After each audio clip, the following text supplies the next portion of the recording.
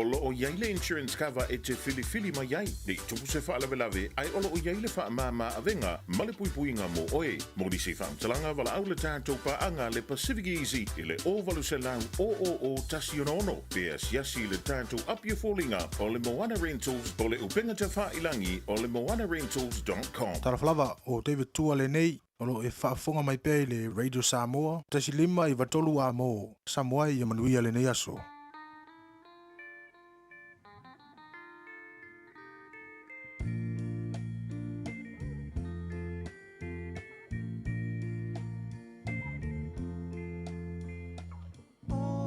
So ai le lawa o fia mana tua le o ti o te talia o fungala awa teu ina sa unia le vala au ya e talia ina Ule ai se tuina nau matala le tunga mau Lo ti ute ia longo mai ia usa o atuai Apai ua o le lango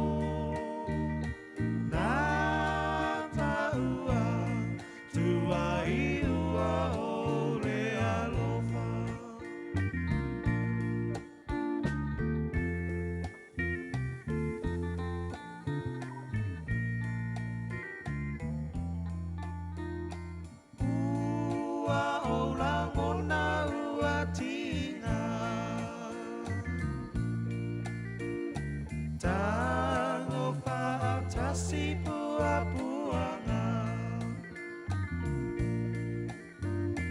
Elena o ita uanga sala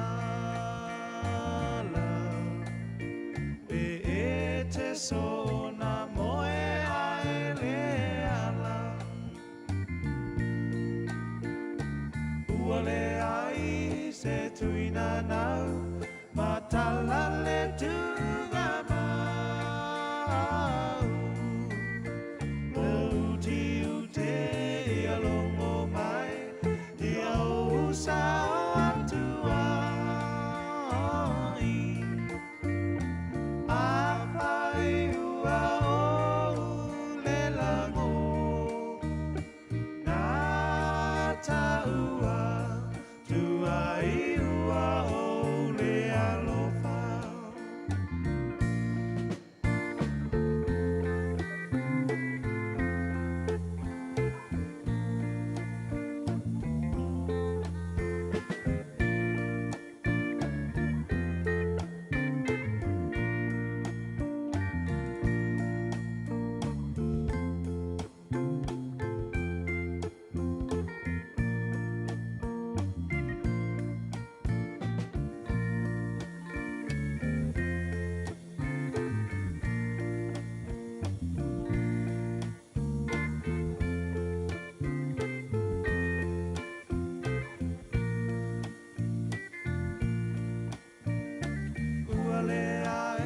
Se tuina nau matala le tunga mau Lo ti ute ia longo mai ia usa atuai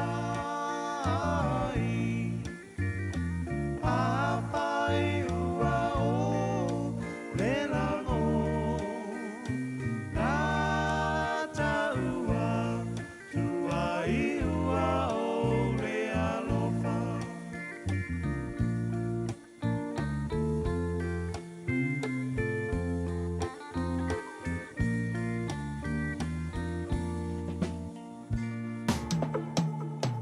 When you shake a radio Samoa, lua lua mai, washim mai, radio Samoa, tasi lima i watolua. Radio Samoa. O se tala fia nei Samoa, wei nei se tautua ma se unanga family noto mai le kampani o le City Car tua tu si tasi dua lua Lincoln Road Henderson te maua iai le tele o tawa la poa band e o foi tatu tawa le laiti. Tadia foi la tau whaale tonu tongi e talafo mo le tatu cashback. A ma tatu lima se lausi aga ia tu le lima afe tala. Pe so te mai ulungia Peter Pernanto le numera o lua tasi o wale walu fitu lua fitu lua. Pe a manau mia se tawa le fau molo ainga i le tau malulu. citycars.nz. O le R-Dash Travel o le company numera tasi le taungo fio pase se mo fe malanga inga i Samoa fa pe le malanga mai i Samoa i New Zealand Day. A fe de loa i le office o le R-Dash Travel tasi valu lima Great South Road i Marurua. Pe vili mai i le telefoni tolu iwa lua o fa o o. Tolu iwa lua o fa o o mo le R-Dash Travel.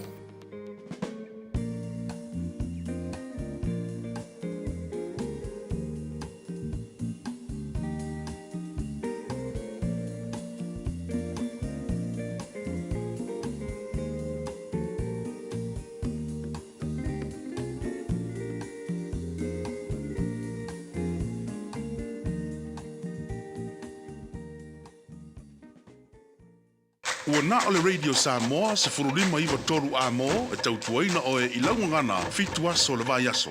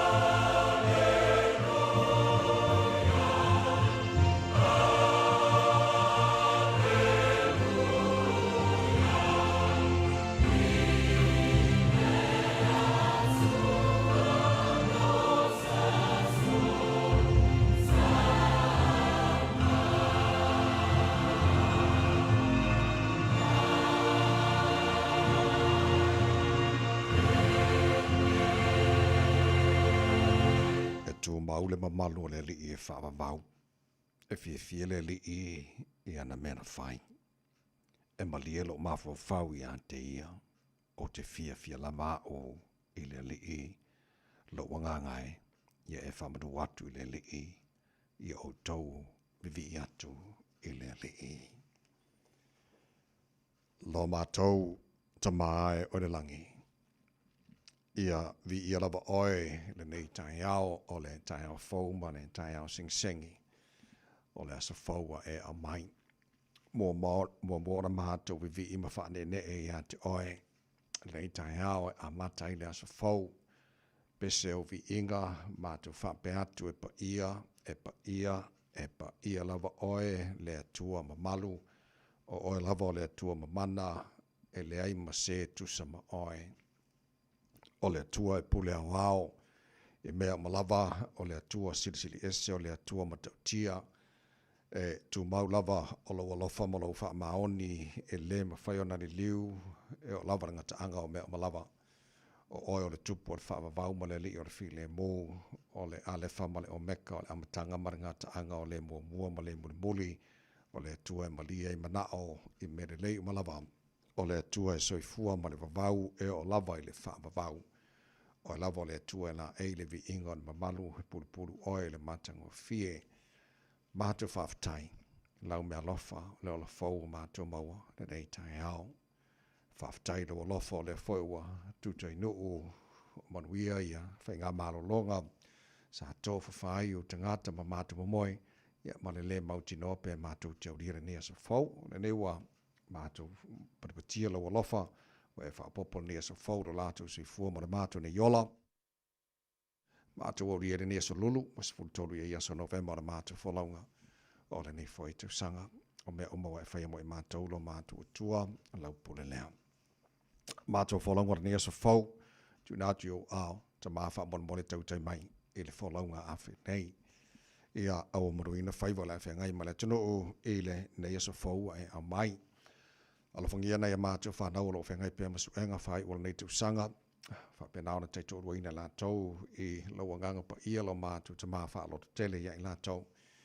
I suenga la whenga yeile ni yaso, maru tia fwoi maleo leo ina nei mātou whanau i o ao, tu nātu la tau i awa onga, whamunia fwoi whaiva whengai ma limta mai tai whaia onga, ngā whamareo o ina nei mātou whanau, e mana tua pele atino pele i sa mōre mātou te talo, e yeile maruia oelo mātou tua iona te tai, mana i o mātou tangata uma, nei a inga i sa mō, ia whapena fwoi, le lala maripāmpa awai so se tawha, ole nei ke lope whamunia fwori nea tunu o New Zealand, ole o mātou nofo mawai, ia whapena fwoi atunu umalawa, ole nei lalo langi, mana tua le talo nei tai au niso a ingo na tunu, wala whai mai wha noanga, malanga le wha atua o ia le maliu, po le oti fwoi u motu si ei mawhtanga ma whanama, a inga wōma ma sani, ole mahatu le talo, no file mō moronga wha mai se wha mawhana whanai nai la tau. Te tolo ina le, mafuta mai male, ta po inga na i mātou mātua tua sinsino le tunu i malu mātou malawana ni yaso i lo walofa, maua i pēro lātou sui fua lauri le tino se siri le nganga, me o mola whara mātou whaia, le nei asa whaua e mai, ia mātou whaia lava ina ia whoi le vi inga i ante oe, ta mā, whamuria mai le tautua, le Radio Samoa ni yaso a toa, mātou wole mātou wala au, i nei mea malawa, e ala swafa manu mano Yusu Kiriso, lo mātou ri mana mātou whaola. Amen.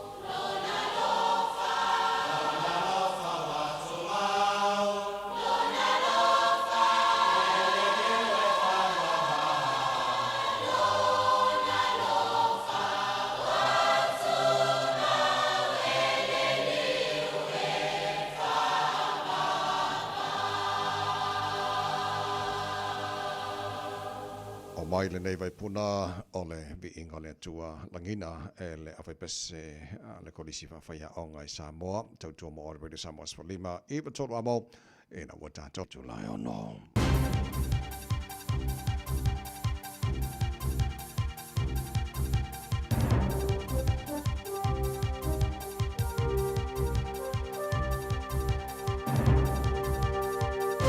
In this update, the Archbishop of Canterbury has resigned following a damning report into child abuser John Smythe. Justin Welby says the report has exposed a long-maintained conspiracy of silence about the heinous abuses of Smythe, a British barrister connected to the church who died in 2018. The Anglican leader says he wrongly believed appropriate action was being taken when police were notified about Smythe in 2013. He says he needs to take personal and institutional responsibility for that not happening. Meanwhile, here in New Zealand, survivors of abuse in care are seeking answers about the government's financial redress process following yesterday's formal apology. An announcement about compensation is expected early next year. Joan Bellingham, a survivor of Christchurch's Princess Margaret Hospital, hopes they'll be kept well informed about who will receive compensation and what it will involve. It's been so up and down. People are quite confused, as myself, and now we just want some clarity. Kevin Banks, the oldest known survivor of Lake Alice Psychiatric Hospital in Rangitikei, hopes the redress will allow people to move on with their lives. We've all heard this before, that if it does happen, it happens. If it doesn't, hey, it just goes back to what it was normally. Significant delays are possible on the Auckland Harbour Bridge today as a hikoi against the government's Treaty Principles Bill passes through the city. Hundreds of people are expected to gather at Northcote's Onipoto Domain this morning before they head across the bridge in multiple waves from about 9:30am. NZTA says commuters should expect significant delays. The two outer northbound lanes of the bridge will be closed. A person on Auckland's Waiheke Island is in quarantine with their household after being diagnosed with measles. Health New Zealand says the person recently travelled to Asia where they're thought to have caught the virus. They weren't infectious when travelling home. That's news. In sport, a marquee signing for the Women's ASB Tennis Classic. 2021 US Open winner Emma Raducanu will return for a third consecutive summer. Double specialist Erin Routliffe and her Canadian partner Gabby Dabrowski are also set to attend, fresh from winning the WTA Finals tournament in Saudi Arabia. Logan Van Beek has starred on the second day of the Plunket Shield season for Wellington, creating the 45th instance of a player in New Zealand first-class cricket, scoring a century and taking a 5-wicket bag in the same match. Auckland are 171 for 6 in their second innings, a lead of 85. France have had to scratch two likely starters for Sunday's rugby test against the All Blacks in Paris. Wing Damien Penaud is out with illness and flanker Francois Cross has concussion symptoms. That's sport. I'm Jodie Gill. 24 hours a day, 7 days a week. Radio Samoa streaming live on www.radiosamoa.co.nz.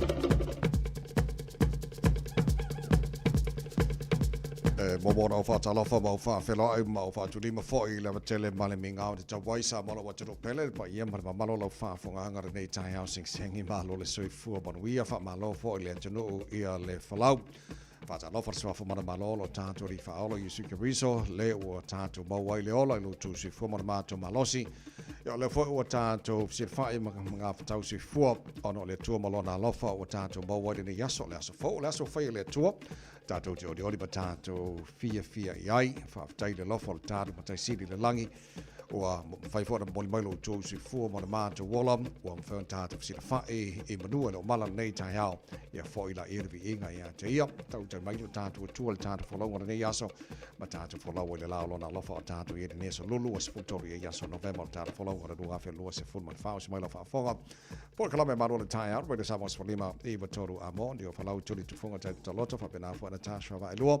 Insini on Facebook, mari YouTube o Radio Samoa, Sarah Tasivatea, ma le fianga pesta Al chơi lo siêu mà cho ôn này cho vay mini cho chuối nói sẽ phải để cho lại bóp le chai ở đây ta sẽ mà nhiều phần lâu mà lo là bao nhiêu mà lo suy phun này chai à Malo leo sui lau sunga tawai fa pe foi le sunga ya Natasha le nei tai au fo talo falava malo ni and a happy blessed Wednesday sa mo lau tunu pele vi ia le ali le o tato au lia manuia mai le aso lulu malo lava le folau Langi mama lau sunga le wa tawai fa pe foi fa talo fa le se anu folau vi ia le to Samoa tato au lia le nei aso lona lofa malona ngale le malo lava le soi fo manuia Sorry se le lo fole di aka ko ori va ko for ke le bor ku pun ngela langi di ale bor se fole tunu mal ka ko vola ri ya le lei lua mani li fa mol mole o banga ka pungi fole lo fa ko anga le pe ke va ko le se mele i mai ko i ngai fa la ver ka ko por kala ngi ka ya fa mol mole pe alu finga ngalo i ngi ka ya fo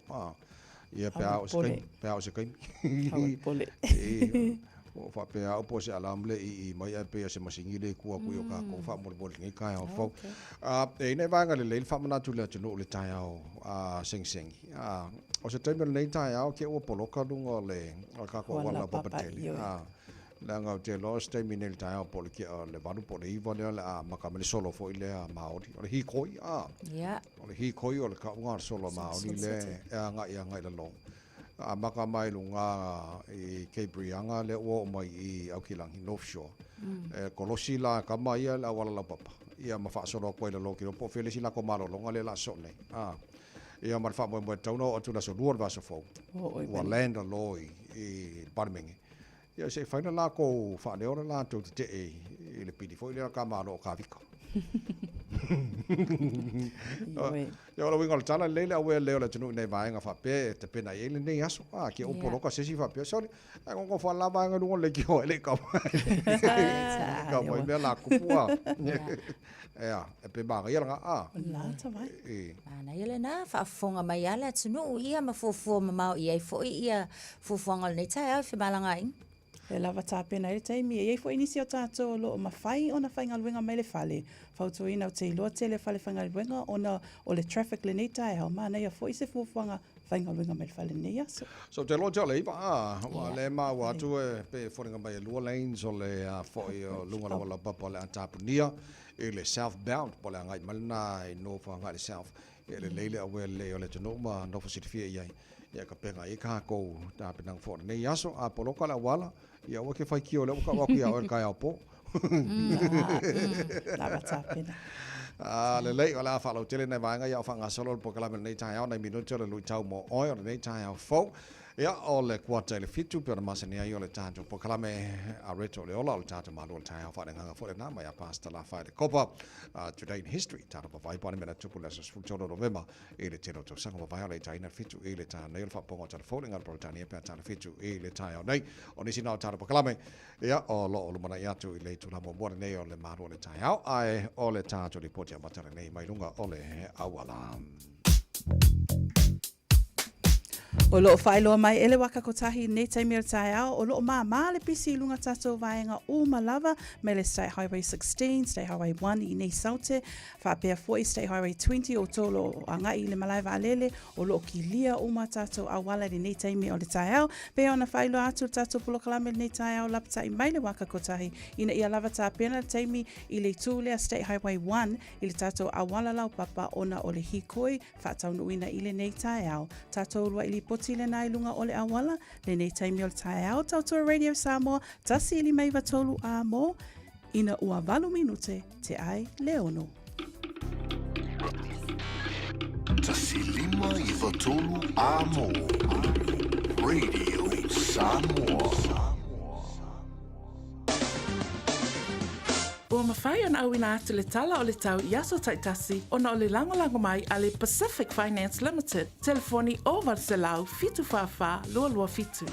O le vainga amatala nei e le tala o le tauara nei fo i tae o fau tamaki makaurau au ki lani no whanga whaasalanga Radio Samoa sputololo i le malu lūri nei vainga o le tae au winga wha ma wino le tau mo au ki lani le so o le whaasolo ina awa oa pa o timo ni so taimi lang le foi e le telo taimi o le so lua se fulu ma le lua le maulunga le mawhanawhana e whanau e tātou i au kilani le so se fulu fitu lana maua lalo tai au pe au dia o le awhasolo pa o timo le telo vaenga o au kilani lua se fulu tolu maulunga le mawhanawhana mo tātou le soa tai au le vaenga i on tuatu le se fulu reile o le awhasolo po i le pa o timo le telo vaenga o au kilani a sto na i o la langi le leile tau langi le leile sa so fua so lua o le vai asolo mana iato fa maunga o mai ala mai tau o tu na mai e le nei fo i tai au fo o le talo le tau o Radio Samoa au ina tu na so mai le talo company le ua loa le tautua le Pacific Finance in nonga tupe mo so se wha moe moe ma liu whai puiponga aso whanau sa whai whai ngā balolonga ma so se wha lawe lawe apa laine lo le pacificfinance.co.nz pe wala au le oval se lau fitu whawha lua lua fitu e talo sanga sauna nonga tupe i le bao le 5 se lau tala ma le lua se furu hawhi tala e lua minute whai lau talo sanga online www.pacificfinance.co.nz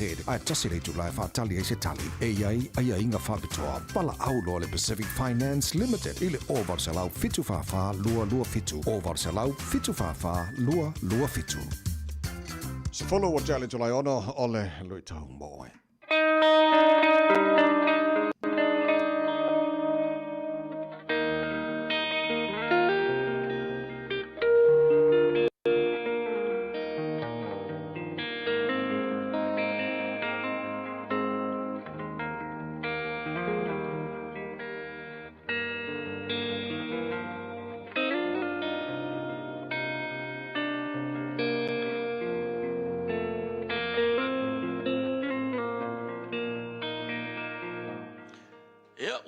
Toyang le mai fo le tatou te pau le langi mo le manu se fa o le tatou por kala me o fa ngoi no le lu tau mo e ole fa tonga mo tatou mo mai le ngria mata yo lo de tau pulus fu martas al fa pulus fu ma le lua mata yo lu fu martas an fa pulus fu ma le lua fa mai o me mo fo tau te ole mai ai o yai le fa tua i le fa tua e mo ala vai o tau o mea uma foi tau te ole mai ai ua iai le whaatuatua e mau ala vai au tau.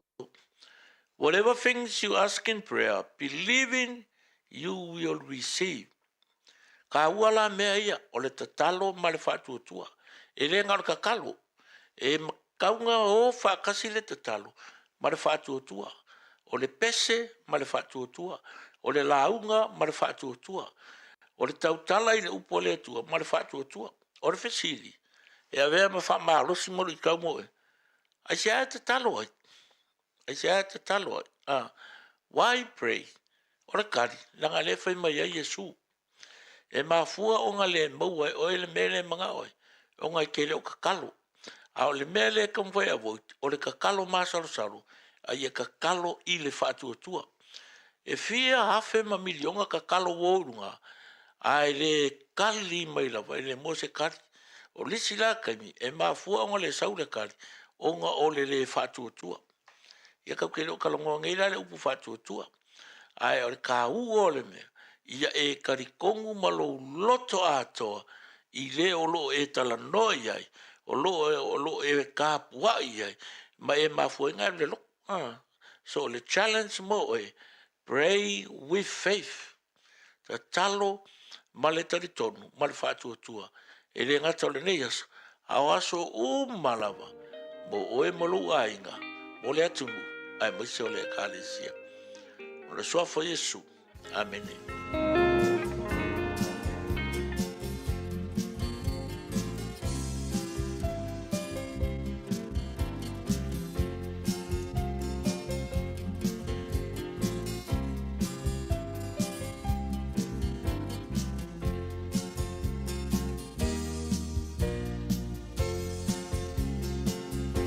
Te longo longo atu te alama, dene tala lele.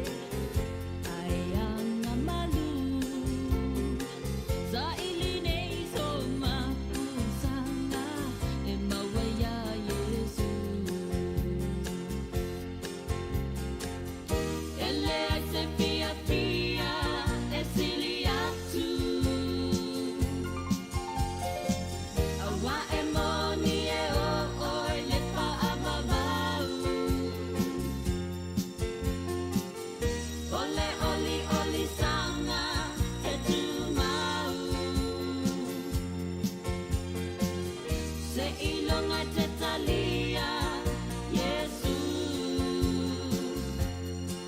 Whaapetala whaaola ana nese anoa, loa loa.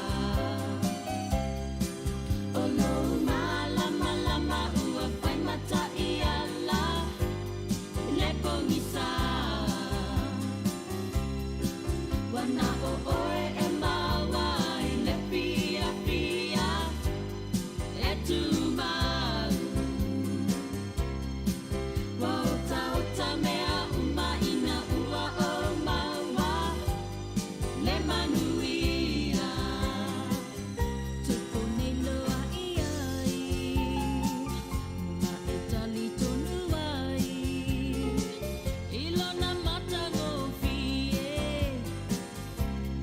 sili sili ese, ele mita mita vale. Ai ana malu,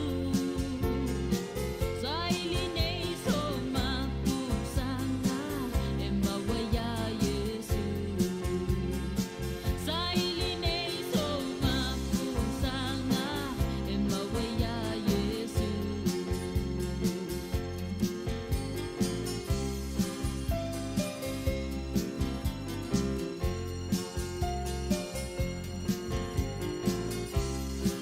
Sangola Sisters, Malipese, Mato Longo, Longo Atu, was a full Malabalu, what I nearly to La. Ono, all if I forgot the Port Club in Manuel Tie out, Radio Samos for Lima, Eva Tolu, Mo, Onga Congo by Yasoluka, 80. Ah, Mana ia. Manga Onga Congo by Yasola. Le ara whare le atua le o tātou tū vai. Yeah, I saw like yeah, Fatalo for Pang, I'll chat about on Facebook, my YouTube, already some more than 8 out, Oka, El Ko Walla Popo, Bangale Auscari. Valaka ko kami Auscari, so like Pacola Popo, Mamano Leto, Malo, Tato, my kid, Gido, my Cato, Malo Lover Sui 4, Tari Malay, Malo 5 time, Manisha Mahanga on New Zealand. Ja, om van tata maar voet er niet aan jou. Ja, maar we tata voor langer. Wat als je maar de taal en nee voor taal voor. Zo te voor iemand tata te langer ele hier koile. Maoli ele lele van mijn natupele te no wale wa mawa mai. Lanes lungo la wala la have a bridge. Leo antapunia. Ja, te lo voor lele no foto. Jij maar no foto ele te no niet aan. O le tulanga le na o le whaamanatu mai le na mō tātou I le nei fo I tae au e pei ona ia ina ia no fōta le anga o le taimi le nei ia ma le nei fo I vai aso wa whaanga solo nisi su e ngā nei whanau so e mana na o mia le lava tā pena o le taimi ina ia mawhai ona maua le taimi fo I le e mawhai ona mamoli nei tamaiti ia ma travel fo I la tau a wai a whaina fo I a public transport I le taimi le nei pei ona sau no fo I la tawai o le savalinga la lea o le mai tau atu o e a mata ona savavali mai ngā Stafford Road, le off-ramp le na. Ia ona nga ia tuaila ia le Curran Street off-ramp. O le ala le na o le tapunia o isi lanes e lua o le ala tele. Po o la tātou lea o aafia I ma le ala lau papa le na. Ia ona o le whaamoe la le na. E a mata mai lava lai le fia mai ai Auckland's Northern Motorway ia ona whaasolo ane ai ale le Southern Motorways o lona winga whai lava si tele o nei vaenga o ala tele I o le a whaonga aina I le nei fo I tae au o le savalinga la leo le fo e mai tau atu a mai ale ala lau papa ia ona nga ia tule e lua la tau vaenga o le isi vaenga e sava vali a nga e nia Auckland International Airport ia o isi e waku a nga I o e Baston Point I le vaenga le nana tātu I Mission Bay lona winga la mo le sila fia tātou o lo o whaafonga mai e uia ia vaenga I o le tatele ia o le tāua lea o le whaamanatu mai tau longa tātou pol kalamele nei tae au atawai Maniwa for love. O le lava tā pena lava le taimi e usupo ane nei tae au po le taimi e tatau ona e o ai le ngaluenga. Ia e meise foi ona tā ua sunga whai aunga nei tae au. E meise foi o halom whanau mo suenga. Ai o le tā ua o le tā pena sa auni ia alu le taimi nei whai malu tae au mausu loa pe a whai e mana o mia lo walu le ofisa ale ai whai ngaluenga mai le whale. Ja, well, options umana le mfai ona sila ile tunu a tatu tala no mene o hikoi ia pole solo maoli fo lele. I mean, this is something about democracy because ole yata taule a tangata. e mawhana whaatino i vaenga e leo fia nga ia I se whainga malo. So o le se me o sol tu la fono ia le ngai o ingo whae maoli o le e ate tau lea la tau ia. Ia mal fa moe. Ia pawal me o le a whai nei o to te lo tātou fulele ia me se kako le wheo ai couriers mai si vaenga i o poloka la tau teimi lea. Ia ai o leo o longo aku molo si le fia ngai o fur kai o po. Fua mamao iai tātou so a solo mai la mata mai North Shore o kere lopo fele si lako maro longa le la so oi nei wa pe iwa ya so ia iwa so iwa le so le tau no wai o le si tu vai mana Natasha nei tai au mo o to uma lava la ngai mo le malai vale le ia si aki o to teimi mo to va fainga malanga le nei tai au a wale misi va le fa mo mo ai sa Ia, o le tulanga na iau te lopo o le iwa ngai la whariba o tau na la sia vanga le lunga o le awala papa ia le polokai lua lein si lunga la awala papa southbound le ua whamania o la tapunia ia o le na talanoa I le vaenga le fwile le sa talanoa ma le whiongai au pito au pito lai o le COP29 Azerbaijan e po whilka o le o Holandi o lona finangalo foi lele o tu nei manga maoli tu sa le am tatou sa mo sa ili malo o sa ili malo ele fiu ona lala tu silfia e mea sa o e tau ona tu malo si ai ia maoli e fi nau ina ia manu malo I vaenga ia ma sa le treaty le of Waitangi the principles treaty principles build le rio o kavika ka mole o kavika simo ia o fina wai la maori la to o le fautuanga la le fionga fo sa usoli na fo le tano ia support tato langa fa pe fo le loto sa mo ia sa ili malo fo sa mo ia sa ili malo na yo tatu tu awa langa mai ti sa ele wa tuto tasi sa mo mai pule ngai sia tunu sa ili malo sa mo le finga o ka ko siksengi ko fa fo mai se ko me nga fa o le afe e sa la mo su malu o fa penga o mal sa ili malo maori le fa ni Sa le le lava sa no nga tawai im tau folta le tau pu e ta wele nei tau ona o lo ye ni se lo tu fesili ai se ya o fa akanga ye le ko inga savali ile nei taimi o le tau ia o taimi pisi o tau ma o taimi o tangata fainga luenga normal working people ia ai pela ona sa no ai ia lo sunga tawai ta ua tele le fe mala i o tato u malava ia ma fa tau o le tau le o vaenga ese uma o le nei fo ke lope malala langi o tātou iai. Ia mana ia tangata uma mahalata wai atau e kusa sa ole lei lava. O le whao le kako siksengi, whapena fo ina whaoa ia te taua nei tangata anu o Māori. I le treaty lava le nei, ia ai mai se lava le tuli mata ia. Ia o principles e pei ona whaata ati ai. I le tau mawhainga o le treaty le taimi mua mua. Ia, okay, le lei a o tau fia mai moa iai o le solo Māori, walo ki lako pe o wa marse lau ka vale, o mai whakasi ma sa vavani maisi, e ia ise ki ka vale, a isi sa vavani. E mangai fole exercise a Māori.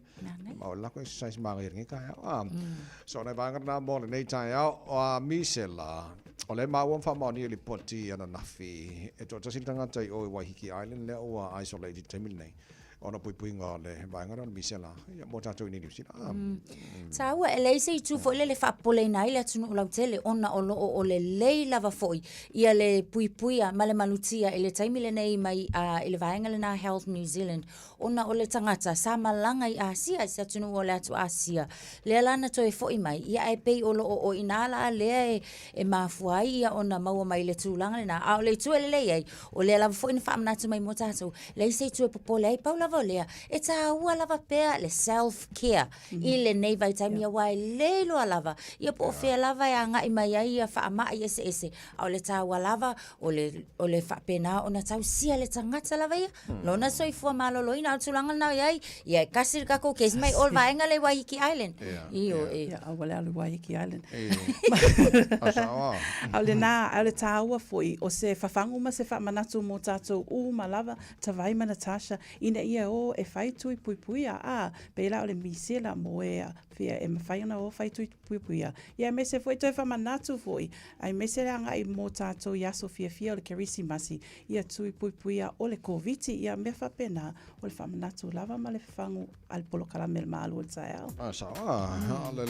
Le ua lua se fulu ma le ono wa tari tulai ono. Wala tata wawa i le value o le Kiwi Saver a New Zealand i le kuata lona tolu. Pea mai whawhianga mai Marina Davis lau Samoa. Pokalami malo le tai out. Radio Samoa Spalima i batolu a mo. Malo la marasui fua maria. Kia ora, good morning. Samoa lau atunu pelele anganga.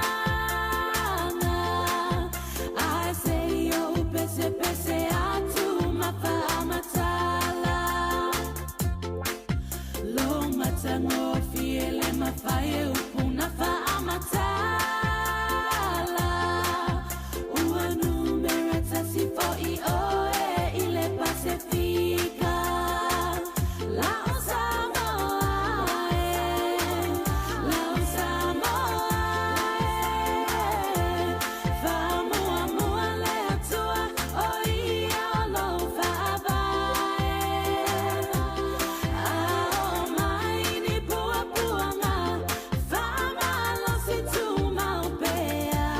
O te alofa ia te oe Lao Samoa.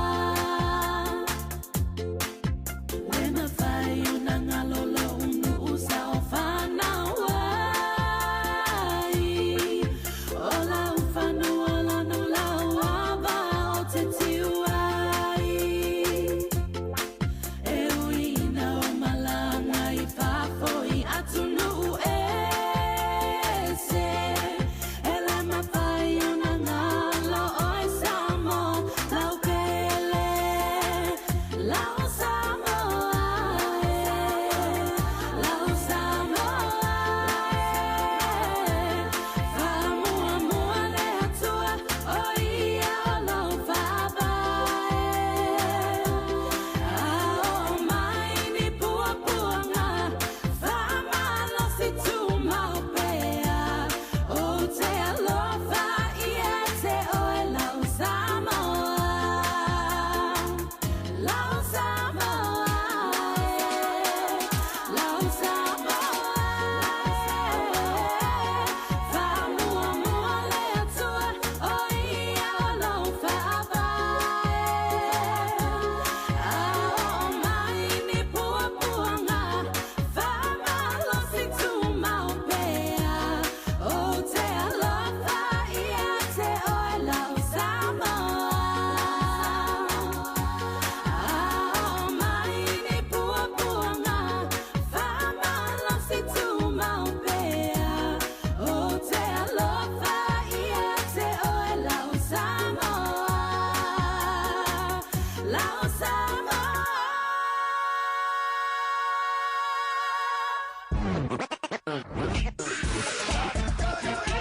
Malo soy fua, ol se fufonga Samoa, Radio Samoa, tasilima I vatolu amo. Se kia Radio Samoa. Awa ni ABC whasala laua tu sa o la Radio Samoa le tamara sanga teto fitu ale malisi Pacific Sevens lua afe lua sumar farm. Mai le balai o le Manuka Rovers I Mangele I le aso tona I lua se fulu tolo November. Tele au mai Samoa ma le Pasifika o le a waile nei wha moi moi. Ua mawhai ona au inatu ona o le langolango mai a company name. Moana Rentals, The Fono, Chimana Wholesale Orders, Pacifica Family Health Crew. Mana tua le malisi Pacific Sevens o le lua afe lua sumar farm. Aso tona I lua se fulu tolo November. I lunga le Facebook ma le YouTube ale Radio Samoa. Sunga o whenga whakao elo kawa le fōu maunga Max Ila. Senga uka amilo i au kilangi. Mo koe fwoi mai lawa I o Tara I le Tire World and Auto Limited. Le ai mau aiso skoi ngā meg ma pa uka awar. A ole me Pico City. E ngā le lua lima ka alalwa ia so le kokongi. Le Tire World and Auto Limited e te maua I ta awale ma pau tau ngofie ia New Zealand antoa. Mo fo I se ti mag wheels mo so se tu ai ngā ta awale ma le telo isi au unanga. Warren Fitness I le na ole se fulu tala pia I wha I lo i eina e wha afafonga le Radio Samoa I nei wha abito Samoa. Talia wins quotes, cue cards, maisi. Walau lole taha World and Auto Limited i le lua fitu tasi tolu o mo pa uta avale. Po le lua fitu wha tolu lua o mo le fale inisinia. A whatono le tulai ono le pokalame malo le tai au. Radio Samoa sfalima i watolu a mo. Toi kuanta le fitu nei le tai au. Tara pokalame a reto oleola. Mai a pasta la whale kopa. O tato malo le tai au whale nganga fole na. Tara pawai mena tupu le sultoro November. Tero tu sango pawai. Au le tai na fitu ma telefoni ngara Britania. Pea tara fitu e le tai au. Nei nisho pa angal tara pokalame fta whailoi mai. E mo pia mai tara pokalame nei tai au. Malo lava. Malo si fua manuia. E se le leo le akungu uso le whakasi maringi kai au. Ia wala ngā fua i se sengo te mire ngi kako. Se le ala popo. Me se auskari. Se la auskari. E pe whaki. Ale koru. Pa veo isi pikong. Wa e koru e kula e vai. Kako ma auskari. Isi pikong uo auskari. Malo. Malo, lava le ala popo. Ioi. Ai sawa. Tai al mafuta mai. Ia lango isi e vabe a makanga ruenga. Aluenga. Vabe au. Se mahanga yeso le lei. O le ripoti le kuatalona tolo o tausanga le nei, me se lato lo i lato investment i lungo Kiwi Saver, scheme New Zealand. So le peo lolo a fo e anga i pidi onga le ua maua ni e pi e siri, po o siri aku le kausanga ngai lo, kausanga uma vai li poki tuina mai. Io e tawai manaia o se tala fia le na, leo whailoa mai e le Morning Star Survey le na whaatsaunu ina. Ia e me se fo i wha maunga o lo whailoa mai le taimi le nei. Kiwi Saver funds have increased longo winga ua alu i lunga i le nei kuata lona tolu. Whaapea o le numera around 7 billion longo winga. Fitu piliona, ma neia tele le numera, o nge walu i lunga, mai le afa mua po le ia kuata i lua ia wa umara tausanga, le wa whailoa mai o le matua ma neia le mea o lo o iai le Kiwi Saver i le taimi le nei, e alu ai fo e ui lawa le walu i lunga, o lo iai fo i le lapata inga o lo tuina mai, mo e me se ale Morning Star Data Director ia Greg Banco o lo whailoa mai ina ia matahala le mamalo le atunu ia lato Kiwi Savers ma funds o lo lato invest iai i le taimi le nei ona o returns manto foi a invest i tupe o le return is good iai nisi o funds e alu i lunga iai foi nisi o funds e alu i lalo o company po vaenga le whailoa mai le taimi le nei o lo mo ai le ANZ so ato i male ASB and then Fisher Funds ia whapea fo i male Westpac ia ma wha solo ato e isi fo i company po vaenga tupe e tauna iei investments i le taimi le nei tawai Natasha.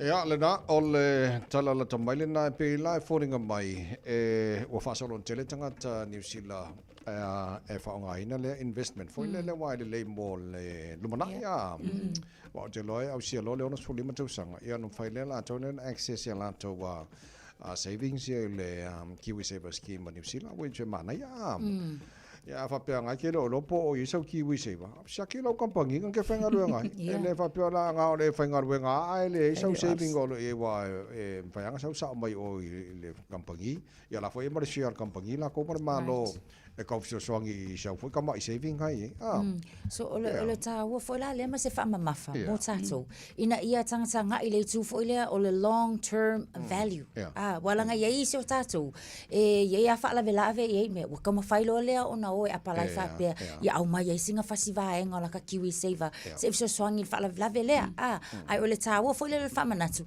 ina ia tangata nga i pe ile vaenga le na te nga tu pe ia mo le taimi umi ia wai mo ki ngoa o le umi e whaapuku ai, ma whaapelepele ai. Ai e alu aku fo e au mai kai me kawenga kalata ai. Peo lolo asi mea la uai. Ai mana ia le da.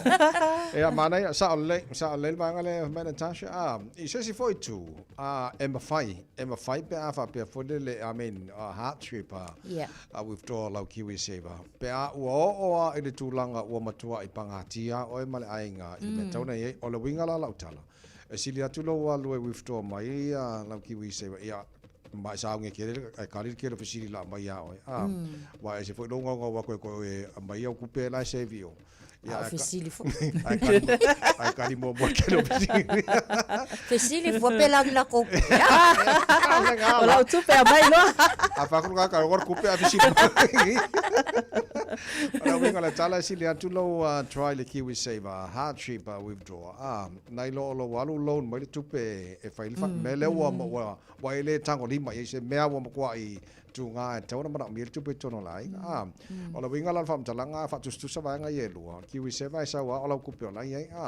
Ele se interest in fai na tongi a normal tupe mai o si va nga e fai ele mele o mana mil kupe. Ia nga madiele kong fo ile. Le interest why they va pe mai fo kupe loan company le mai kupe. Ia e mo Mong keu. E mo keu ngai se. Mo keu ngai se a. Ia na. So alvanga na so good news ole ka fiku pilionga ko atelon tolu le la to le we la to fa apu po investment in lunga KiwiSaver scheme New Zealand. Kwa banga ya so le o femalanga inga fo afi fo le le te va vai anto e le stasio fo fanga fo. Ya, mas ya fainga malanga no fafia tu I go pon piko ngua kule manu le wape. Porque koe ta vai. O mako ngofuanga fa ngofuanga le on fo afi sa tapunia mo se taimi. Mo se vai taimi. A le taimi la le nei ia o le o toi fa ala wilo mai. O le ato e amata na fa nga ina. O le wo umanga koe fa fo koe po lesi le lei, koe whaatonga le lei, mo le tūlanga lea I le saunga le mu o I lātou e whemalanga. Ia e mai se foi, o no whaafi lawa ia, au ai lea I saunga le mu e kangaka I kongo ngo whaafi. E lua fo koe pe, ia luange pe ange I.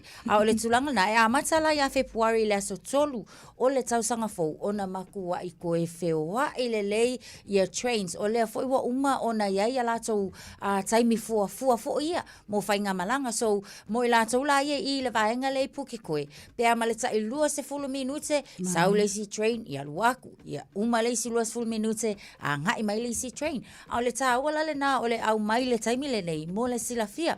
Mana tua foi, o lo whao ngā ina le toa tele le taimi le nei pasi. O le foi langa ia le fisu ia inga o taimi o pasi, ina ia fua more trains. O le taimi le nei, le foi wa amata on toi fai fetala noa inga. Ina ia femala malama I taimi o pasi, ma le taimi o le train awalange I clash. Awai te tau lava o na maua le lei pase sel pasi ia, maua le lei foi pase sel train. Ia nai lo le vaenga foi le wa fasasi ai. O le si mana ia. O leo whailo mai foi new lines and a track layout. Me whapena leo whaale leia atiri mo le awala no whaafi. Taimi le nei o lo whailo mai foi. There's a new stabling yard longa winga o mo e tato electric trains ia mo le whaangaina mo le lumana. I mana ia tele fuafuanga I lea foi vaenga o Auckland. Ai le maanga ia atamai. Ui mai mako electric train. Sorry, o fia sivi foi poke ko. Le ai, mo fo pe ala sunga I Old West. Ai sa o ke trainee. Ai sa. Mata ia February ta vai. Sa tatu tala noi le sita e o le vanga le facial recognition. Technology fa ngai na nisio supermarkets. Pe au te vai ato lo facility if you who is doing it and where. O te lo vanga lo facility te mi nei.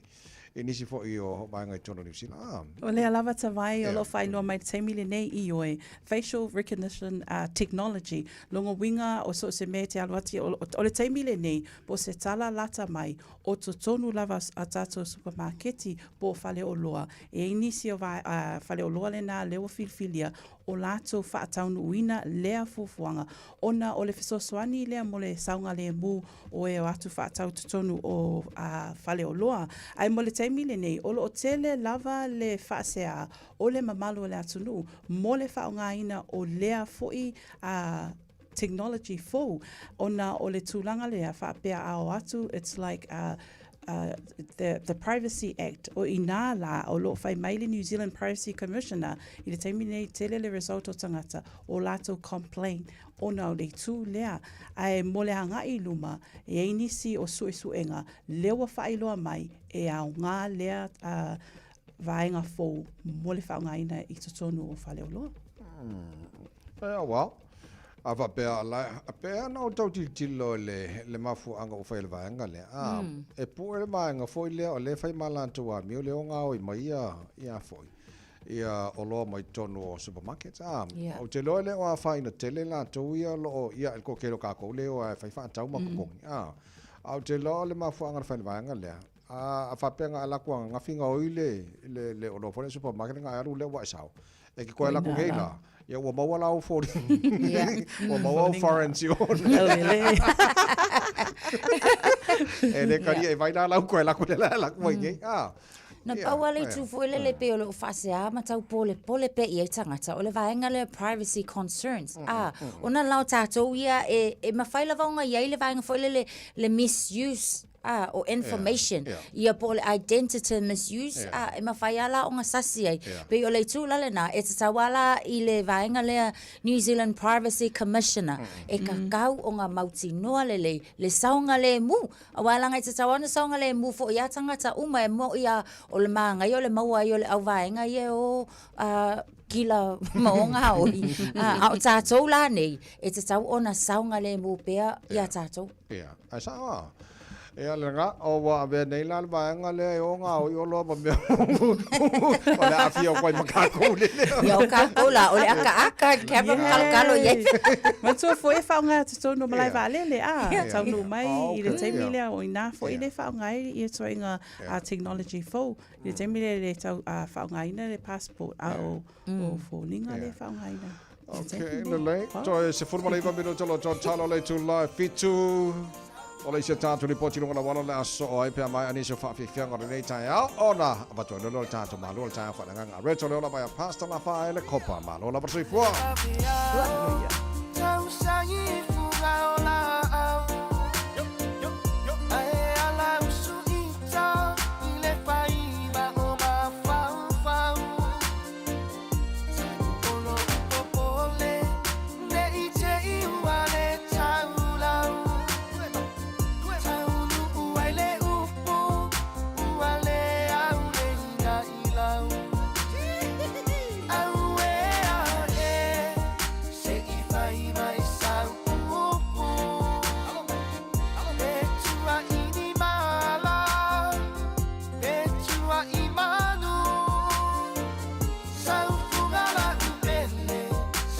Sinai pubai malu se inuane ai tama ole nu sipa makingi samo ia ia ile teine betua inia o pusata fai male au angelu ilunga ai popone no nocho ona o sau inana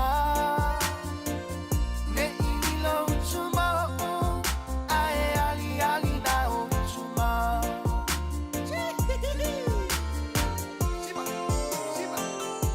sipa mai ke samoa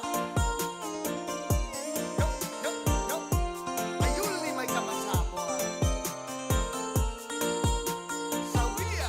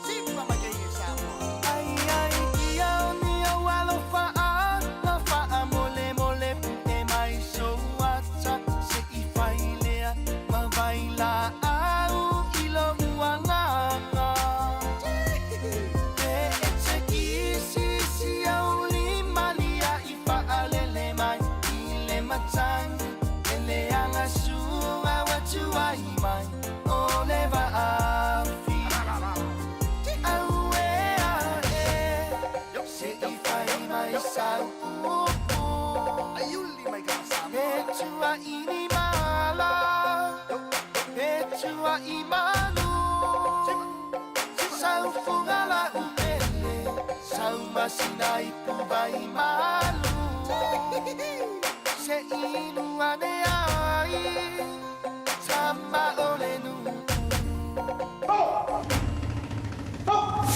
Radio Samoa. Tasilima iwa tolu amo. O lo solo ngale le masanga le mu me umai lunga tatou awala le nei taimi o le tae ao vangana State Highway 1 i mātu i le vālea o Pine Hill ma Sunnyside i o unana wa whio lolo le alo tatou traffic a ngai le tatou taulanga.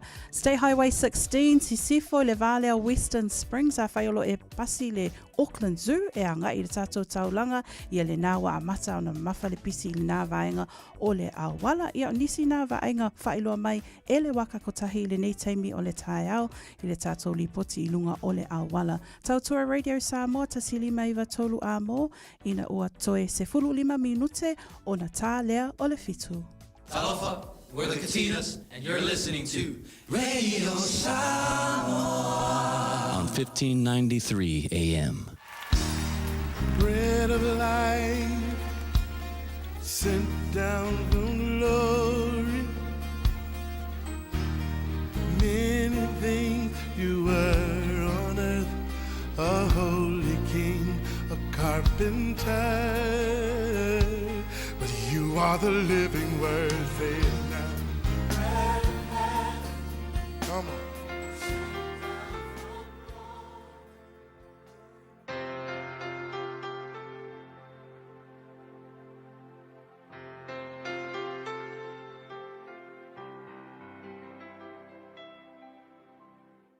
Au te whawhiroa il tātua tunu i le matanga whoi o le neaso i le lofo le tua, mai le tātua polkalame o le a reto le ola.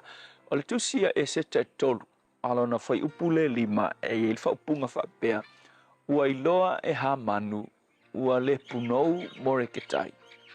Ua le ifo foi o ia i te ia, o na matua ita i lea o ha manu. O le upunga o i le asul nei whapea, aua le manao i le whaaloalo. Pe aua le su e whaaloalo. You know, e su e whaaloalo ma e manao e whaaloalo ngia o e te mi uma e tangata uma. Ma le me tupu ia te oe, e te ola le fia i le olanga le nei. A wafoila, o le atupu le stress ia te oe le te leo taimi. A wa, o le mea ngoni lava, e leo tangata uma e whaaloalo ia te oe. A kongu e whaaloalo nei tangata i loa oe, a le tele o mea le lalo langi te alu ia i se longo sa le sa fo le prince lenga le king fo le sa le sanga saunga fa e maua le melna ia winga e le o tangata uma e faalo alo e te oi a faila e su e faalo alo o le metupu e ke ola ika ke ola fa no mai faila ia ha manu le na fa matala ina nei tala o le au na le tupu le o me time persia fai mai ina ua le ifo ia le tangata saitale e ingo ia more ke tai ia te ia. Whai mai, ona o lea o ia le tūranga hita ma le tinga. Alua luawo o le fia fasi o tangata. Ama mga o e fasi oki ia more ke tai. Ia a fia tua imas tangata saita umala. Ua plan ha manu le fuafuanga. E fasi oti mai le no ule. Le sa te umawhai fai. O le onga lea ma le tūranga o ona tele. O le meo le manao i le whaaloalo. Ai le whaaloalo lo tangata ia te oe. Ia onga o rosu e whaaloalo. Nga o le ita ma le ti ngā le me kupua ia te oe. E le tusipa ia whai mai e te tau le whaaloalo i e te tau i ai. Pat e le anga le melea o lo sa ili le whaaloalo. Wa ai whai lai a Yesu. O Yesu e le o tangata uma nga whaaloalo ia te ia. Ai a tau se tangata te tau na whaaloalo uma i tangata le lalolang. O Yesu, ai ina wasau Yesu. E kele aku ka ngaka le whaaloalo ia Yesu. Nai lo tangata na whaaloalo ia te ia. Ai inga ua saula Yesu le lalolangi. Kele le au le whaaloalo. Kele le au a mio pa a ia Yesu. O le tupu ma le ali o li. Ai ngai vaila ia Yesu. Ngwhangoa Yesu. Ngaru Yesu le po moe pe e. Hei masisi e whaaloalo mai. Le ai. Ele hei mase a whainga o Yesu ia na whai la wala na ngaruenga. Ia e mafua foi la na whanoa noa le tele o tātou. Kako mga kuifo, kako ue te tau ia i le whaaloalo. Ai vai, tala tu spa ia, e te tau le whaaloalo ia te tau ia i le whaaloalo. Ai a whai kusa pe kakau whaaloalo ia te o eki o ela kuse mea i le whaaloalo mai tangata. Ia ele i se mea la e whanoa noa ai. Iro e le aso ma o lo otali, aso la vola i titila otali. o le manatu alo o tali ia e kakaunga whakua i whaaloalo te ngata i lona tama. Wa fo ila lewa ai i le lotu e whaaloalo ngia ue le ekalesia. Wa fo o lau ekalesia whaaloalo nei tangata i whaiwhi au. Ai maolo i pia le sias matu o malmatu ai nga matu nofo le sfaltali malo. Faltali malo langa e ia il fale piriati lalo. Ia li falalo o kali ilalo piriaki makama nga piriaki wa fia piriaki. Ai olo le sias o li fo ilalo. Ke li fola. U fai ingalo o tali. Ala ngofongo fu fia fanga. Ala fanga tamiti matu tuala pe ko fa ela uni fanga makadi e angal ai malo tali wa kuila sau fia markam sau markam me kia ku ola kola tu mo makam afa mailo o kali etia my dad down them fa ye my tell them to stop you are here now fa kam cái minga kau fa kau le fa sa mo mai fa ye kau fi do lok pila ki do e sau ko ese mai Ang whalo mo yaki. You remember? Where? Remember you are the king of this world. Mga kuwa o le tupo la langi. Ko aka o ka ko fa pelo kam. O fa pelo ile mafa fa wolo oteli. E ka kau. O ka whalo mo tangata ilon tama. Wa fo eleva ai fo ile kalesia. E whalo tangata i te. A kilo le upu mo o ile asungi. Ai ka mo fai. E ki fa pena. Mga oi whaaloalo umutangata ia ki oili me ki alu ai laku le pasi ku rungat kangaka alu ua e ngofu ai mga oi whapena umutangata ia ki oi keiro e onga e ola whaanoa noa i leo langal nei awa peina whai atu e leo tangata uma e whaaloalo ia ti oi so mo oi le asu ngei pale ase treatinga treatei oi tangata in me te anga iai fia pea oi e le suia pele whaaloalo fai se ki oi se tangata maualunga oi se tangata ilonga kelo pele whaaloalo tangata ia te oi e le suia e fua oi loutu langa a fai oi le tali o le tua po oi se fai au po oi ku se pele whaaloalo fai tangata ia te oi pe o le iloa oi tangata e le suia i lava oi o le au na le tua o le tali o le tua whawhitai matu whawhitai lava ia te oi Pele whaaloalo ngia i mātou i nisi teimi. O e fwoi se o polonga i le nei mea o le su e whaaloalo. A oa o lau fio Yesu. E le i whaaloalo ngia fwoi i te leo tangata. A ia maualunga lo vi inga i o mātou o langa. Ona o Yesu.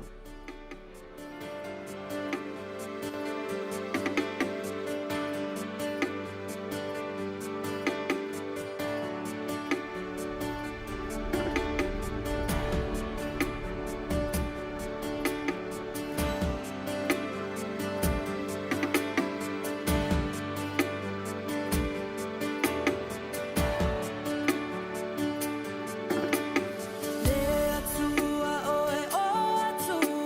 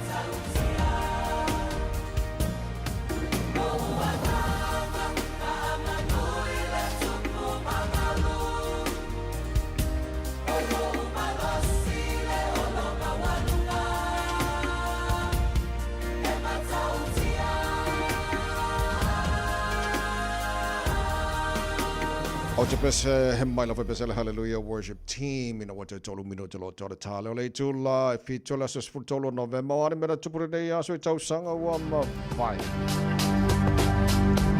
I le tausanga te siva whaavalu i le aso, o le aso whanau le nā, o le fo isa avea, ia masuli i le no whaali o Engelandi, ia le sunga le nā, ia po o le alii o Charles Prince of Wales, pei ona iai i tala whaasaro pita o le lalolangi, o ia o le alo alii mua mua, i le tuputa mai tae Queen Elizabeth le lua, ia ma Prince Philip. I le tausanga te siiva o no iwa, o le aso fo i o le aso lea na whaalawi lo ai, i le lalolangi atoa, ia le Apollo se fuluma le lua, lea na a ngaila na whainga malanga lona lua i le masina, i le mano tele o Amerika. A o le tausanga i lua afe se fuluma le lua, ia o lea so foi o le aso le nā na whapena o na whaalawi loai foi se tasi o vaenga sa tā ua mawhaingoina Operation Pillar of Defense a le malo o Israelu e te e atua i lava i le Hamas i la lato tau mawhailea e pūlea le Gaza Strip o nisina o vaenga i le nei aso mea na tutupi tau sanga o mawai.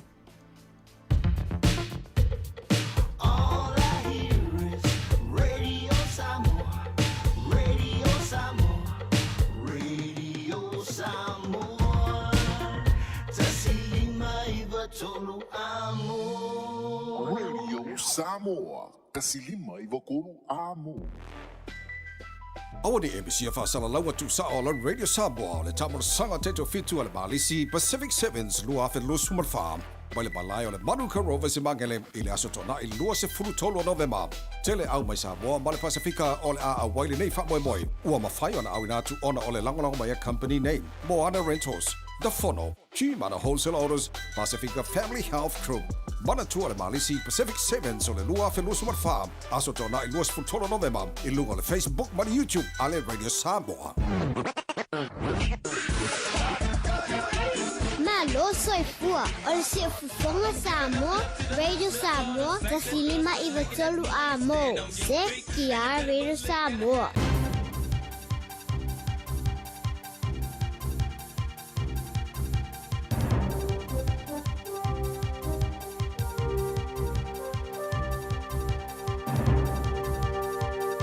In this update, police say the display of gang patches won't be tolerated when the government's new patch ban takes effect in just over a week. Specialist anti-gang units and General Constabulary will start enforcing the ban from Thursday next week. Assistant Commissioner Paul Basham says they've met with gangs and community members to make their intentions clear. It's very possible, and in fact I'd say it's likely, that we would be using, the ability to seek a search warrant from the court and to conduct search warrants if people are breaking the law.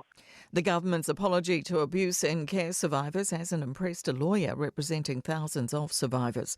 Prime Minister Christopher Luxon has committed $32 million to the existing support process. He's also proposed a National Remembrance Day and changing the names of streets and public amenities honouring known abusers. But lawyer Sonia Cooper says Luxon hasn't provided concrete proposals about further redress, including what it could cover and who it would apply to. It's no good apologising if your words are not accompanied by action, and that's what was missing.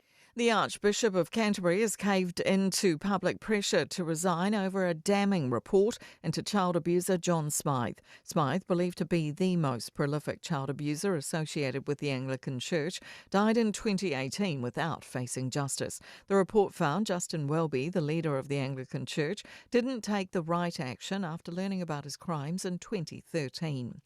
Police in China have arrested a 62-year-old man over the country's deadliest act of public violence in decades. At least 35 people have been killed and scores have been injured after a man drove into a crowd of people exercising in a stadium in southern China.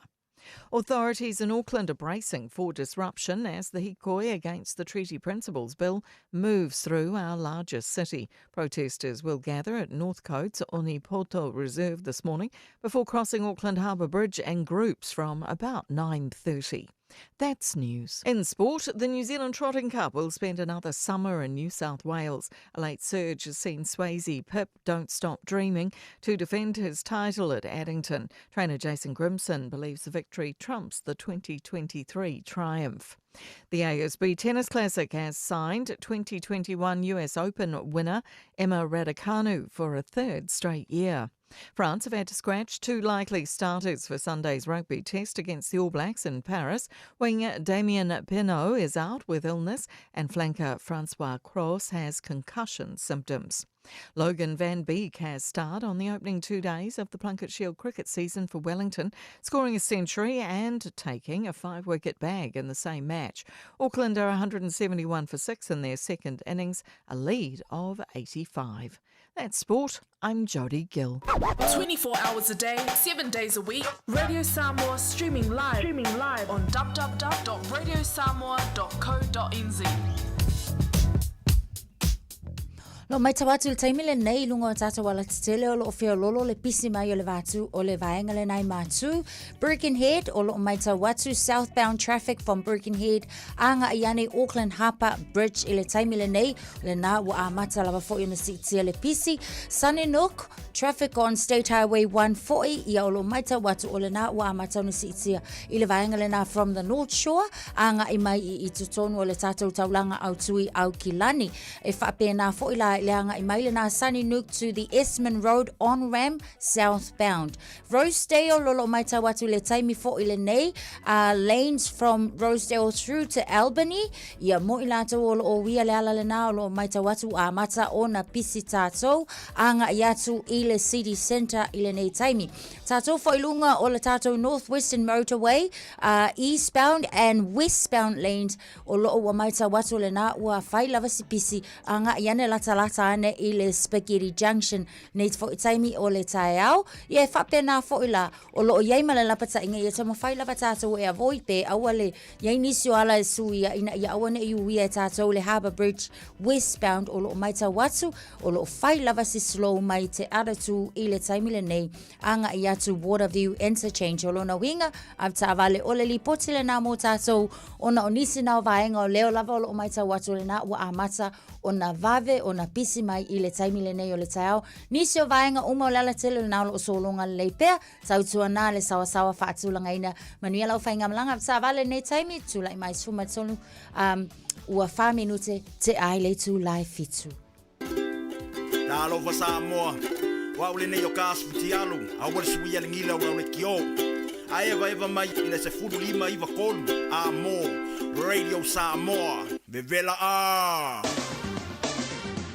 Ua mawhai ana au ina atu le tala o le tau Iaso Taitasi ona o le langolango mai a le Pacific Finance Limited. Telefoni o Varselau fitu whawha lua fitu. O le vaingala tamare nei I le tala o le tau le antātu amata mai Samoa lo te wawai atu lua se funmaltasi o le ire vevela le Samoa ni vainga o le tai hao o leo te vai atu whamamonga la mai tau o le langi le mil tau Samoa o winga le tau Samoa ne so e le teimi langi le tau e le teimi awa o e fu le teimi pa waitimu ile atuno o mawhaina o le tolu se fulu tolu sultasi degrees Celsius moru o le vevela le Samoa le so luas lima I lona mawalalo na minuta la tatu tano fo I Samoa e le fionga ngan mana tu marvao tanga vai tipi tanga vai I ona mau e fo le atanga o le tau I Samoa lo ngatono ne vaso tantu ia se mai talo le tau I New Zealand nei paanga o maltadu malu al tai alo fa mai motu sauta malo se fo man lang le Nelson le so sfruiva malu al malu le air lang le in mechanics fo fitu malu al malu lu fa mawina morene aso Queenstown ala fa solo na awa le tau lang le fo inisio time lo se fo malu al ma fana lang le fo Westport le source fo malu o le malu le air fa mawina morene aso Greymouth la lang le fo le tau na maanga Dunedin lang le tau mo dos fo malu le malu le air ma ayo fa ala au le ayo kariso kana stete good morning ma lo se fo man we fa solo na awa pa ona wanga pe tala langi le tau I la wa uli ma le fia na nei fo valu po lunga malo le mo to le so le motu ma tu kai taia pita la lunga o le motu ma tu lo so ma lo ma lunga ma fa na la fa solo na awa pa utimo e ni so taimi le mo Wellington Whakamari hi koira wan wakul baso fo. O la langi le leili tau mo o tau le so lusu tasi morunga ma fanfana fa mawina mo le la mua Wellington malo la pasi fu manuia pa angar maru le tai au ele la mua. Fasona langi le leili tau ranga langi le leili tau pau o rotorua. La fasona po na langi le leili tau le so. Fasolo ina awa o le tau I Palmerston North, lang le lei ni Taimi, lang le lei ni Plymouth, lang le lei Napier, Masterton, la fasolo po ina awa o po timu ni Taimi, lang le lei Levin, e le pawai atu Hastings, la lang le lei fo le tau Gisborne, lang le lei le tau Kirikiri ro Hamilton, ma lo se fo mo ri nei tai au, lang le lei tau mo tau le so, luas fo mo tasi mo rongat ma fan fa wina. Mo le nei fo yaso. Tama ki makaro au ki lani no fanga fa salanga radio sa mos por fale wa yele ma lu ne bang o le tai au pa atu ma nei so ma le la nei fo va hang o le tai au winga na tau le so le fa so na awa o lang de lei pa uti mo ni so taimi to ma le loso ma luon mo runga ma fa mo ta tau ya ki lani le so tai au pa audio le fa so na awa o pa uti mo los fu tolo mo runga ma fa na tai au fa so na pa uti mo le as for raile lang de lei le sto na ya sa so fu so luo na ba yaso o luma na ya to fa mo mo ya la ba tau e nei vai ngora tai au la tunu ala papa au ni so vai ngora kilope fa mo mo ri tau mo top e le nei so fo o tato aulia Ua loa le tautua le Pacific Finance in nonga tupe mo so se wha moe moe ma liu whai pui ponga a so wha nau sa whai whai ngā balo longa ma so se wha lawe lawe apa lai nei loa le pacificfinance.co.nz pe wala au le oval sa lau fitu wha lua fitu e talo sanga sauna nonga tupe i le bao le 5 sa lau tala ma le lua se furu hawhi tala e lua minute whai lau talo sanga online www.pacificfinance.co.nz a tasi le tu lai wha tali e se tali e iai ai inga whabitoa pala au loa le Pacific Finance Limited ile oval sa lau fitu wha lua fitu oval sa lau fitu wha lua fitu Wala mo la whanau tele tula fitu le pokalame maro le tai au radio Samos for lima e vatolu a mo o afarka ko vayaso skako biki manga yo nika ya famore bor Ai singa kokolaisa Kokolaisa Seki so lo ke fa ya ko fio ko mai kingi usila so le kokolaisa so le Sa ole le ta Sole O ke fai aku koko alaisa, koko pai, o le o ka mai ale maua ka manga le so pe ka ngisi ka maki. Ale mana ia fia tele koko alaisa. Sa so le e a le lei vai se ulo piko siringa la po a ka koko alaisa ngi ya so fa mo mo. E na fa se maru o tai au. Ta to fita i tunga tuta mga benga nei tai au se ko ale moe fa nga benga fia i fo ya. Vai foi a mako de ese breakfast ale a. Ala helwa. Ale pa o ale. Le ko ko le sa vai. Awa a tu sape ale umanei. O isila e o lai pala lagi. Fia ke le la ai malulu. Ku ulo lai le aisa ia o kai au pol tai before le wa matana ma fana le aso ia au mai lai fa fo ia mo linga fo le aso kulimi chocolate fo le io au le ma ngai lenga e ma ngai tau ma fa lai ma fana ia a malulu fo ia o le kaunga le lei fo le na ia so ia wa matana ma fana mai fo ia au mana ia o le fa ka ia ngai le vai ngara ke le fa ka ia malulu ka ma tu fa polokanga ia Ana ia o te roa ai o koko lai sei o falfanga ko e fisili pa langi o la me nai ai o fa atu o le cocoa rice ai fa mai la po le fa te inga o fa atu o le rice pudding bese ma tu fo ia apa ia le mai I fale o loa le hito tonu me o tato rice pudding na pe na se fa te inga pe a fisili me tato o palangi at koko lai sa Cocoa rice pudding.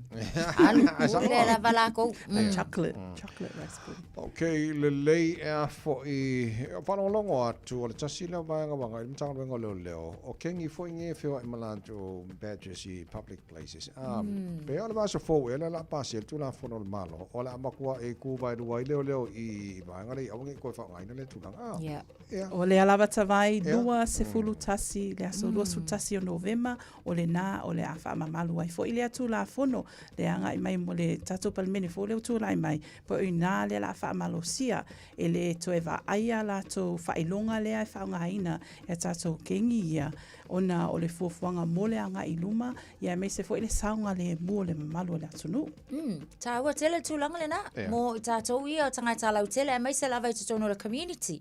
Pe a ngai mai ia wa ia lava la ngona fo ia ese o tātou tangata ia le a mai sala o ka ku fo ila le tavai o le fale inga Samoa la e fa ka ka a ai o ka vai ku ngai fa ma fuli aku mo la ko lava a pe o le tulang le na o fa ma mafa mai el fainga malo ma le tula fo no fo e le to e fa tanga ina i lato ia o nga koe ofo la ko ofu ia ka fa afefe tangata o le community I no fonga faitele public places e le to italia ma o le aku la I ma losi la le tula fo no ina ia mauti no le saunga le mo o ka ko kanga ka lau tele ia mai se fo lato Okay, ja, so was a fola lela pasiel tula von fola malo. Ja, on faidole le on Tafia. Ja, tafia bangale. Ioi. Kano fai. Ja.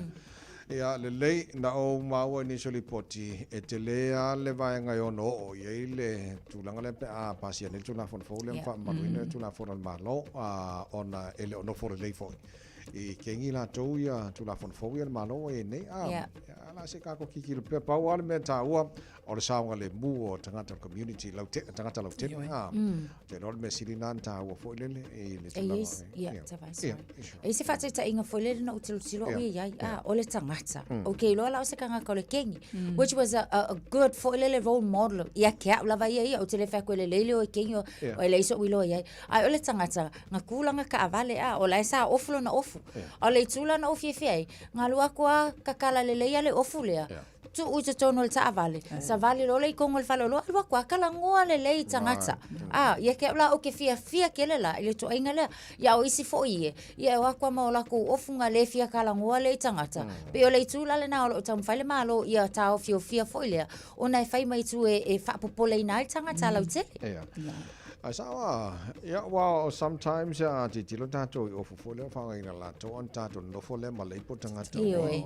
ai le ai o le pe o fa ponga pe tani fole le never judge a book by its cover I mean o tanga ne o kanga ka le I mean vaso na kia ku ngai wala ngai ma sanen fa ia ma to maftanga post coffee o le no fanga la lo ma to fa ngai opposite male no fanga lo fa mo tu ai le kengi ka mak piko pa ke la ka mi ma ke ka mi pa ka ko lo ka vale ia pa ka ko ka vale ka mala fo wa ku o fa hey boys my ka ko for my ka we all the same brother we all the same ia nga ha ka ku lem fa ka lo fa ku I mean ole so tanga na ta to o ni o ta to le po ina tanga te ni o tanga te ua fa pe o ese mai makako te a good people o tanga te le ia le a fa fo mai ko ke fo na to fa fo mai ke manga ku wa vai ka mo fa ma ko fa da ngai o le west o ke fa ko ka ma o mai kengi e ai ma mo o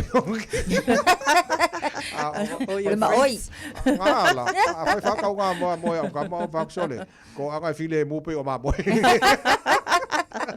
Akari e kama jona war ko ke nei ano Samoa io e vai e sa o le lava lau sa no o le lei o tangata nei but ia ke ia I'm mindful of the or generational changes ile au ma ku kua lava ia ma ila to wa leva ngai ku kongo vaenga ia le nai tangia ma ia winga le lei ma lo la to so tanga le lei ma so tanga ma fana ma tato uma ai ia ngai vaenga la iki lava la le ata vai o le vaenga kongo la au falang mea te tawana ia le fa ai sa ku so ba mo udinga o ma mo udinga le la malo sa le lei on na filen release mai au Super Rugby New Zealand mo le lua fe lo suma lima so le na o ditilo ka ko au kilang wala o sampingi le o le lua fe lo fa le vo ki la kula ina isi tamafo ka ko au Blues Highlanders, Crusaders, fa pena foi le Hurricanes ia Marsifi so ana fi mo le na release o mai lisi o au mana Super Rugby New Zealand ia mo le lua fe lo suma le lima fa pena foi mal moana la to moana Highlanders moana Pacifica la le ala fa ia ona ngoi ia stas po tamari o le tonu le sa fa ia ona ka man Samoa va pasa mana ia se la mapsua ia wa mai o le kusala e fa ia ona fa longo tano manga a head coach ai assistant ai ba masa manga ia se la mo so ka fe film ba ai so ia ala na le lei plus kwa yalu ye ka sang po fa pe au dia nga e mai plus ia ko fa mena ia ko fa mena fa ka sang ia le ka sang jumping Spun Maduro, what's it? I need to like fit to. Tara bakla man kan procha ni think a minute na so I pe mai fa fa ba 5 stars on taru tan no ne sa mo le fiong an ban ban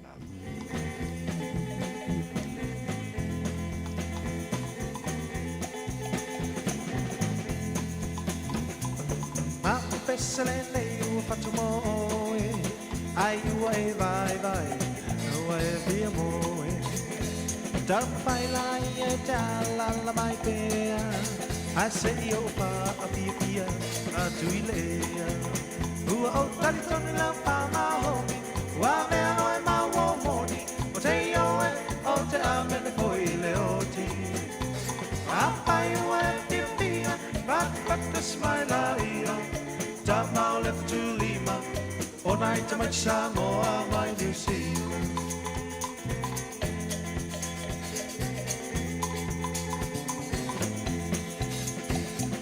Naia fatina e se lava Te leoina e una motanata A paila ua e pia mala malapa E sili ai pea tu mai o lea ma Ua o talitoni lo pa maho Ua mea oe ma uomoni O te ioe o te amene foi leoti A pai ua e pia pia Pat smaila ia Tamau le tu lima e mai Samoa mai New Zealand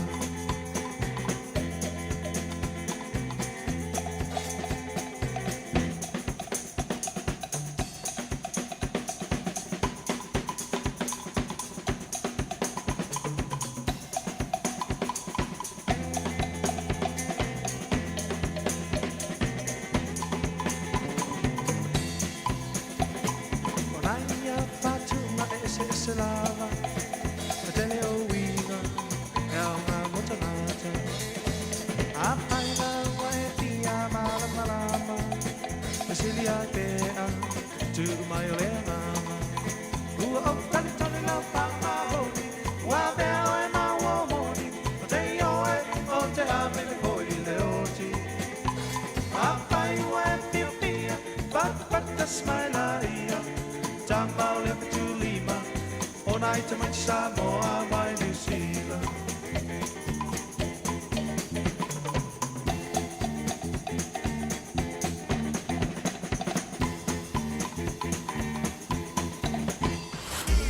Radio Samoa.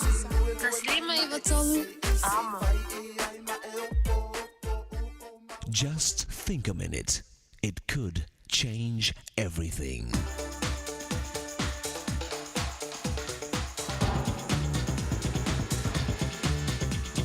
Think a minute. A cartoon showed a thief wearing a mask and pointing his gun at a frightened woman. He yelled at her, "Give me your valuables." The woman in the cartoon grabbed her friends and started putting them into the bag. Clearly, the person who drew this cartoon understands the value of friendships. You see, we're created to have close connections to other people. For us to have success and happiness, we must have connections. Everybody needs somebody. There are few things as lonely and sad as going through a painful experience all alone, without a friend. A wise man said, "Friendships are the food of life. To love and be loved is the greatest success and happiness there is." Robert Louis Stevenson stated that no person is a failure if he has a friend. And one guy said, "A major goal in my life is to end up with 8 friends who are willing to carry my casket." At the end of our life, it's not how much money we have that shows our worth. It's the number of close friends we still have. But not only should our friendships be close and caring connections, they should be constructive connections. Friends who build you up instead of pull you down. We can't choose our relatives, but we can choose our friends. So choose your friends carefully, because they will either make you or break you. Make sure your good friends are good people who make you a better person. And remember, friends are not just a way to get what we need. They are what we need. If all you need friends for is to use them to get something else, then that's all you'll end up with, something else and no friends. God gave us things to use and people to love and enjoy. So do you have connections? True friends who care? It starts with the best friend you'll ever have. He loves you so much he gave his life to share it with you. But the only way you can enjoy his peace and prosperity is to become his close friend. Today, you can get connected to Jesus Christ and start enjoying his friendship and good life. Just ask him to forgive you and take charge of your heart every day. He'll not only give you happier friendships and better connections, but he'll make you a better friend to others. Just think a minute. If you'd like a free CD of our top 40 programs, write to us on the internet at www.thinkaminute.com and catch us tomorrow at the same time when we stop and think a minute. Talofa Samoa o Jerome Gray le nei. Pe o e e lau ta vale po e whaafonga mai ilo maota. Ia tu pele ni lo lau le tio le 15 a mo. Radio Samoa, numera tasi i New Zealand. Lo sumba lua lau tele July fetu ni o whalau matasho whantas mai le whionga le lo li. Whionga mana, tu marabao tanga vai tipi o tanga vai o tatu jara nonga le o ngatoro nei vai aso a. Mawalunga fo le vi ingo le tua le nei tae au, whaatalo whātu ai fo i lawa whionga ngal malmana le nei fo i asolulu. Ma lo lava le soifua manuia. Ia, soifua manuia te roa tu sala, ma lo po le soifua manuia sui tawai ma le ngā ngol tātu ngā ruenga. Malo, a lawa whionga ngal malmana, se e mawhai lawa fo i una whaalau i loa mo le whaafonga fo i ale atunu. Ia le tūlanga ua o ia ele na o le malo o lo o I whale olo po le ale tūlanga le ua tau maua atu le whaalongo fo i le nei vai taim. Ia, a tonu e, o whaisi umi tau sana taruna, ia I fo I le pitena inga safa penao na tula I mai le vāo le malo le nā taimi ma le Pio anga sa te pola I le ele ia lo o whausanga I male malai walele. Ia, lea o mai nei teim. Ia, o lea o wato e ali ali mai tūranga ia. O lea nasa mo e se maapso ta inga po I male. Pule o whalwhala tonga whina le se tausi tawai ma tausanga. O la tau lea whaasino e ele ia. Ia ma lea ua whaelo mai. E ei ainga sa la tau pato aina ma ngalu e panua. Misku ainga sa la tau pausi aini fale pini fase e apa. Ia la ua ave eire tusi ma ua papenao na tau fia le tulanga. Ia e peang si la fieta vai. Ere o se kenda mole o tula I pai ai tena inga nei I le pao o lea fo fiu anga ma malo ele nei. Ia ele ngata lea sa ta pola. I fo ini himta upu na momo atu. Ia na sa ia fo ia se na inga I nai nisi o inga I nai. I sa te murufirufi. Ia ma le ste tausi ma le malo. Nā te inu te mana sua po le vai tau o le valuono. Valuono sa ia fo ini si sa no fo ia pa malo. Si ele ia pa sanga I ma le valele. Ia msa ola wai wha msilonga ma au mai wha I unga e solo muri ese o whanua le malo ni ale pula o tūla mai nei tei pa wale tūlanga le o whaelo mai po ia le pulenga o le estet tausi pe o toi ali mai tūlanga nei na ua ia le whinangano po I le malo e tū whaatasia uma whanua tau le malo I lalo le pulenga ma le wa inga mtanga runga fōdeo ele po ngā whanua la ua ia I huli tāl sanga wabe I leo se I fai fole la tu ngā runga masani fo I pēa o no lea ua pe ua tūranga hole ua la tu sori whanua le malo o trespass ia pe o tūranga na ta upo le ua whai lo mai o lala ua ese a inga sa la tu whato aina fo inga pa o ngā ele ai o lo tatia ia tūranga hoi whanua nei ele o wha o ngā inga si maanga nā isi whanua ia ngā ide le ua Olae walisi fa'atu la kono lisi ko tata mutano. Malo lava whawhitai ngal mana ia o loo whatau nuina le taimile nei le COP29 por funtanga le climate I le tato atunu ui oi Azerbaijan. O loo whailoa mai lea ma le whinaunga e whaetitia lea I le tisi ma le 5 degrees Celsius I le kasa ka poni. Pe me whaiona e whaalau te leina whaamolmole. Ia. Sila fia foi ta vai ma tau sala e se mata upul nei e pengo fia la langia. O le fai ti o kasa ona nei po le ta o mo kasa kaponi. Le ma fu mai I fare ngosi o lo te te po nei. Le e le te to lunga I su nga sa ni se o le pa fu no tupu le pela o le afu apo le langi pa pena ona te swinga onga le tau. Pero tatu moni ma wile de tene o mana fa anda tula ia fa lo longa tula pa pena I ma kwe. O le maula le tau ave atu une la I te Pasifika le silio na onga la tu a fia. I tulanga ma ale le o swingon tau. Tau fa iti tia kasa ka oni nei mai le kasi tesi mai lima tikeri. Ele ia umala ia tulanga hoi nei wa fina ngalo ia I malo umai le o pangalea. Ale la uto suia nei le fono le nei o le kop lus fuiba. Le tunu o Azerbaijan. Ya, tau sia wa raso ni le ama telefono fa wa raso fo. La fu embalanga ye lu sunga fono Samoa. Ya fa ta si mai si sunga fono mai tunu o nai te Pacific. E foi sto tele tabai ole. Ya. Tau sala o tangata ye a wa ila foi tau atu ye lu o penta pai dan. Tau fu wa Afrika na tau mau. O se nune se lau iwa siku baru le ia I le fono le mek. Rona winga, ele se fono le kits. Kame tua te lea fo.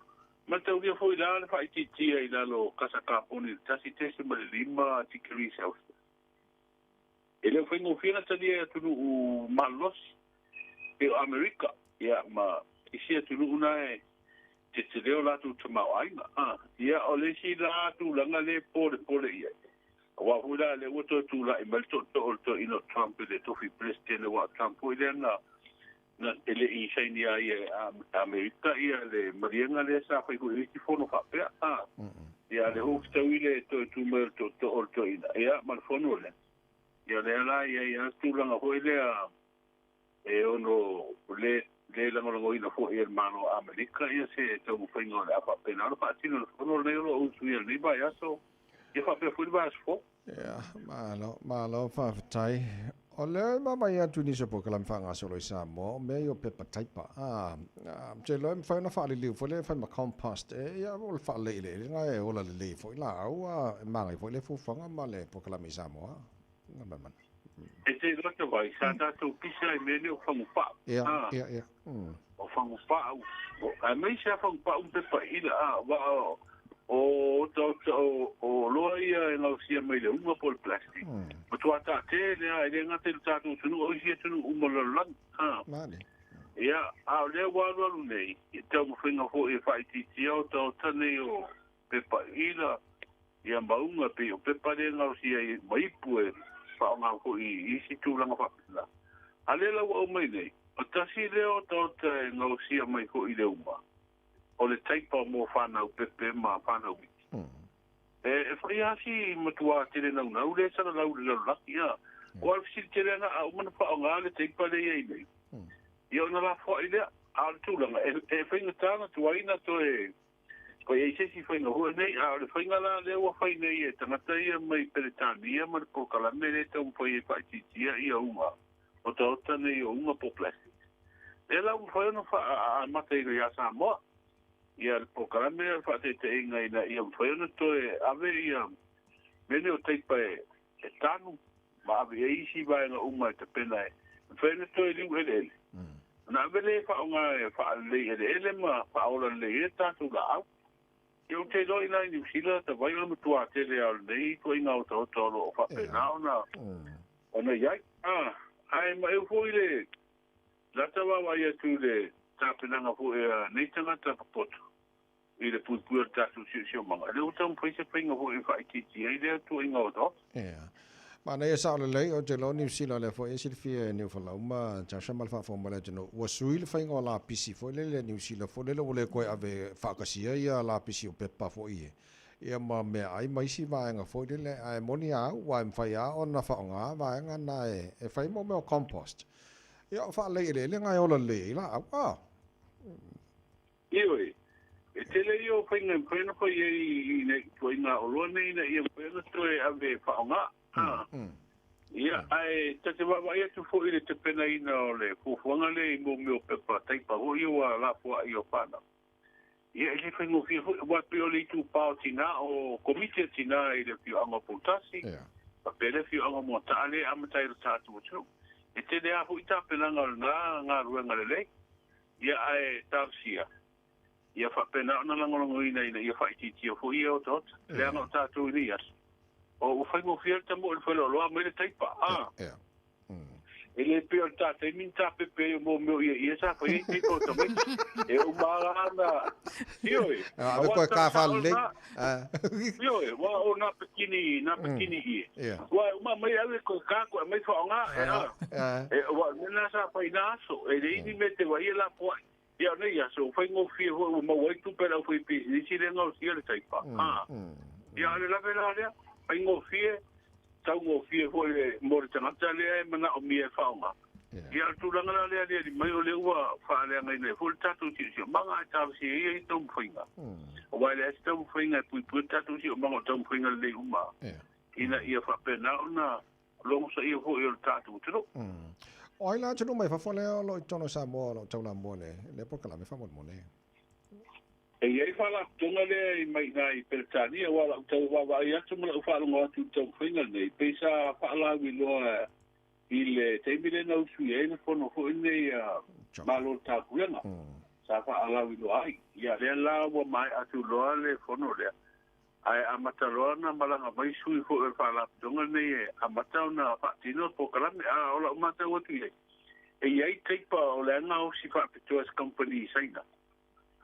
O teipala na o le wau mai le uta i Samoa, o na abero le tufa i ainga. I ainga i o fio anga i e lua amta i e whaonga.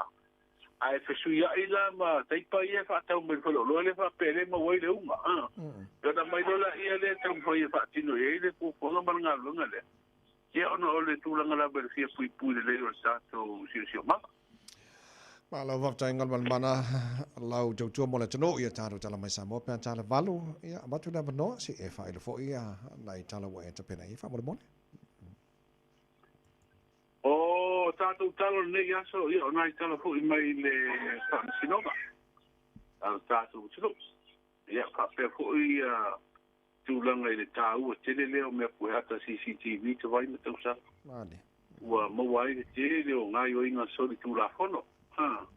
E fun sa muri mo wina i pena te whai langi le amatanga nei vai aso. Ia, nisi ko i sa wha na nga i se whare o loa supermarket. Ia ma whaatino ai se ngai o inga sori tūla fono. Ia ai whaaftaia i me pueata nei wa au mai. Ia wale tua ngole ase mei nene o me pueata. Ui leu whaaki solo i whare o loa tele. O leu wato e whaasawani ia le ngā lunga po ia le official commission for ngā palota. E le sitalai tanga te palota i lo kuanga i tono i tāwranga i niwa i aso. Ia whaata fo i le wafu i murupanua. Ia tāpena ngā umane i wā ia le isi palota tere le tinu u le tausanga e luafe luono.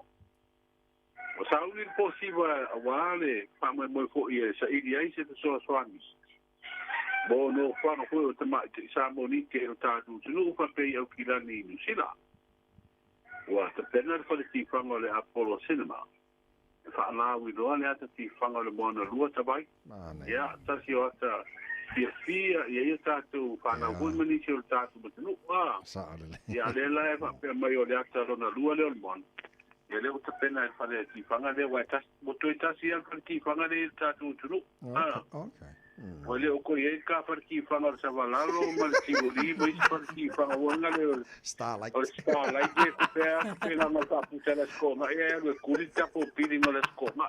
Ai sawa. Ia ngā aso. Ngā aso tawai o ka ua. Ai sawa. O anga le ua laki meiwa. Walaki e tau sala o la ua taimi ua kere ko inga wala e se mo wai ata ti whanga e matamatai. Ko e maruru foi con o farkifa. Ko e maruru e ka ko e alu mari mo sa foi. Era o pola male o te piti Legala.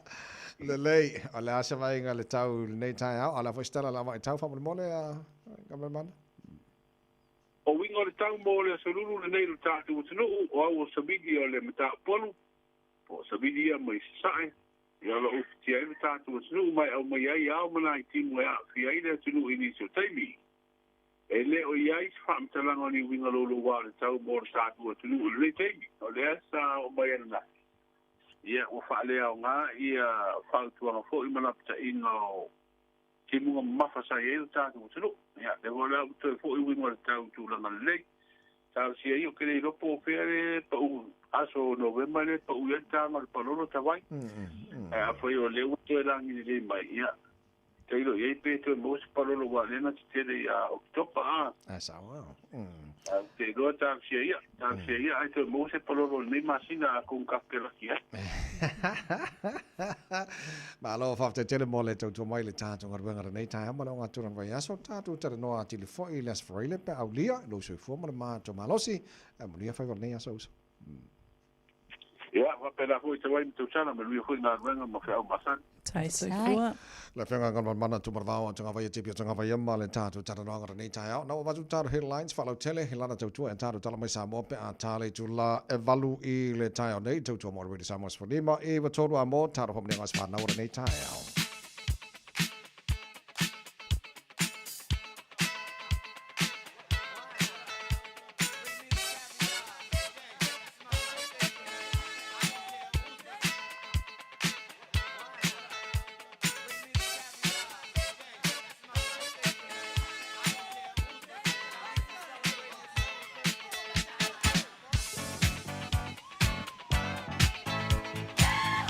Ngas whanau la so lulu nei spul tolo November o matala le telefoni tolu fitu tasi lima iwa tolu pe a mawhai ona whaonga ina Malaysia lo whaanga o se tasi whamanatu no nas whanau ni aso le whai mole amano kako emaili. Ile on air at radiosamoa.co.nz. Whapena whai lunga le tātou Facebook mari YouTube o Radio Samoa. Matalena malo sui fua. Malo sai fua tawai whapea fui tai salo le tai au whaftai mo le avanua. Iolo whaanga mwhamanianga le as whanau se tasi o le whanau le ali leo petai a Robertson o te atu le aso le asasfun mal tolu atua iei le lua asfun mal whaan tausanga whafo i li inga mal whaftai le atua o e au lia mal manuelo as whanau petai iei le aso i alofa le atua whapoponi se asitele o lo wola te o lai le nei o langa i le tūmau ia toanga le ngaluenga o al tausinga o lo ainga whamania tele atua i a te oe ia o lo whaanga mwhamanianga o uso o malava mo oe whapea foi lo tu fine ia ana to lua ia ropen ma le whanau whapea foi lo whaanga o siau man mea tina ma siau atari ia hanta ai whasi sili ai lo whaanga o mātua o maluma talena o papukura whaftai lamvon le avnoa manu ia le asa soifua. Maria whare nei tai au, le au malo soifua manuia. A ka lo whaaku ma le whaaloalo i lau sunga i le. Awa, ia whape fo ia kausalo o kai au. Alo soifua tama. O, whamungianga maro whaanga e mori mo le awhinge. So o awhinge o le pepe fo le aringi ainga. O le kamakai leo e meringe. Ese, o lo whapea o ngā whaika whaonga kulela i kuolelangi pari. Ia, o le so wa ko ia la school kolunge wa ko ia de fast food o ka usanga long soifua ia vi fa ia e ale nganga mal fa skai ka ma le langi lang ka usinga pui ma le soifua ma le ola wa ia mai ngi ka usanga kere fa skai ka ma sa pui ia e soifua ma le ola mai kupui fu le wa ve ma ka ko ia le ma ko kalo ka usinga ia ngia la ufio pui ma leo loi meo lo wanga ia le lai kua leo langi se kaimi koe kari mai mako mawal whairua inga wha fo ia de vi inga i rao fio alo whaanga ngai moni muri aku ngai o ngauto ma whaanga au ia wha pēr ma ua makua wha munguia da su whaanga au e meringi ko wha ia so i fua wha kai ke lau sunga le ria wa Tai lau leo moni a fwone nei tai au whalole maro si fua Ia malole langi mai la sunga le ria wa pe fota sala tai au. Tai amalia. Au tua tinu malulu. Ia lo whaanga mwhamanianga le aswhana o le li leo tūnia. Le atu nei tūnia nu o le atu nei watu ale. Tos forma tasi tau sanga rona ola. Ia whawhita i lau tina mautu whawhine. E fula uso. ila la tau fo tau singa ya te oi au la wan fianga i oi mama i oi tina. Ia alo e vai a mali mai e te tonu o te wai ngai si o tina. Ia olo whaanga whamianga na e wate a ti folo le male whanau. I papakura a stai lava mo le mano te vai mali tau salo tai au mani ale ase. Tai polole moni for nei tai au ia ona I famanianga na lopito. Ia, lo ia tato famanianga lunga le ape folinga famanianga mai atani elu Kennedy Matoka vi ele tuelo na lofa wa ia tue fa opupu fo ile nei tau sanga ile soifua o le tina o le nei ainga Malia Matoka. Alo fangia le tuelo soifua tulu ini si tau sanga si tele a wale tau singa o ainga ma e ka le sia ma tau te alo lofa pea mo oe. Lunga pea tatou apia fōlinga mai a Fortino Grady e momoli atu le whamanuianga ma le alofaanga mo si au tama le ulu matua o Thomas Bomasi. Whaftaia masi ilevi inga ma le whaneitanga I le atua e tusai ma lona alofa ma lana tausinga I a masi. Ua ia au lia mai ai, lona lua se furutasi tausanga le nei aso. Tatalo I le atua ina ia whaupopo pea ni si aso se tele e whaataunu ina ai lana tamawhainga ina ia avea o se pailate e ngā lua e whamaoni. Alofa ai whaasilisili ai le matau I le atua. A wā o ia e o mea uma. Ia manuia tele lo lua sfurutasi tausanga masi. Whamanianga mea su ne matulanga. Whamanianga la su whanau la tali I a Jordan tulanga. Wa atua le solo na se fulu lima tausanga. Whamania tele le atua I a te oe. Manuia le whenga ai fo I oe ma o onga mātou te alo lo fatele mo oe. O lo ai atu leu fatu alan mai lisi a tātou whamanianga mai atu inga peto. Whamani atu la su whanau o talo a patina. A shu o le aso le nei o ato iailo na fitu tausanga. Alofa tele mo oe talo, love you always from Tuinga Peto. Mai Vero Asi, whamanuanga o le sefulu tolu tausanga o le awhawhine pele ia sulufou a ching. Tu mau I lau teine le lei, ma tō anga I le a onga. Whamanuia le atua I le atoanga o le lau aso whanau I le nei aso. Manuia tele lau aso whanau. O ka ko nga.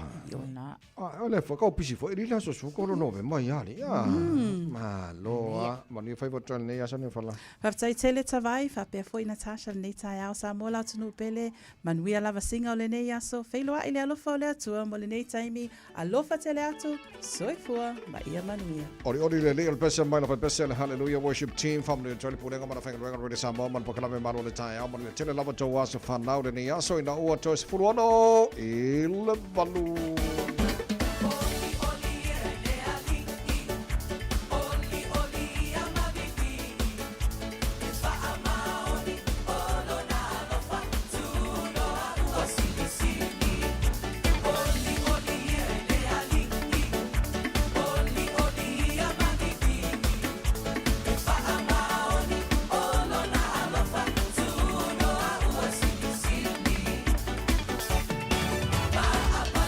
Ole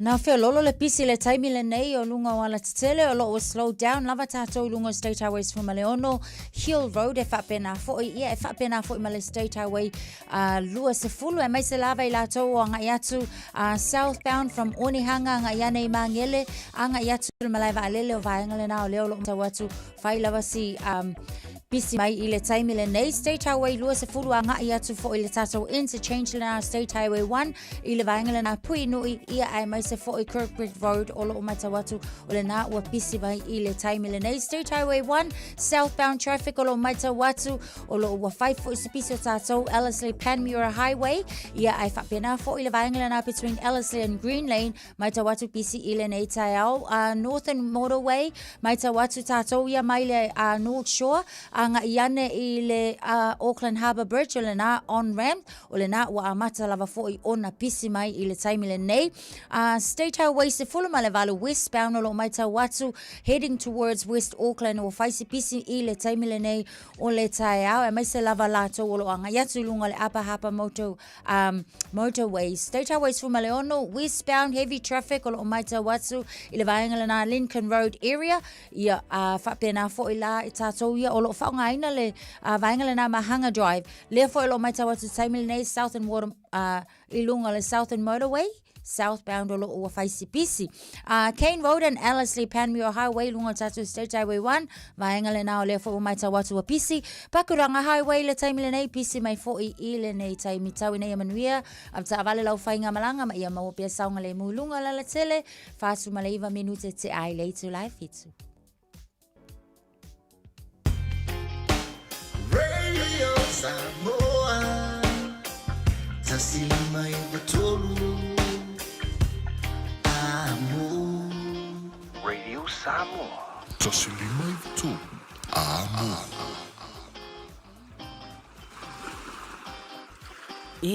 Mga umia se maafa mga kosyo kingalay Samoa. Sisi, le Lifestone Headstone Life fai le lako fa piko mo maa e lalo mai le lima afere kau. Mafai fo inga la foi Samoa. Vili le ongu se lau kasi valo lima iwa po o le website o le lifestone.co.nz.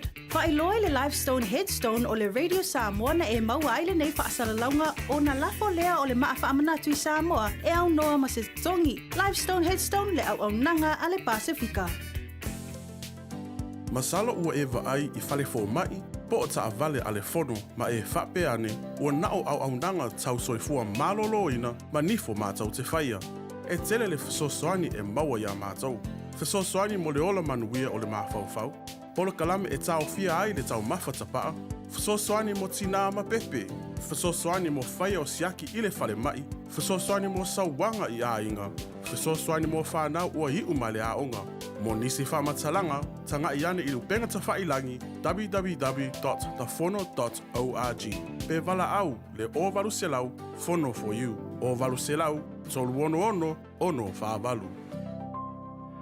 O le R-Dash Travel, o le company numera tasi le taungo fio pasese mo fe malanga inga I Samoa whapea le malanga mai I Samoa I New Zealand ei. A whea de loa I le ofisa o le R-Dash Travel, tasi valu lima Great South Road I Marurua. Pe vili mai I le telefoni tolu iwa lua o wha o o. Tolu iwa lua o wha o o mo le R-Dash Travel. Topo Radio Samoa Swalima Iwa tolu a mo ina ua toa iwa minu tolo jora talo le tula valo tala mai Samoa pia tala valo le town nei wha mai le fionga le alo le pulu chimana bol tanto li pochi le tao. Fatalo fatu le nei fo tao la fionga ngal malmana vi ia le tu tato ye fo le nei asolulu malo se fo mnuia.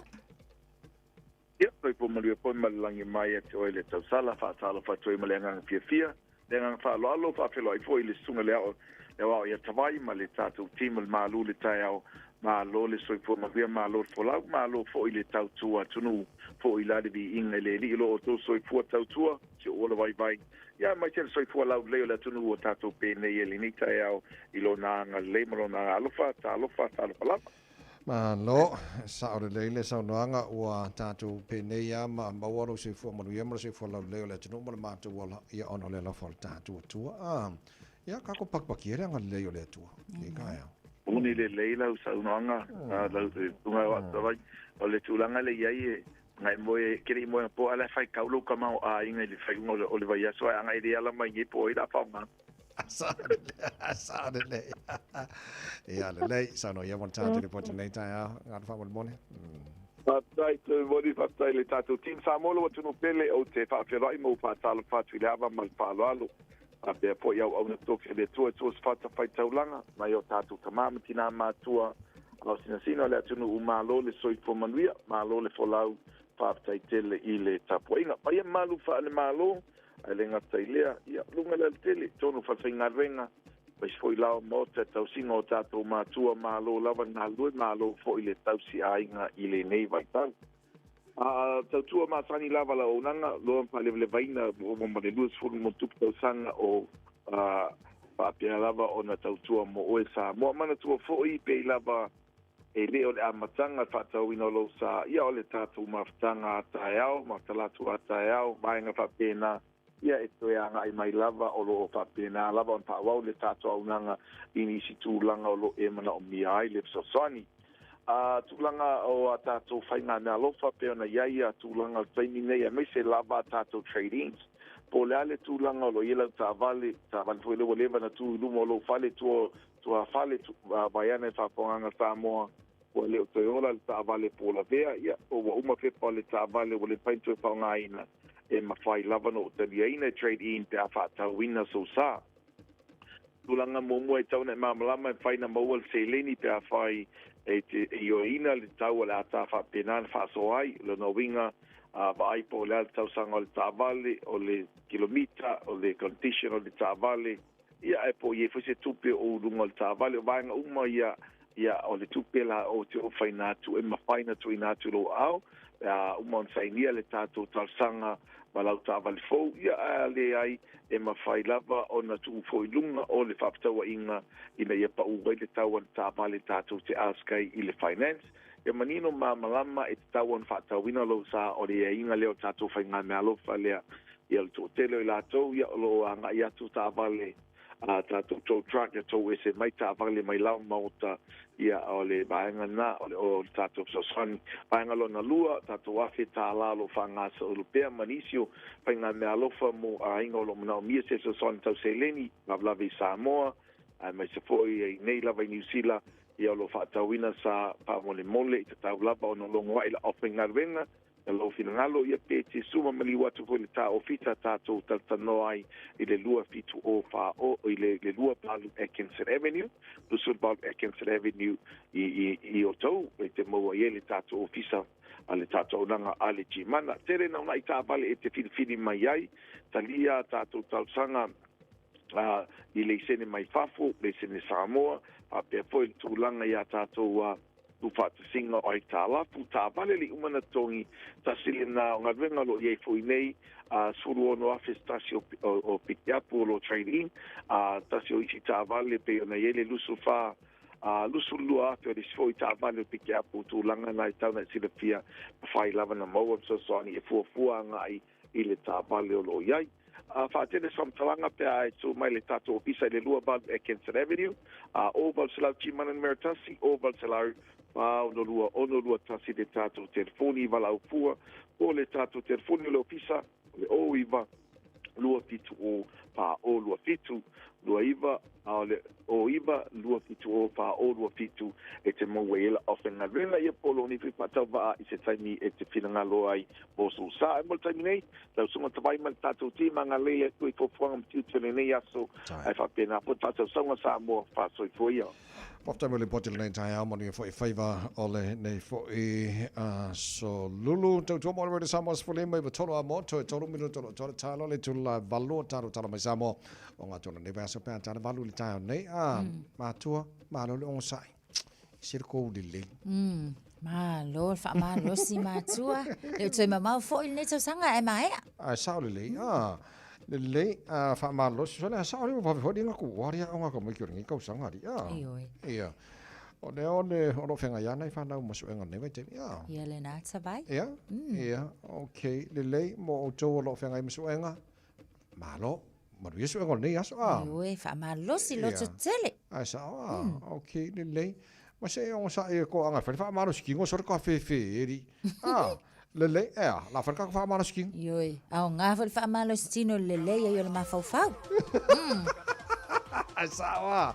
Ia le lei so iluma. Awa ke alu se fa kona tasha amaka se winga ia so ngalu babe ake o nga yang se si. Ia le. Ale wo. Ia amansa. Lunga.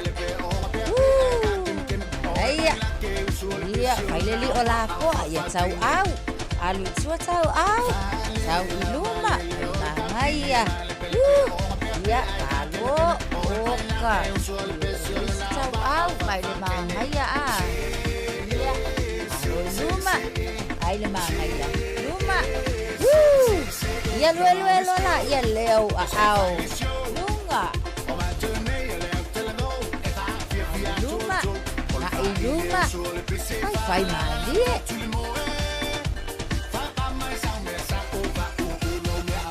Au tafa.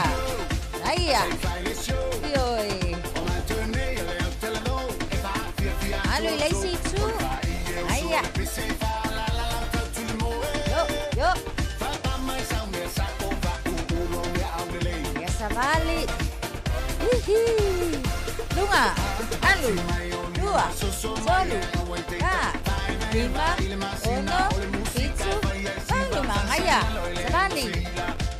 Sela alu iluma. Das. Dua. Ah. Lima. Uno. Itu falolo leto au. Aya. Sela ia. Wow. Sela ngavale. Yo. Alu. Iyo wa maka ngababe.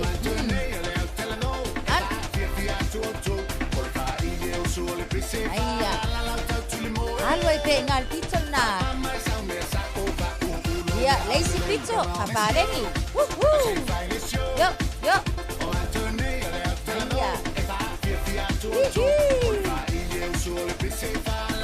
Anu yai. Iya. Ya sabali nga iluma. Iya. Se connect. Iya, ba iluma nga yo kawilele. Mana medsono.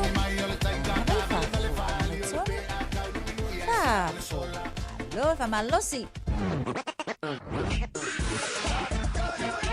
Malo soy fua. Ol se fufonga Samoa. Radio Samoa. Tasilima ivatolu amo. Se kia Radio Samoa. Usi mai alau whaafafonga. Telefon mai Samoa ya so taitasi. Wa au mai amo oe ona o le langolango mai a le talofa voucher. O te whatalofo e tātou tunu o tātou mafuta fo i nei asa fau. I au si mai alau whaafonga talatau longo mai lo tātou tunu. O leo whaamauina le whaamsinonga le lea i o se te alo ia leo. I se tālo sanga se taule lea e ala i lena lo ia. Na te fia tu ua lo tātou tunu. Ai malanga i whafo a o ta oto ai o na morianga. O le umia leo na koti po fuala au mala au whasaina. O le te ena o le talo sanga i leo. O taria ai e le whaamsinonga le malanga i Australia. O le taule e lea o tau taifa le toa. Se i toi fo i mai o tūla i lea i o na morianga. O lea wha ai unga o polo ina aile lo ia lea o molia. Ina ia tu ina atu ni seini ngā lima se lua. E ta i se furu afe tā lai le seini. O lea fuanga ina ia wha amao ni ai e toi fo i mai lo tātu o tunu utau tai. E tali i morianga e peo na tua i ai e leo. O polo ina fo i le whaamsinonga le te tauna tu ina atu e lea o molia. O le pepolo na pasese po le ticket. E sanga whaamautu wai le aso e toi taliu mai ai lo tātu o tunu. Ina ia pine whaamau ai foi. E toi fo i mai e tali i morianga. Wa te le tālo sanga whaapenei e talia mai toi fo i mai lava i lātou na afia. Ini sori tu la fono e tali i morianga. Peitai, e iei fo i nisi tālo sanga. O le ava noa lea luatua i lava matalo talo whaato whamain i le whaamsinonga Samoa. Wa leo toi ngole manatia ni sori tu la fono e pei o le whao mea malangau i whale o loa te tele. Po supermarketi lo tātu o tunu i nei aso. A wabu toi lava o whale o loa te tele uma. Wa whaapipi i ei mea po e ata video e loa umai vaenga i luma matua. Whaapea au tawhare lo toa atoa. O iai se pisi risi. O mori mawina le tau o nei masini wha teknolosi. A wale amatanga o le vai aso. Na sirisila aile to tele lunga fiso ta inga le api o folinga. I se ngao inga le taia o le asungafua. I se whale o loa supermarketi si usenga. Na whaatino ene ali te levou mani te maa itai o to lua. Na lātou whawhawai nisi o loa i o lātou la ei. A o nisi o loa na whawhau i to tonu o sa whaamalu. O na lātou tuua leo le whale o loa. E au noa ma le tongina. O i lima nei o leo hata video mai me po e hata le whale o loa mo lātou sue suenga. Ai o lea ngai o inga sori tū la whono wa whaalia i langona o tangata. Wa lātou sila ia i lunga o whisota inga televavave po le social media. E leo se whea au le lei lea o loo mamori atuai. Mo isi tū pulanga ma tangata o le tātou utano. O ata o ni tau le lea e to toru o loo masalomia na a fia i lea ngai o inga. Wa whaasara lau e nisi lunga le api o wholinga ma o se isi lea o whisoa soani i leo. Ia lātou suenga. O le ngāluenga whaawau o le ofisi o le komisio whainga palota. E peona toi lesi tala o mai nei tangata palota i tū malo wha palota e limas futasi.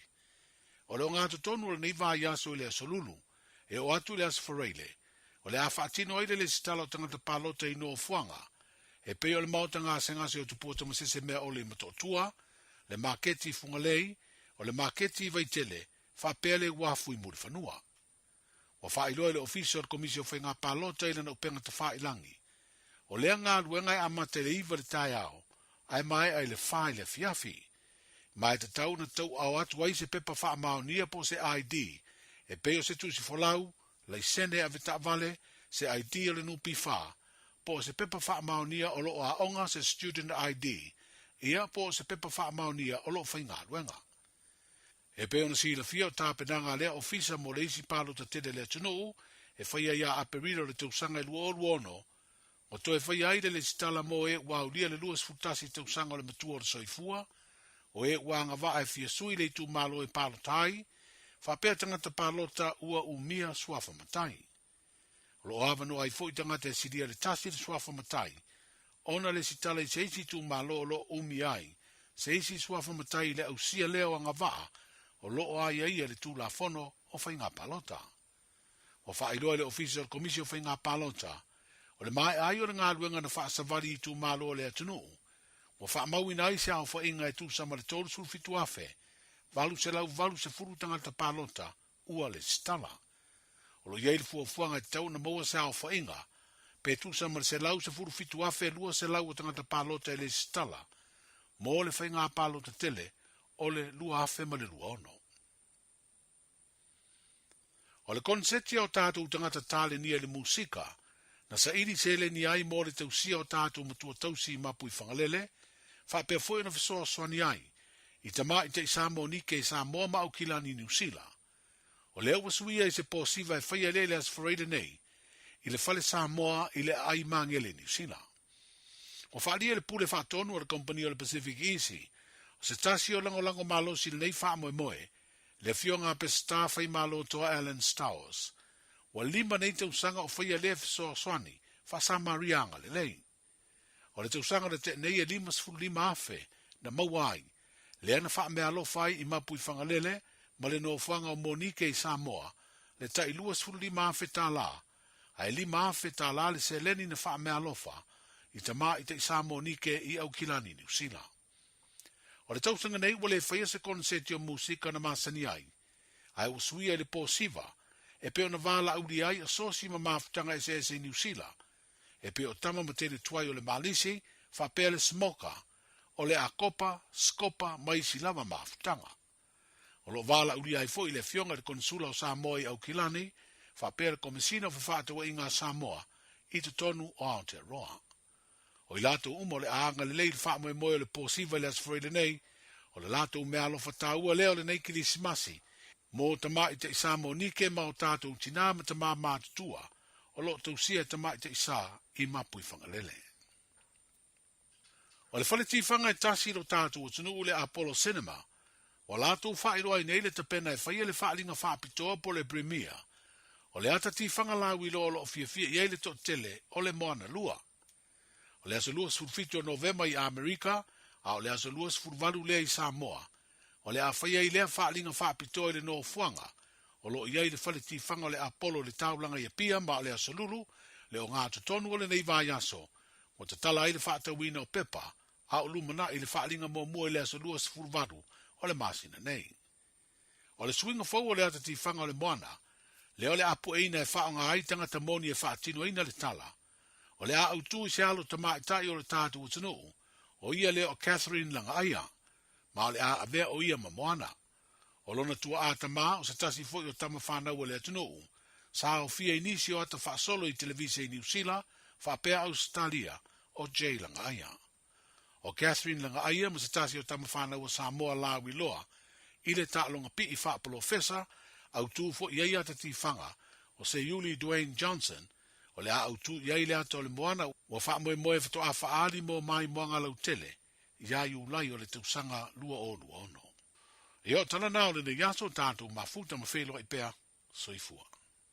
E silia ma le se laufale o loa i Samoa e mawhai ona whaanga i le talofa voucher mō whaatanga alu a inga. E le atua lava se 5 milu te lafu antuai mai New Zealand, Australia, Amerika, mai si antunu. Ai tau nui telefoni maolo e whaanga le talofa voucher e whai e le whaatau. E mawhai fui ona tungi e tuai le cash power wha pēle pili o le vai iso o se taimi. Angai loa le www.pacific40.com e lafu ai se talofa voucher mō loa inga i Samoa. Mō nisi whaamtalanga walau mai le olua tasi o valu tolu, lua tolu, po info at pacific40.com. Talofa, we're the Katinas. Talofa, this is Pat Lam. Talofa lava o aola pi Marina, mau pelo li tio. I le radio Samoa tasi lima iwa tolu amo.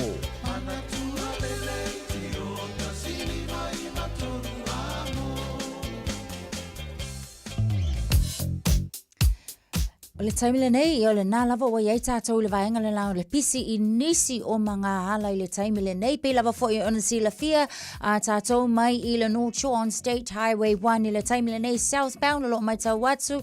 Fai lava si pisi o tātou mai le Auckland Harbour Bridge. Whapena fo I la I le anga ia nei le vaenga le nā Auckland CBD and Aotea Square I le taimile nei o le tae au. O lo pisi I lava tātou. O nisi o vaenga nei, lungo State Highway 1 fo I o lo Sefulu Malevalu, sorry.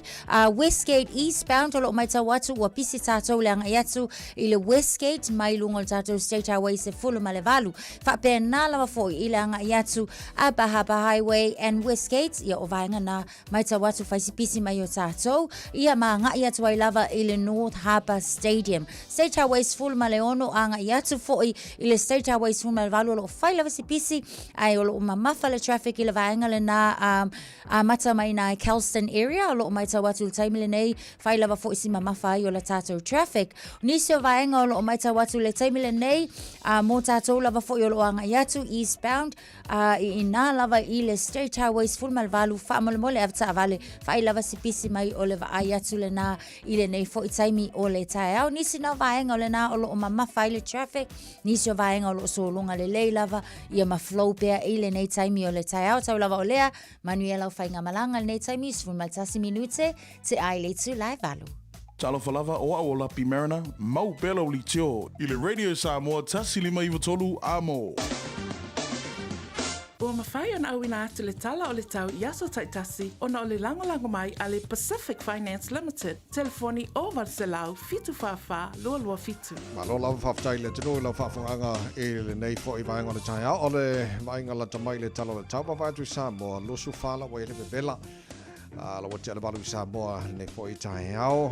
E tu mawinga le tau le tino o le whasolo na lang le lei nisho taimi, awa o fo nisho taimi, pa o fo timu Nisho vaenga o Samoa le nei so lulu o tātou iai. E mwhaina o le tolusu tasi degrees Celsius, mo runga le vevela le Samoa le so. Losu ma lima I lona maua lalo. Tātou papai atu le tau ia mo Australia. Whātalo whai pāanga malawa le tātou pakalame maro le tai au. So se vaenga o Australia le nei fwoi tai au. Fau malo la parse fua manuia le la mua Canberra. Sifuru whalo ele malu loop le nei vaenga o le tai au. O le awha solo ina awaoa. Wawa iatu e marosi fori savili nisho taimi e pa ultimo nisho vaenga o le lamoi Canberra losu lima o le maurunga nara bebela mo o tole so se fun matasi lona maua lalo Sydney Australia malola parsi fo manuia nei tai au e mana il malu nei temol tai au asfufitu lo iai o le afasolo ina awa e pa o ultimo mo o tau I nisho taimi losu lima maurunga bebela le so se fun maru lona maua lalo melpone malosi fo manuia nei tai au asfufitu lo il malu o le ea Nei taimi o le tae au, whaasolo fo ina awa oe pa una e wanga ni so taimi. Loa sifuru morunga ma whanwhana mo o tau sifuru ono lona maua lalo. O tēnā isi paenga lusu tasi morunga ma whana o le ea. O Hobart, la whasoro koe na awa pa o timu, whasoro na awa le tau i Adelaide, lusu tolu morunga ma whana o le ea le nei aso, whaisi vela le ea i Perth, Australia. O le alangi le tau tolu su tasi, morunga na le vela le ea i Australia le sos futolu lona mauna le manga ia le malu le temino le taiam salpoa ke a le wha po le 5 mo tau. Nei temino le taiam, na su konu la le manga ia le malu nge vanga le taiam. Brisbane, marosi fumanu nei taiam. O le awhasolo na marosi savili ni so taimi. Pa uti mo ni so vaenga fo i mo Brisbane. Be bela i le ea mo tau se fulu lona maulunga. Los fulu lona maulalo. Susulu matango file la. Ole mo kwa vivela fo i ale ea i Darwin le so. Tau se fulu maleono maulunga na vivela le ea famawina mo le so. Ea o vaenga se umana Australia. Ma le tulanga i le tau i le nei fo i aso. Tamaki makaura au kilani. No whanga whasalonga Radio Samoa. Ua se maris furu lima maulunga na marulu nei vaenga o le tai hao wapai atu ia lea mana ia toa le leili tau e ui na awa mai ia lea wavala mai fui malangi le leila tau ai o winga tu mauna le tau le so e awa langi le lei pa utimu ni so taimi tu mau lusu lua maulunga na mawhanwhana mo tātou le so o tai hao na whasono pa utimu le telo vaenga o Kilani pa ufo utimu le telo vaenga o Kilani las Fureile whasono langi le lei mai las toa na imana so samara so ngafua mala so lua o le nawa yaso lua mana iatu wha maunga umai la mai tau ya o batu o marsi fio le tunu nei foi tanga fo man fa moi baro le tunu ala papa au ni se faenga nei kilope te tono lo maria mali tau mo tau ile nei se fo o tato audio tano tau ready Samoa o fai na natu on of social mail tato company le ua loa le tautua le Pacific Finance in no ngā tupe mo so se wha moe maliu fai puiponga aso whanau sa whai whai ngā malolonga ba so se wha lawe apa lai nei loa le pacificfinance.co.nz pe bala au le oval se lau fitu whawha lua fitu e talo sanga sauna no ngā tupe i le bao le 5 se lau tala ma le lua se furu hawhi tala e lua minute whai lau talo sanga online www.pacificfinance.co.nz ai tasi le tu lai whatali e se tali e iai ai inga whabitoa bala au loa le Pacific Finance Limited ile oval se lau fitu whawha lua fitu oval se lau fitu whawha lua fitu Spun lima lau chale tula valu a whaina MCA tātou tala mai sa mo le nei fo i aso awa te wapole o la atu e whaasa lawina mo o epe a tale tula se fulu ma le lua le aulio le so ia ma le fitu buana nei ale si va pongo tātou tala mai sa mo fa te fitu fo tala mai sa mo nei vai aso ole ta ole fia waruka ya wa Waruka ya sa ia le lei so o tātou tala na mai sa mo le sila fio le tunu e a fo'i le lei e torpu lo Natasha e company o langa me le lei ia wale fsosani mo na yo tātou mātua lo tau sia i mapu whangalele ia langa te lea o le au nanga fo'i a Monike pe ona fai tau sanga te tasi so tau sia ia manuia le wha moi o le o te pena i ai ia ma wa o ala vase le ni ala foi fo na maua ia o le lato foi lea tau tua ia fantasi mana te o le lango ina le wha moi o le tatu sao fantasi le na ia wale so sani foi mapu i whangalele o lo tau sia nei o tatu tu asin sino le tunu tono lena whanga i whapena fo ia au nanga Monike na tau Yo e tawai ma lo whaftai fo i nei fo whanga i so soani fo i awai le o tue tau ngofie ia le tau singa fo i ona i o tātou tua a matatua ai whaftai nei au nanga ia o le tau tua lava fo i awale so i fua malolo ino na i o tātou tua a ia mai se fo i o le au nanga anai Monike pe ona tā wo ia awai le se e ngofo mau use milionga i mawhai una so soani a tawai awai mo mia lava le seleni i au nanga ia ai malo whaftai. Ia, te lo tara whenua le ma le angatu Christmas o a fo inni tupe o le amwheo na ofo lo whātum whai mea lofa iai. Ia, ke le ngā mea lofa mo la tau le nevai taimi o whai ngā mea lofa Christmas. Ia, ma mau e fo ia a wala e tau sia le eina i o tātou tu asin sina. Ia, me se lava tono i mapu i whangalele, pena fo inai Monike na tau i Samoa. Alo, malo lam fa tai solo ke fa ya ko nga o ia nga o ngi Samoa. Maka nga ngafi. Ale la wa mai ne tala mai Samoa ne. Nga o inga ole me ke ole me a foi. I mean ole mo ke fa fe kai ya. Ole nga o i foi le au no male a fa ina o tangata ole anaka i pisingisi ma I mean le ola mala fai no le ola ele pe o nga o ile nge ke le me ave o lo ia ko fa o lima fo i tanga tai ana pisinisi o nga o ila ia me na ia ka o nga o file mu mo nga o ile pisa so le me ala ka milo ku aka ngo ku pisu po mai fa fa ka ka milo ka ku se vai ku se vai ku wa le nga uma a ku se vai fo wa pe yar fa lo no ka bala so le ai sem kwa fa le ko ngo fo ngi ka nga ai fai le mau la ko le lo ola e pu e uma so le ka fe ai wa ma ka ki fo nga o ya sa mo ia ri tau ngā tāo soi fuanga ma le whai ngā tā. Ia awa se ele awa lai whai e. Ko a makau ki a so. Ia kaur se ia maua o kou. E te tau ana maua. Kau ka maua. Ale me o kikila ko wa o me nga ele camera nga o kikila ile nga o inga lea. E kusa sa vali mali pe ala sa vali la ka fa o le la e vai lau fa ba. Ai nga o ka ba ko o le fara no. Sa vali ale pe sa vali ka la se la ka la le ka ko ge. Ia fa ka nga so ne ai. Pule pisa. O le manga o fua. Wale ese mea. File mu. No. Mai se esi nga. Ele esi. Ele esi al kukul kalo. Ai, whaingo fio le life i Samoa. Ia la ko wo nga oi o lo la foi kau so ngi kupe nga. Fai bisi ngi si la ko sele ai. Sempa kire fa le ko ngori. Ia le na onai vai nga na Samoa. Ia e mai se la o le la wa makale vai ka nga wa le fo wa nga ia tsato I le nei fo I fai ngol tau sanga I taimi e silo na mo mi ai le se leng. Ia me la lo mo whakamala. Ata vai. Le la wa le nga lue ka sanga ko ale wo o ke no vai ko ma sai mai se vai. Ya wa nga fi war ka ma marki nga fa ko anga la nga ma wa le poko ma ma war nga lue. Ia nga la wa ka fa la wa. Wa kuar ngoi. Fa le tonu tele. Ya le ya karsia ya bawangi o ko. Ya mo ko wo se o ko fo ile. Le fa salanga pa fa salanga fe ngai mo ko mo lima ka ngo pa le mar ngoi. Le ya wa ile ngatala ng fa salala ko. Ya a tu mai fo ila ile I fai nga nu uma me. Ya wa afia fo ina ai.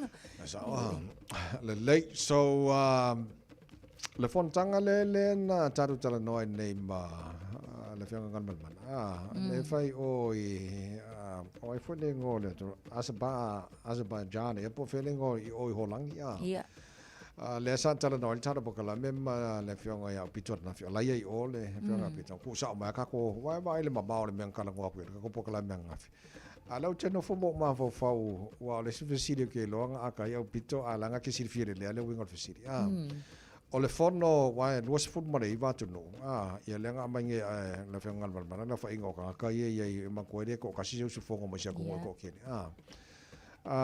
o le wingo le tala wa le saunanga pito o le fono le ele o se fono fo le tala no ina ia le fsoswani fo le kaufa ikikia le la final o sonele le casa le fono le saunanga pito e tala no ina pe fiengi kupe mai fsoswangi se ko li pe mai pe ko e fa le me wale anga ile primero la climate change ma le final tau e kusa la fa longo e le lo fa fonga ta sa mal fa fonga la tenu e la fa longo pe foringa mai o milionga ye a mai o ia ku ke kelenge e pe nga mai e fa sumori e ka ko ngi kulangi a ele fo I el fa fita u le fa inao o tu motor Pacific and climate change la ni e kusa la a ke le lo se wa ko ka ngo fo ma fa bicho le vai as pe fiengi milionga wa mai mo ka ko ngi kulangi il Pacifica ma e kusa la nga mai le ave e fa ia me foi po me o le anga ia fama a ele o solve ele o fo I el fa fitauli ele tu punei Ela binga lan fam talanga. Ola e mo ko e pese fia ku ki kele. Ole tele na fa ina o sone I kesi o na ko. Farfenga ruenga, na mo na ko pidionga. E ku sale ai masianga ngo mo kamanga e. Le nga le fongo. Sa olele. Ka ko wo malepe ia fa penga morngi. Morngi mai kai. Ole e fa ta na fonga. ai te tau ia tunu nei e awane e pepe lo mai ka ko Pasifika i midionga 4 midionga le mai ai fa se fofanga ina ia saunga le mulanga o ola tangata ie mau pe ona fa ina menge o fa marolo sima vai ngolo afi tanto wa wa ya fa yo lai ya wa mo tino sa ola so no o tunu ya ole ke le ma walunga la so tma ainga sau ka sanga la ba ngai ai au mai tai tau sanga fo le so swani tau se lenginga if so swangi ya tunu ne ya wa ole pe fallinga mai se nga singa quick fix le kam fa ye pelo mai fo itato mai se lava tato olo o silio na fa inga ya sa ngai sa ngai la nga milionga e ko ki foi milionga fa ungol kalingan ya nga uma ko yala ia makamaka kangaka well ele leia tupe ole mai e fai vanga ia ai ola ina tupu mai fa na nei ma umai le ola tangata ele kai lava milionga nga e foi e fa ku se le ola tangata ia mau fo le no inga e ka kaunga o ke manga kua ia le ale mena o mar ke manga kua ia le advisor la officio nga mai e o mar kai mingi le kai ngalo e kia ola ngela le fisio o ki ngalo kuri le o mo ka nga poro fa ko ko ki nga ola le by for my refer the fisio ko sala nga o for my mai mo painkiller ola mo kwa malo lo sia o kere ingunga la o va pesa o mo va le fisio por la sang o va ko le fisio fa man fa le advisor le fisio va ai awange e fa nga inga painkiller o lona mala ma o painkiller nga fa afile mua yo oi e malati ngal kai milea ai le for i el fa fita le nga fa ngai mo oi you rather go to the root of the problem meaning ole alu e mako ai ko por alfa fita udi for inga onga le ko ki ngai le lo langa ko e ka fa penga la me e ka kupu mai i le va nga le a mai e 4 million ala sang fi la ko e la ko pidion ala mo e la ko fa nga la e fa le ngai ne o so ne o lo kalango ai la lang ya ko ya ku me full place king for America ya anko e ma kwa ke e anko ngi ele kai ele inkaresi anko me ai ti sai e le na ka ko wo ye fa penga mo ngi kai ya ma lo la ka karo de li inga ia mo lo to se fo ma ko ma no si ne aso ia mo ko angar ka kai vai longa so fu ma lo loina pa penga foi ma ko wi o me sininga ka u io ole le tavai le le do su lima lo tere to la valu si ma fa fonga ta to ma fa sa mo o ne foi taio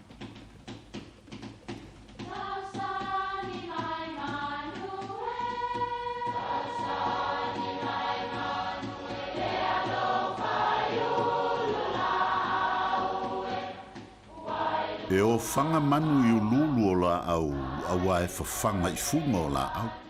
A o le tangata e whawhanga i upu matala. O le mawhileo o alanga upu mamuanga ngana sa moa maona whaapongai, e a fua i lona si o mianga. O lona lea sao i le whaatufunganga o le iloa whaale aso, mai le tautua se ia o ina pule. O alanga upu mamuanga ngana, ua lantou mamanuina le tō whamanino a Samoa, mana tua fo'i, e tāo fitau muli le atunu. Ua vai le loo matua paia. Vapea le tala o fatu le fafine fatualu, ai o sala le fafine paia. O nei la matina, o ni tangata fia tele i le whaita tala. Mai fōlinga sa whaile la porokala me whaitala. Na tu tala lea i le isi aso e whetaui i le vāo la nuu i le tae au. Ai a mata i fo'i masia la whainga tala. Na tau whaiusu nei le au tamaitai, petai. Na whaafea le tamalo sa fune ia fatu e whai se malu tae au. Na lau le lei nei le fatu walu o nālua i lea. E tauno atu, ma lewa o na whaatali mai si whawhine paia, e le i whaia sana tausinga o le tae au. Na mata loa lea o le la talanoanga, whai mai e le i toe ngole ni mea na tutupu i o lantou nuu. Wha solo anea i nai nuu tua oi o sa fotu, e o i nai mea lilo, sa te tanua sa maunga ma sa fune, na asu uma i lunga i le talanoanga tinane, O le mea na tupu, e o ane i le awa uli ua whaasolo i na ngase le paia o na ele itali alo i le taiao. A o le fafine fatu walu, ua nau lava e wha au le tosonga o le ili, o na o lae toa le leilo na moa. Whai mai o ane i le afiafi ua le toe langona le leo o le paia, ua matua mole i le fia ai. Ia, whai mai le tala na i ua i lava i na oti silo o matua, o na o le mole manava, ai alu ata le fatuwalu awana ai le taiao. O upu nei e masani o na whao ngā mpe a langona le fia ai. Masani o na whaalongoina i ngā luenga whaitasia no upo e kalesia, e ampo so se mafutanga lama. Iari i tope atu le vao, e leo toe umi se mea o tutoe, se o tātou malo lo o sau fo i le lo matua paia ia. O lona winga ua langona le fia tā mafa ua mole manava. Ua vai le lo matua paia. Manui ala ufa songa sa moa. Wa ai la le manga ya kele o le mele tātou te whamanga kui lea kaya o malea kaya. E li le ia le makua i koa le leo le moa wha ngā solo i ngā Wange i vai sei si le aso. Wange i whai mole le ami o ngā koa wal mela ngai mo. O le anu mole ka se fururua ke o wha ngoi la le whane au mole manga.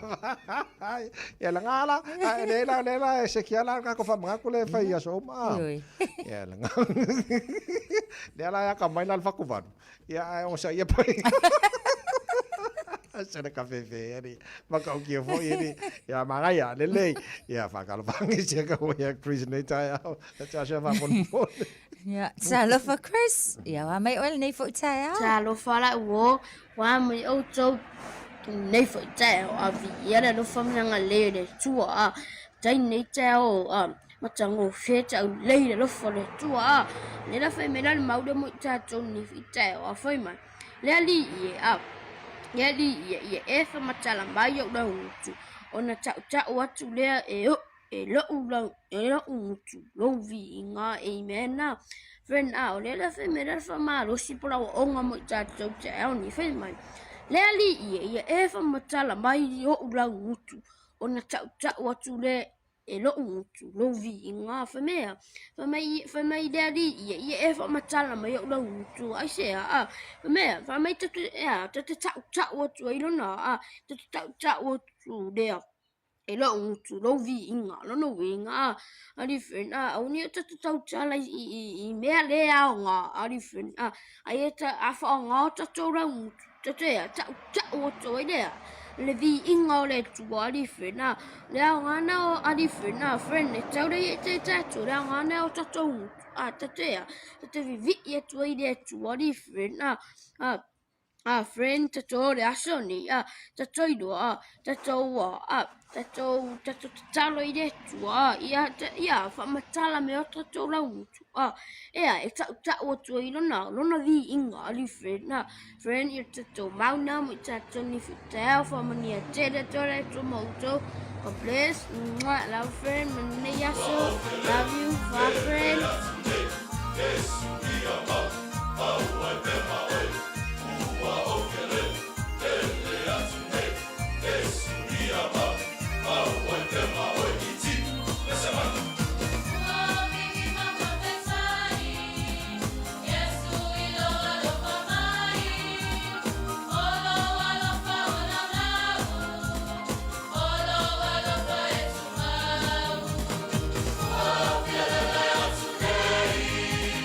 Yes, we are.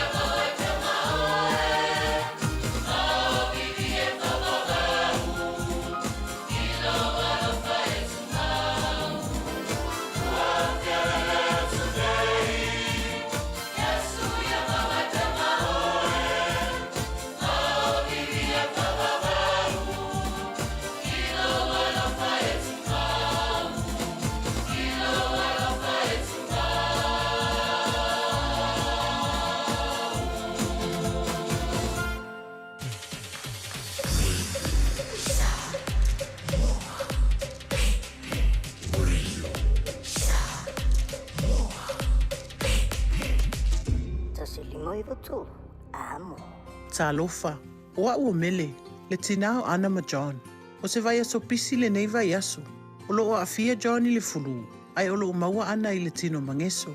O lea fatoa o fo i mai le fale tala vai. Ma sa maua i le fisoso ani mo nei fa afita auli. O fa matalanga ta ua. E pei o manu anga i titi. E iai ma o sia o le tino. Ma fesili e winga i vai la au. E iai fo i le no fuanga mo tala noanga taito tasi. Pe amana o mia. O le fale tala vai foi. E mawhai ona la tautu uina mai vai la au. Mo isi ngase ngase. Ma whaatino e matui pui pui. O lunga o le healthpoint.co.nz e te maua i whamtalanga o le whale tala vai i le tau pitonu. Awa ni MBC whaasala laua tu sa o lan Radio Samoa o le tamara sanga teto fitu ale Malisi Pacific Sevens lua afe lua Sumar Farm. Mai le balai o le Manuka Rovers i mangele i le aso tona i lua se fulu tolo o November. Tele au mai Samoa ma le Pasifika o le a waile nei wha moi moi. Ua mawhai ona au inatu ona o le langolango mai a company name. Moana Rentals. The Fono, Chimana Wholesale Orders, Pacifica Family Health Crew.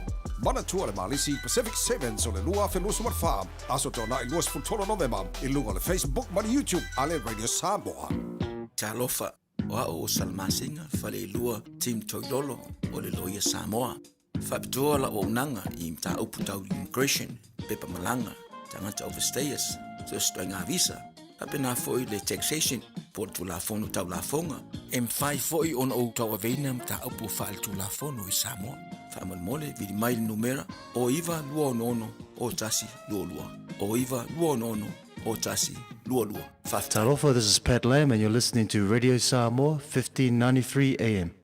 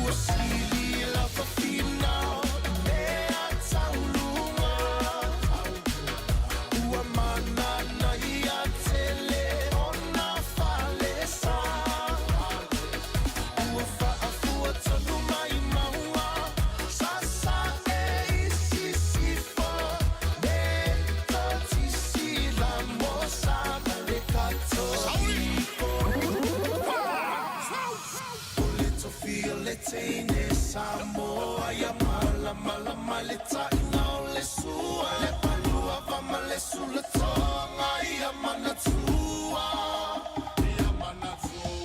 au tupulanga talavo i nei aso ka semana o fa'alia le malu e tia le fa'asamoa uana o le nanu fa'amole mole so te fifilo malu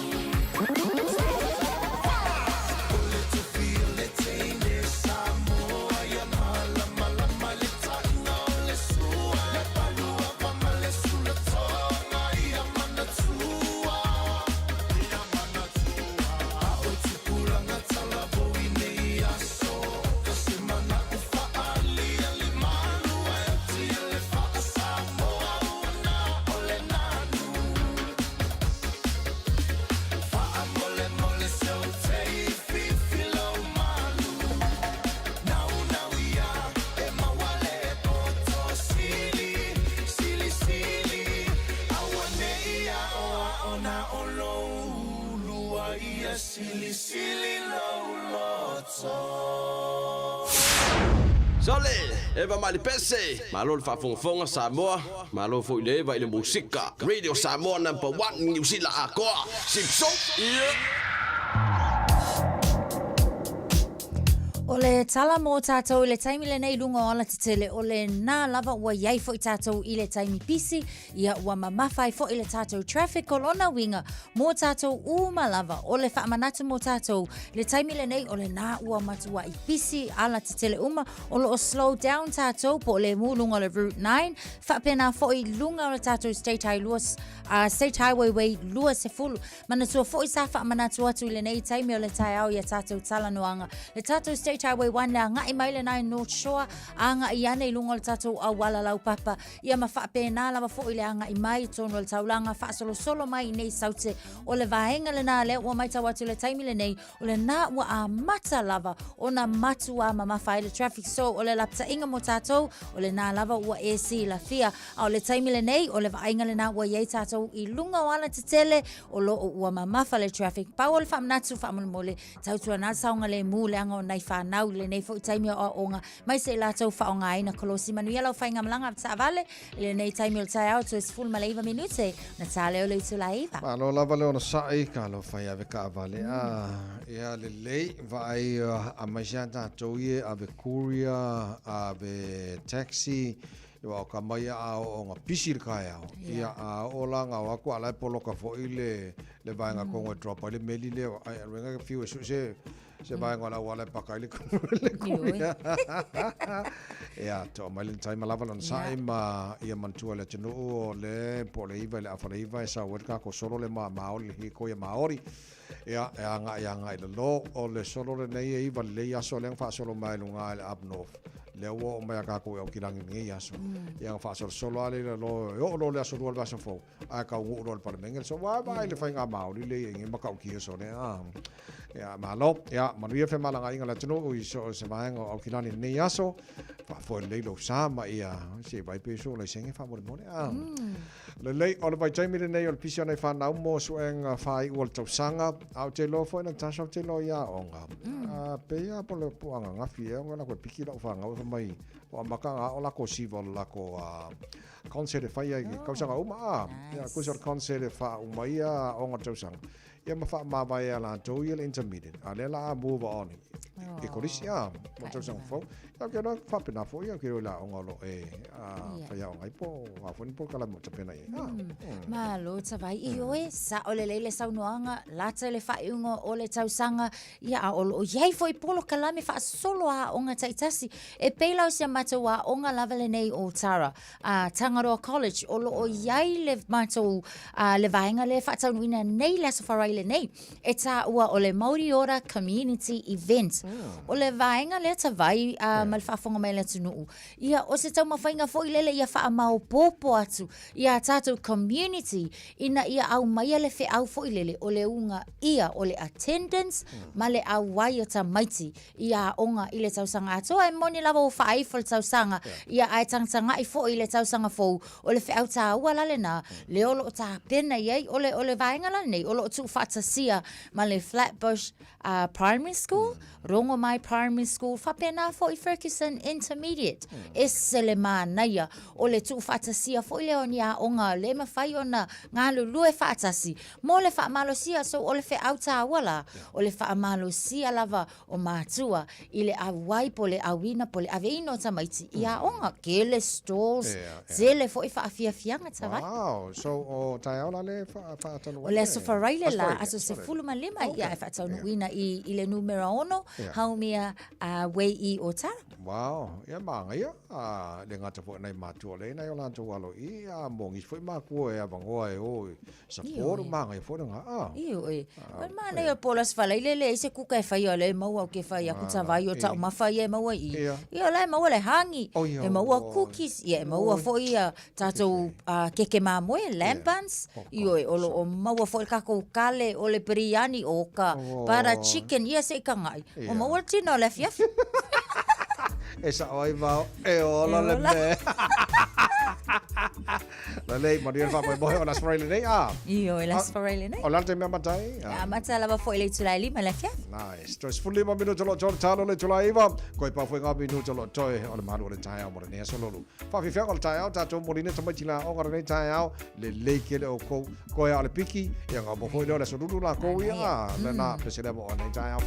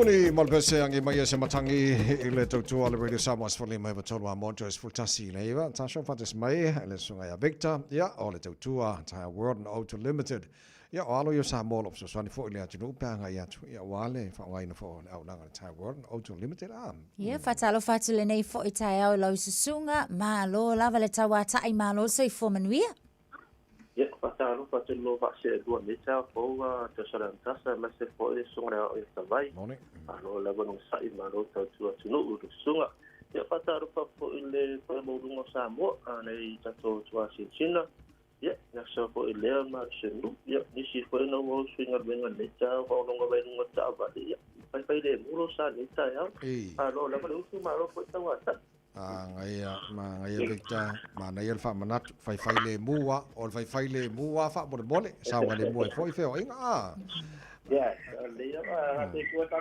mi ni lo la me ku ku ke ora la de aro ta vale ku ni fale to no la wa va te fai le mua ro ta không u le ya to ma sa ngale to ne to ka ya na le ta ana eu zo ya mal tanto di poti fa bole Pasai tawai mon mato no fa no ia amata tile mato po sini o ka check ia mantua sua senere sia neka pe toro sa ita te pamu o li matasi de o tala to dima o ka to tisoro ta no ba sendi ia manatu o le to isi to fly fly au no de scan level airport ka check ia por airport ti tono ko ta to para o pa tela de so ia facility ko mi sura pe ga de ba ti ra tu ka de ia ti ta mo scan to no ta to pamu Ia tadi apa tak itu kita tu pamurak tapi apa na lo lawa ngaki mau upa mulo sado lawa apa so ia se fa ngaro tapi itu tak balik itu tu pamu Aunque si la PC essential visio do su itu taran dunia mana vai itu pasir ai mo pasali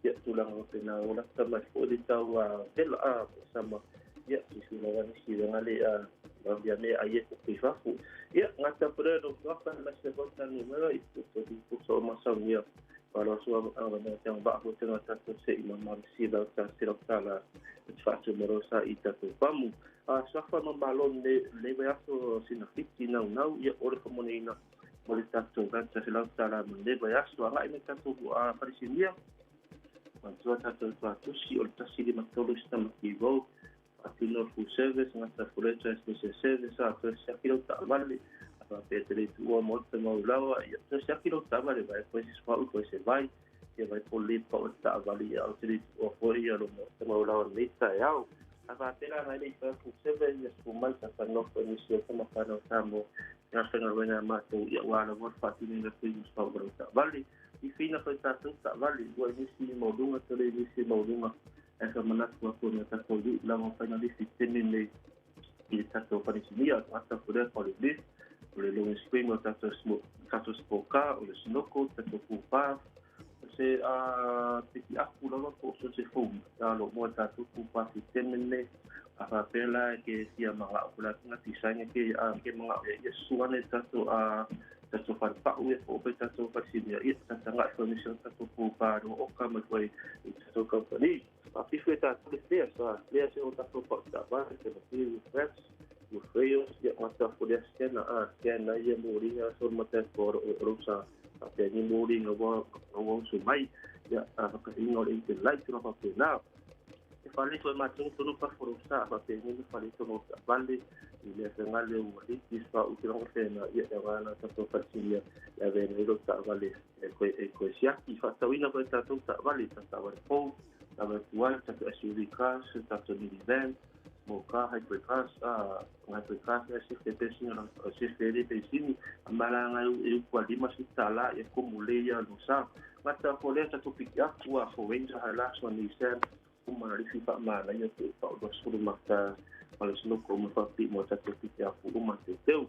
Apa pela tu nak isu tak boleh kau itu ini, jadi kau satu tu yang maksual oleh sini, yang melakukan rumah tinggal tengah para isso tak balik yang matu mau tu lokasi ele tá seu company em telefone ou baru que tu faz do ou baru que tu faz do o me foi taxi facil samo você só ou tá tu for pau ele tá tu si taxi fit sur pejo o cha pa'ufou pa'utuai mo amata mai sai sutolu se pa'ele suvalu ma le 20 alo'olofo i tatou siki mai akuio amata ma sai sulima se pa'ele 20 agai'uga ia po siki mai akuio tatou tavalalafo'a afapela e so siki mai akuai mo e toe i ia fai matou fena tulaga mo e fai tatou ia alignment ia puku mai lau ia alignment ia fa'apaliu se matou pa'au fai fatatelu pataripea so mo tatou pa'u makas o tasi tolu tolu tolima se pena volo mo e matou afape fatau ia pa'u makas e tolu pe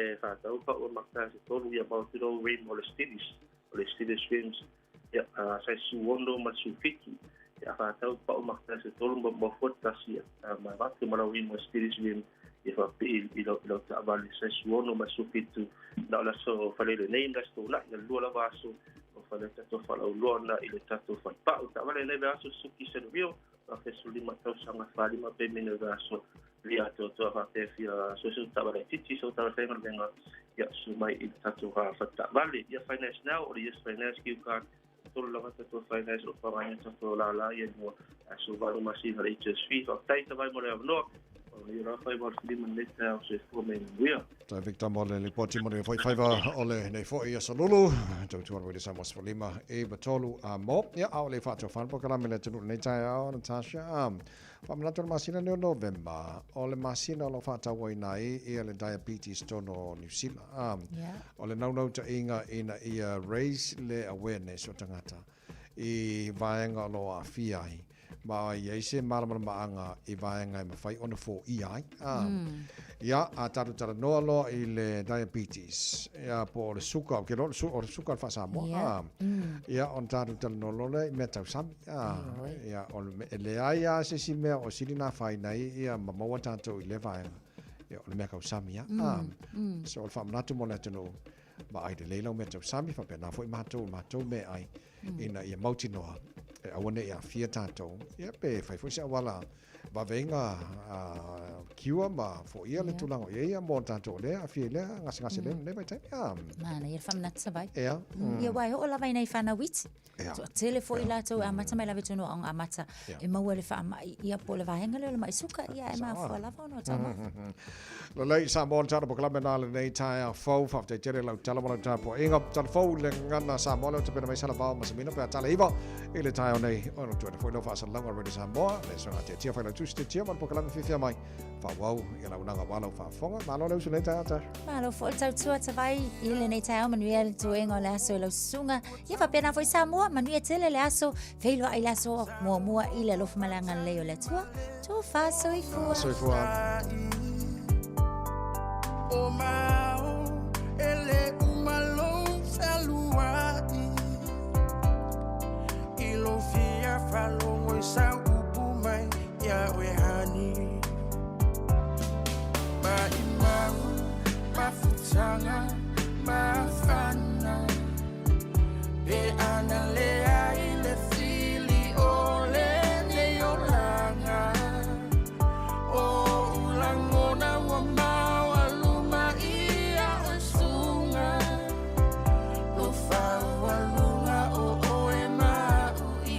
so uma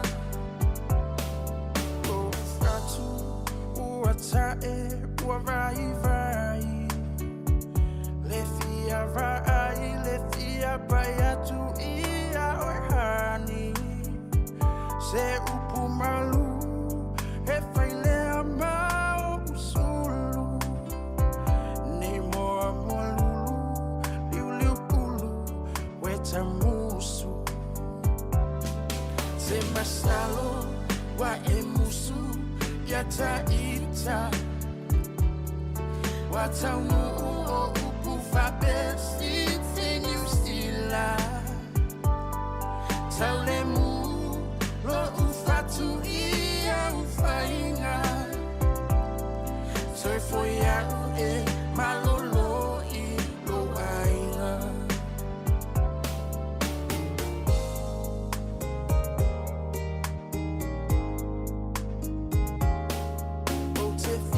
Faya tu masongi yo fofonga tinga ona leta u etu mau pele lo fa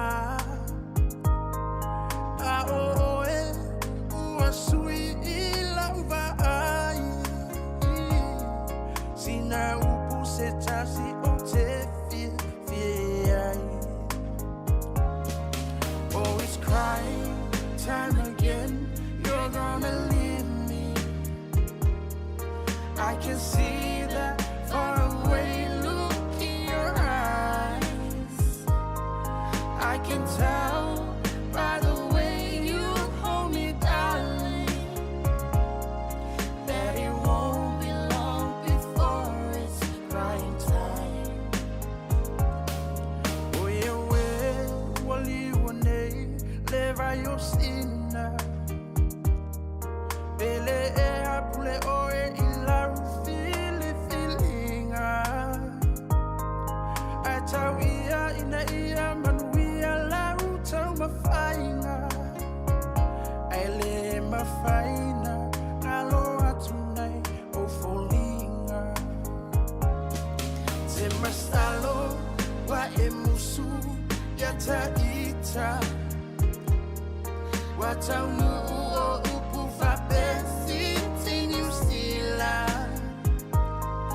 Taulemu lo ufatu ia ufainga. Toi foi a ue malolo I lo ainga. Toi foi a ue malolo I lo ainga.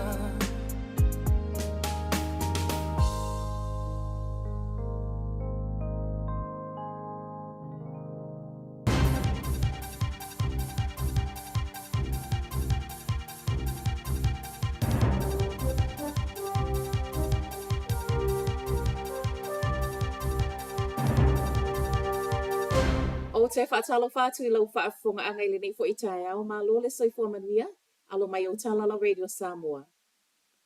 Ua whaamaunia le tangata I to o tasi wa maua le misela I le motu wa heki au kilani. Whaamauninga mai le soifua maloloina e tele no fuango le motu na yaile ua maua le misela. E au fia ima se tasi o no fuanga I tumu ai turisi. Ua whai mai ai fo I o le ua whaanofo e sea le ua whaamaunia whaatasi mai lato I talitonu wa maua lunga le lamatia.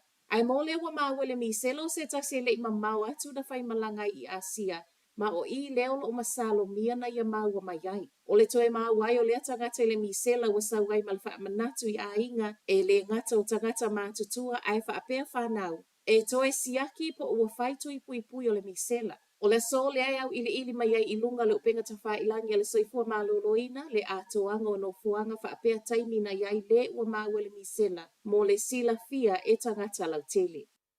E le o toi mamaua loa ia le tū la whanofo ua pāsia le pāle mene lea e whaasa ai o na toi wa aia sui o kengi ma la tautou ninga po o nisi lava fo I o wha ilo e iloa ai I no fuanga whaitele. O le Gangs Act lua whale ana pāsia le amatanga o le tausanga. Lea fo o le atu ai I leo le malosi anga fo e o sa wha ai ma whai o la tau tiute. Pe a whai ai soli e sui o kengi le neitu la whanofo. Ai ele I alo I ai lai le aso tofi o le vai aso asau. O le ua fesa o ta I leo I ta I o kengi. Ma wha manino I ai sa o lo sau ma le tū la whono. Lea e le ma whai ai ona toe la e ina to ninga nei I no fuanga whaitele. O le wha au mai le ofisa o leo. O le ua pāsia le pāle mene le tū la whono ma o lo la tau tiute o le wha malosia. A whai ai soli o lona winga o le a wha au ngā lo le malosi anga o lo sau ma le tū la whono fō. E ui o lewa mai a pālota le pule ngā nu a Wellington e tau fia le whaatau e se atu ana sea lea o lo il balaiva lele. Pei tai o lo o mawhanawhana le pule sili o le vai ngō tupe a le pule ngā nu e mawhai lava na tupu. O le masina tāluaina toi pālota i le pule ngā nu a Wellington e masui lona mawhauwhau e aua le whaataua. O lona winga, ua tatau e ona sa ili sa isi au wala I sa wele ala ngā tupe e whaatupe e ana fuafuanga mamau. E lua I tū na toe o I aitala noanga le pule ngā nu ana nafi. O le whaatau uma po o le whaatau nā o se vaenga. Pei ta itali le pule sili le vaenga o tupe, Andrea Reeves e maua le whaamauninga le tausanga fōu pei tai na ia whaamanino le whaatau ese umatu o sea po o nā o se vaenga e mawhai lava o na whai. O le so le ua iaso e amatanga lue le Crown Observer, Lindsay McKenzie, le ua au mai le malo e ngā lulu e whaatasi male pule ngā nuu a o toe whetu utu una ia I lana long-term plan. Wheto ai le train ma le ta avale Hamilton I le vaveau ana le la. O le afo le 5 Peach Grove Road le ana tupu ai. Ma e tu whaatasia talo o tae aulo o iai pele au la vea ai, tapu nia le awala, to e whaatu wai ai mawhai ngā malanga trains. O le kolosi leo lo ta ua mai reporti na tupu ai e tusa matala mai leo leo. Mai le tinei mu e tolu ta avale fui mu na o iai whaapele to a te leo lana au whai ngā luenga. Ma liu le na alu mo ta e lenga il matawhanga i piha na nafi. Matawhanga le nei wailonga i le a ave ma le malo losi o ngalu. Ma i reporti mai leo leo le afo le tolu le ana lave ina mai ai mai le sami. E ui ngā luenga lave ai e le i mawhaiona whaasau ina mai ai lona soifua. Matala whaaiu, ua mana o le pule nu o Aukilani Wayne Brown e whaamuta ia le Auckland Transport. O se tasi leo i tu o swing o lo mana o Brown e whai ai Council Control Organisations po CCOs. Ma o le whaapongai ia atili whaamalo si ai le tausi mea le lei, ma tu i titia le soona whaalu lea o ngā o puna oa. O ne swing o lo mana o le pule nu i aloa ia i le masino i ulai le tausanga fōu. Paulei tu tino i le o ia i le pule nu e sui, o le pulengo le suawai le aai, le water care. A o finau malo se le pule nu i swinga nei, reportia le Herald, si lia ma le valu se fulu pasene o tangata Aukilani o lo langolangoina, le fina ngalo le pule nu. O swinga nei wa mai a folasia i lumo councillors, pe ona a matatala no ai mai le vaiaso talu ai. Fa a wau mai ai le vaiaso nei ma o le afoi o lo tau au faa i totono o le paketi le aloa ia le pule nuu, le e faa lau i loa i le vaiaso fau mo fina ngalo faa lia o tangata lau tele, ai e le i faa palo taina. Fai wa toi tala la Radio Samoa, manuiele nei tala. Ua mawhai ona au ina atu le tala o le tau Yaso Taitasi ona o le langolango mai a le Pacific Finance Limited. Telefoni o Varselau fitu whawha lua lua fitu. Ua loa le tautua le Pacific Finance in no ngā tupe mo so se wha moe moe. Ma liu, whai puiponga, aso whanau, sa whai whai ngā malolonga, ma so se wha lawe. Apa lai nei loa le pacificfinance.co.nz. Pea wala au le oval sa lau fitu whawha lua lua fitu. E talo sanga sauna no ngā tupe i le bao le 5 se lau tala, ma le lua se furu hawhe tala. E lua minute whai lau talo sanga online, www.pacificfinance.co.nz. Ai tasi le tu lai whatali e se tali. E iai, ai inga whapitoa. Pala au loa le Pacific Finance Limited ile over salau fitu fafa lua lua fitu over salau fitu fafa lua lua fitu. 24 hours a day, 7 days a week. Radio Samoa streaming live on www.radiosamoa.co.nz.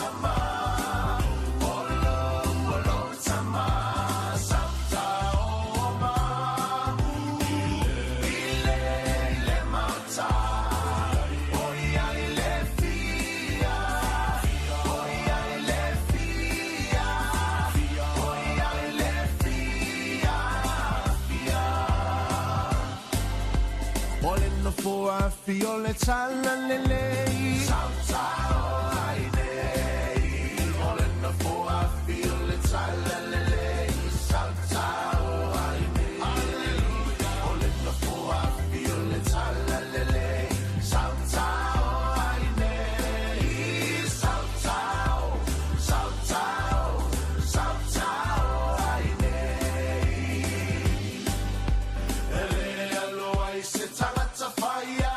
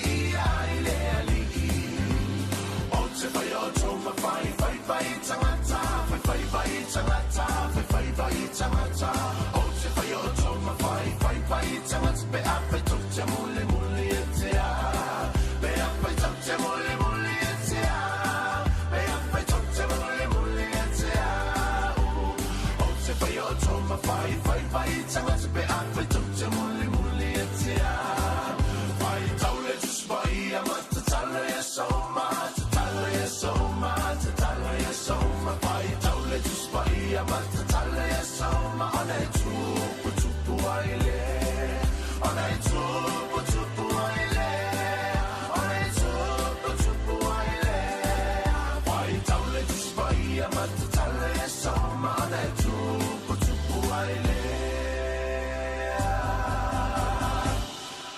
ala male si ufofonga ole ole o mamo e I fa pole pongi sa po fea o ia ala au mi mamo e uale lo wa mama o mai le o mamo au mai totonu au mai totonu au mai totonu male anga sala au mai totonu au mai totonu au mai totonu ya Yesu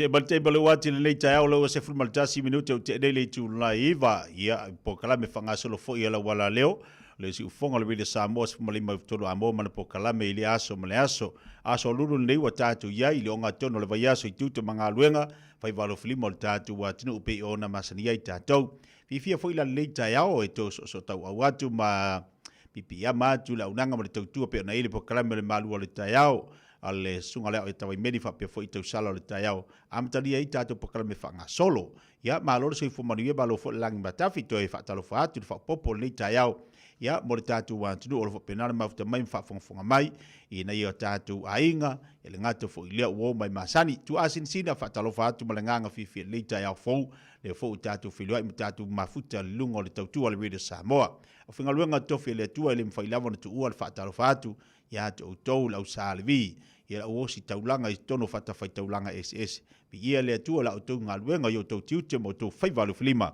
o lo fa penao na tau ngaru ruei a wale manuia o tatu ainga nu mai kalisia mai so atu nu o lo tatu au mawai lo tatu atu nu fa penao na mau tatu po kala mele tai au fia lava Stafford Kelope le te mau mai le tau tua mala udanga le Samoa po kala mele fifia mai fa talo fatu malanganga fa lo malanganga fifia le loto wa tumu le oli le tayao le lofa malanga le yo le tua fa talo fatu ali po kalami anto to umalava yo ele mfaila tu u fa malo mal fa felo ya tu la tu sa fenga tu manga luanga le pole o mapua ti moto malawa wa se malo longa la to fa talo fatu ya to malo le o sai malo fa malo los le wa fu nga luanga le poksa tatu yele mala mol tayao fo wa ma yele tua ia lele ia alos faisina malo longa o sisi malo si fo awati ute mangaluen mo ele fatu ai usu atu ngaluen ngole tayao malo lava lusu fe mali lo tayao lo baso lulu tato ia mai la to fo yo lo fenga mangaluen nga masani tono ainga to ina masilo matua la to lo fenga mai fatu ainga tausi malo lava fa malo ati ati auto ia sisi mesilo na tau le tatu fela mai le tayao tatu mau le fia ma le oli ala fia le tayao oli o tatu loto o le ala sisi mesilo na tau a fa pia te ala mai le tayao i se me o tau popole ai tele me ua lenei o langa o le maise le tātou whasoa. O le tātou popole tātou tu mea umai le tua le se me whainga tā i a te ia. Au mai whae le tua i ati tātou le poto, e mea le tua i ati tātou le ata mai e whasoa hai mea tau na tātou whasoa i le aso ma le aso. Mana tua e lau mai ai le tua mea oma mwhamurianga i tono tātou ainga. I eila te mi fo ia tātou te mana tu natu ma tātou ma fau. Ia ina ima fai on whaamalie ina. Maria o puna whaamalie ina. Whaamalie ina uma mea lai sau le teimetasi. Ai te tilo atu lau whaasoa. Ma le mea lai o lima. E le ngā whatia. E le o lava. Lala le mea taun tātou whaia. Tilo lo iai. Tātou wawa ai. Ave lau whaamomua le mea e te tau ona ave e le whaamomua. Yo la ngana na ta wala tatu fa lango fa mo ile li so ni mai ati tatu le aso e fa so ai me wa mai o tatu lim au ni o tatu na tele ai a fa pe fo wa sa o tatu o mo nga ruenga fa nga le taimi tatu te nga ruwe ai alu e mari fie ai e fo se mete ilo tele fie e tangata na tilo fa ngalo fa tasi fa nga ruenga ba e wi ai fa brother kau fai le marca haso. Kau fai le marca haso. Ele ingo sau ki, ele ingo fu sau ki. Ta kwai foi. Ia, mo me fu me ki ruai. O ia e fa malu si au foi dis. Ai tamai so swani ai. Fulima minuto te dei ale tu la e vai lunga tau tu ma ranga tu follow the Samoa se formally mai tu la mo. La tatu tali watu le pol poto o tatu le leita am tali ai po kalamre fifia mai le fu ya solo lu.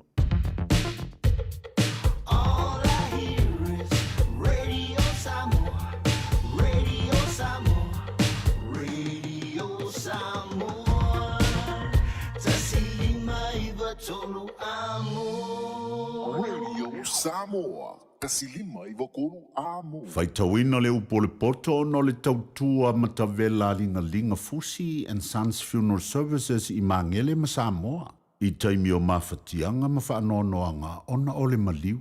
Mana tua linga Fusi and Sons malana au nanga. Ole a wha ma avenga atu mo oe ma le ainga. Wala au i le telefoni lua fitu lima, tolu o fitu.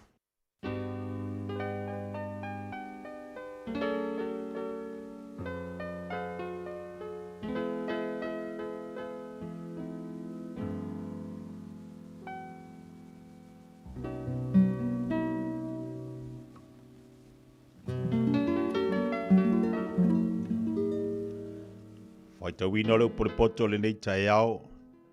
O mai le tusi le whaata oto I lona mata upes fulmari tolu. Whamanuia le tu o le whaitawina o lana fionga pa ia. E whaalongo le atali poto le ao atu o lona tamā. Ao le whaatawemu e le whaalongo ia I le ao inga. E aile tangata I mea le lei aile fua o lona ngutu. Ao le manao e a mio leanga e aia I le sawanga. O lena te leo lona ngutu e tausia e ia lona nganga. Ao le whaamanga o na lau ngutu e ia te ia le malaia. Watu ina nau le loto le paie, ai le aise mea e maua. Ao le manao e fili ngā I ngā luenga e matua maa ona ia. O ino le amio tonu le upu pepelo. Ao le amio leanga e ino sia o ia ma whaamaina. O le amio tonu e leo ina ai le ua saola na amio. Ao le amio leanga e lafo tu ina ai le ua ngasala. O ia ile tasi e whaatanga mau oa. Ai le ai lava sana mea. O ia ile whaatanga mativa ai tele e ana oloa. O le tongi olo le tangata, o lana oloa lea. Ao le mativa, e le whaalongo o ia I le hawa inga. E fia le malamalama o e amio tonu. Ao le la mepa e amio leanga e tineia lea. Na o le wha maualunga lava e tupu ai le misa. Ao e fili e popoto I lantou. E whaititia le oloa I le whaimea whatau waa. Ao le whaatupu mea I ngā luenga e whaateleina na mea. O le whaamoe moe ua tuai o na taunuu e whaanoano ai le loto. A o le mana ua taunuu o le laha au lea o le ola. O le ino le upu e whano o ia i a te ia. A o le matau le pola inga e file e mu lava o ia. O le tula fono o le ua poto. O le puna o le ola lea. E alo e se ai i mai lei e oti ai. O le mafau le lei e tupu mai ai le lofa.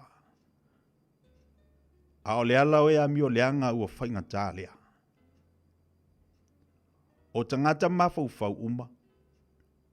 E taitasi mami o poto ia. A o le vale, na te whaasala wina lona valea.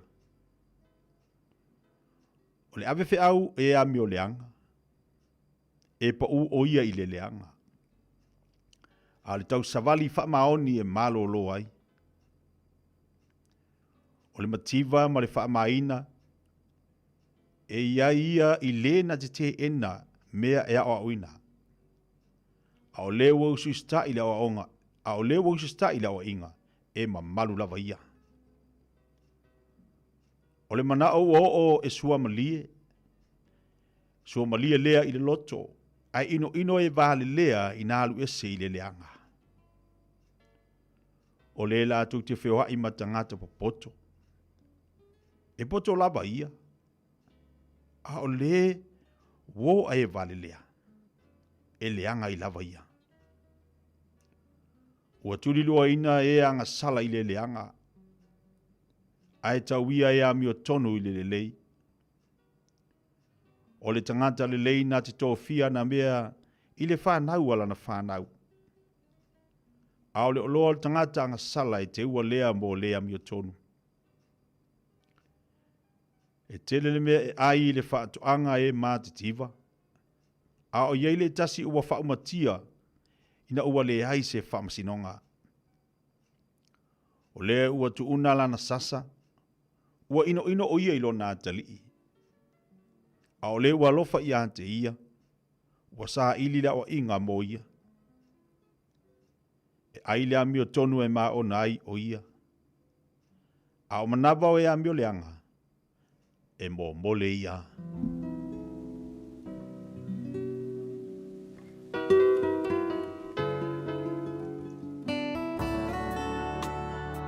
Ua awina atu le upu o le poto i le nei aso o no le langolango mai a linga Fusi and Sons Funeral Services. Ua mawhai o na tu whatasia o nanga tala whea ngai i ni tautau ngō fia tele. E fso soni atu ai, a o whea ngai oe ma le popole ma le whememea. E mori whatasia atu ai ma wha mai senga, ma wha mawhana whananga mai a linga Fusi and Sons mo a inga uma o Samoa ua whea le maliu ma le oti. Malau mai loa ia lingalinga Philip Fusi lingalinga. To ia whaapo lingalinga, to ngia si ulavea, pesusu mai i le luas fulvalu Canning Crescent i Mangele.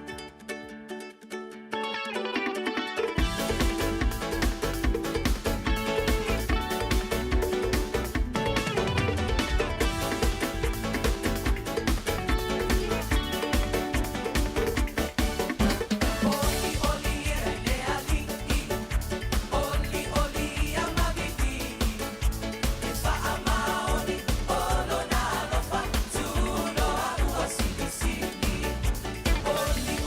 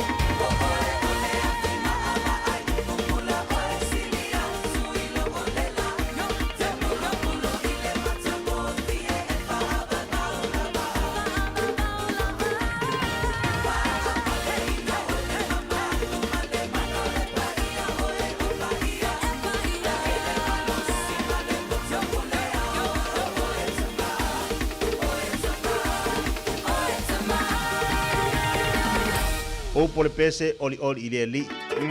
E vai dale manga yo kai wa. Fa mai atole pole poto mo tato longa tono nei vai aso fa tawino il fata o tel dapo se full mal tolu pe ona ta imu ai foli tato po kala me ni ta ya fo ai ala mai la le ta ya wa kele fa la vela ve wanga i mai ringi fo ya so dulu oli pe o ile li. Ai ala mai ta ya va ya ku lau se lengi lau ako o le la ku oli ile li.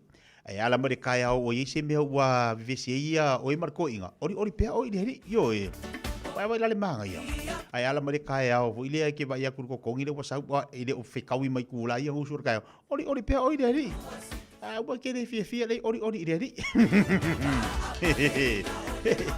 ai ala ku fo isi kanga ka fo ile life fa malama ai me sering ya wale se aw fa sa kala oli ya o ile li oli ya o ile li luas ful fitu minto te nei ia le tu lai vale tu le de Samoa se fut malima tu lo amo mal pokala me le tayao tapi na mai so manatu po so langona le tato pokala me ola so manatu tatu tal noa ile tu pulanga wa ye le vai taimi le nei tu pulanga le wa ye le vai taimi le nei le ngata ine a o Samoa yo mo nga oi mo nga oi ale me fai lau kala o tu pulanga talavo ele itaitai lai talavo o langa whanau ai o whaine winga maneia mionga e ngā oi tu tono whale o loa alai malolosi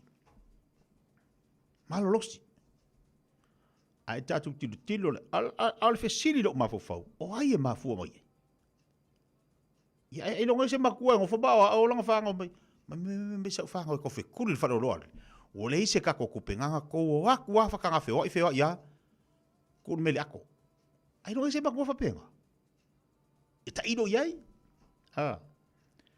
tu pulanga tala vo ma fa nau fa ia le to inga ngayuinga ma le tu inga mionga fa pene ia ma tu fo dal termine wa ma tu ai ka ko yelo fa sa mo wa kamera fa solo atole i tono fa lo ma so se vai wa camera wa ta pu wa fingo fie na pu elu wata ma unga yo inga le fa tino ala so manatu o ko va pe o ye ma fu mai ya tatu tilo tu pulanga tala vo ia pe ona tatu tal no le fo fa solo po kala me na fi makun po ki Samoa tu pulanga ia lena avatu le awa nginga fo ilungo penga te fa ila o kai makaukia mai al tatu whalinga nei, tala al tatu leina. Tolu fitu tasilima vitolu, tolu fitu tasilima vitolu. Ai afa apea foi. Whata te inga o tupulanga nei. O lea ua maua ina latu nga yoinga tu tono whale o loa e le fitawi. Ona ua latu nga o ia o loa. Ala sila ngona oil matua. Pe afa apea nei la oil matua. I ona whanau nei. La se tatu tiute mas tatu ngā luenga e toi whai mō nei whanau ia. Pe awha pe olo walo o se atari ia tea o se whawhine fo ia tea. La su tatu langona i le vaenga. Tala tatu leina, tolu fitu tasilima vitolu, tolu fitu tasilima vitolu, pe mai e tatu whalinga. Ua na ole Radio Samoa se furulima iwa toru a mo e tautuaina o e ilaungangana fitu aso le vai aso.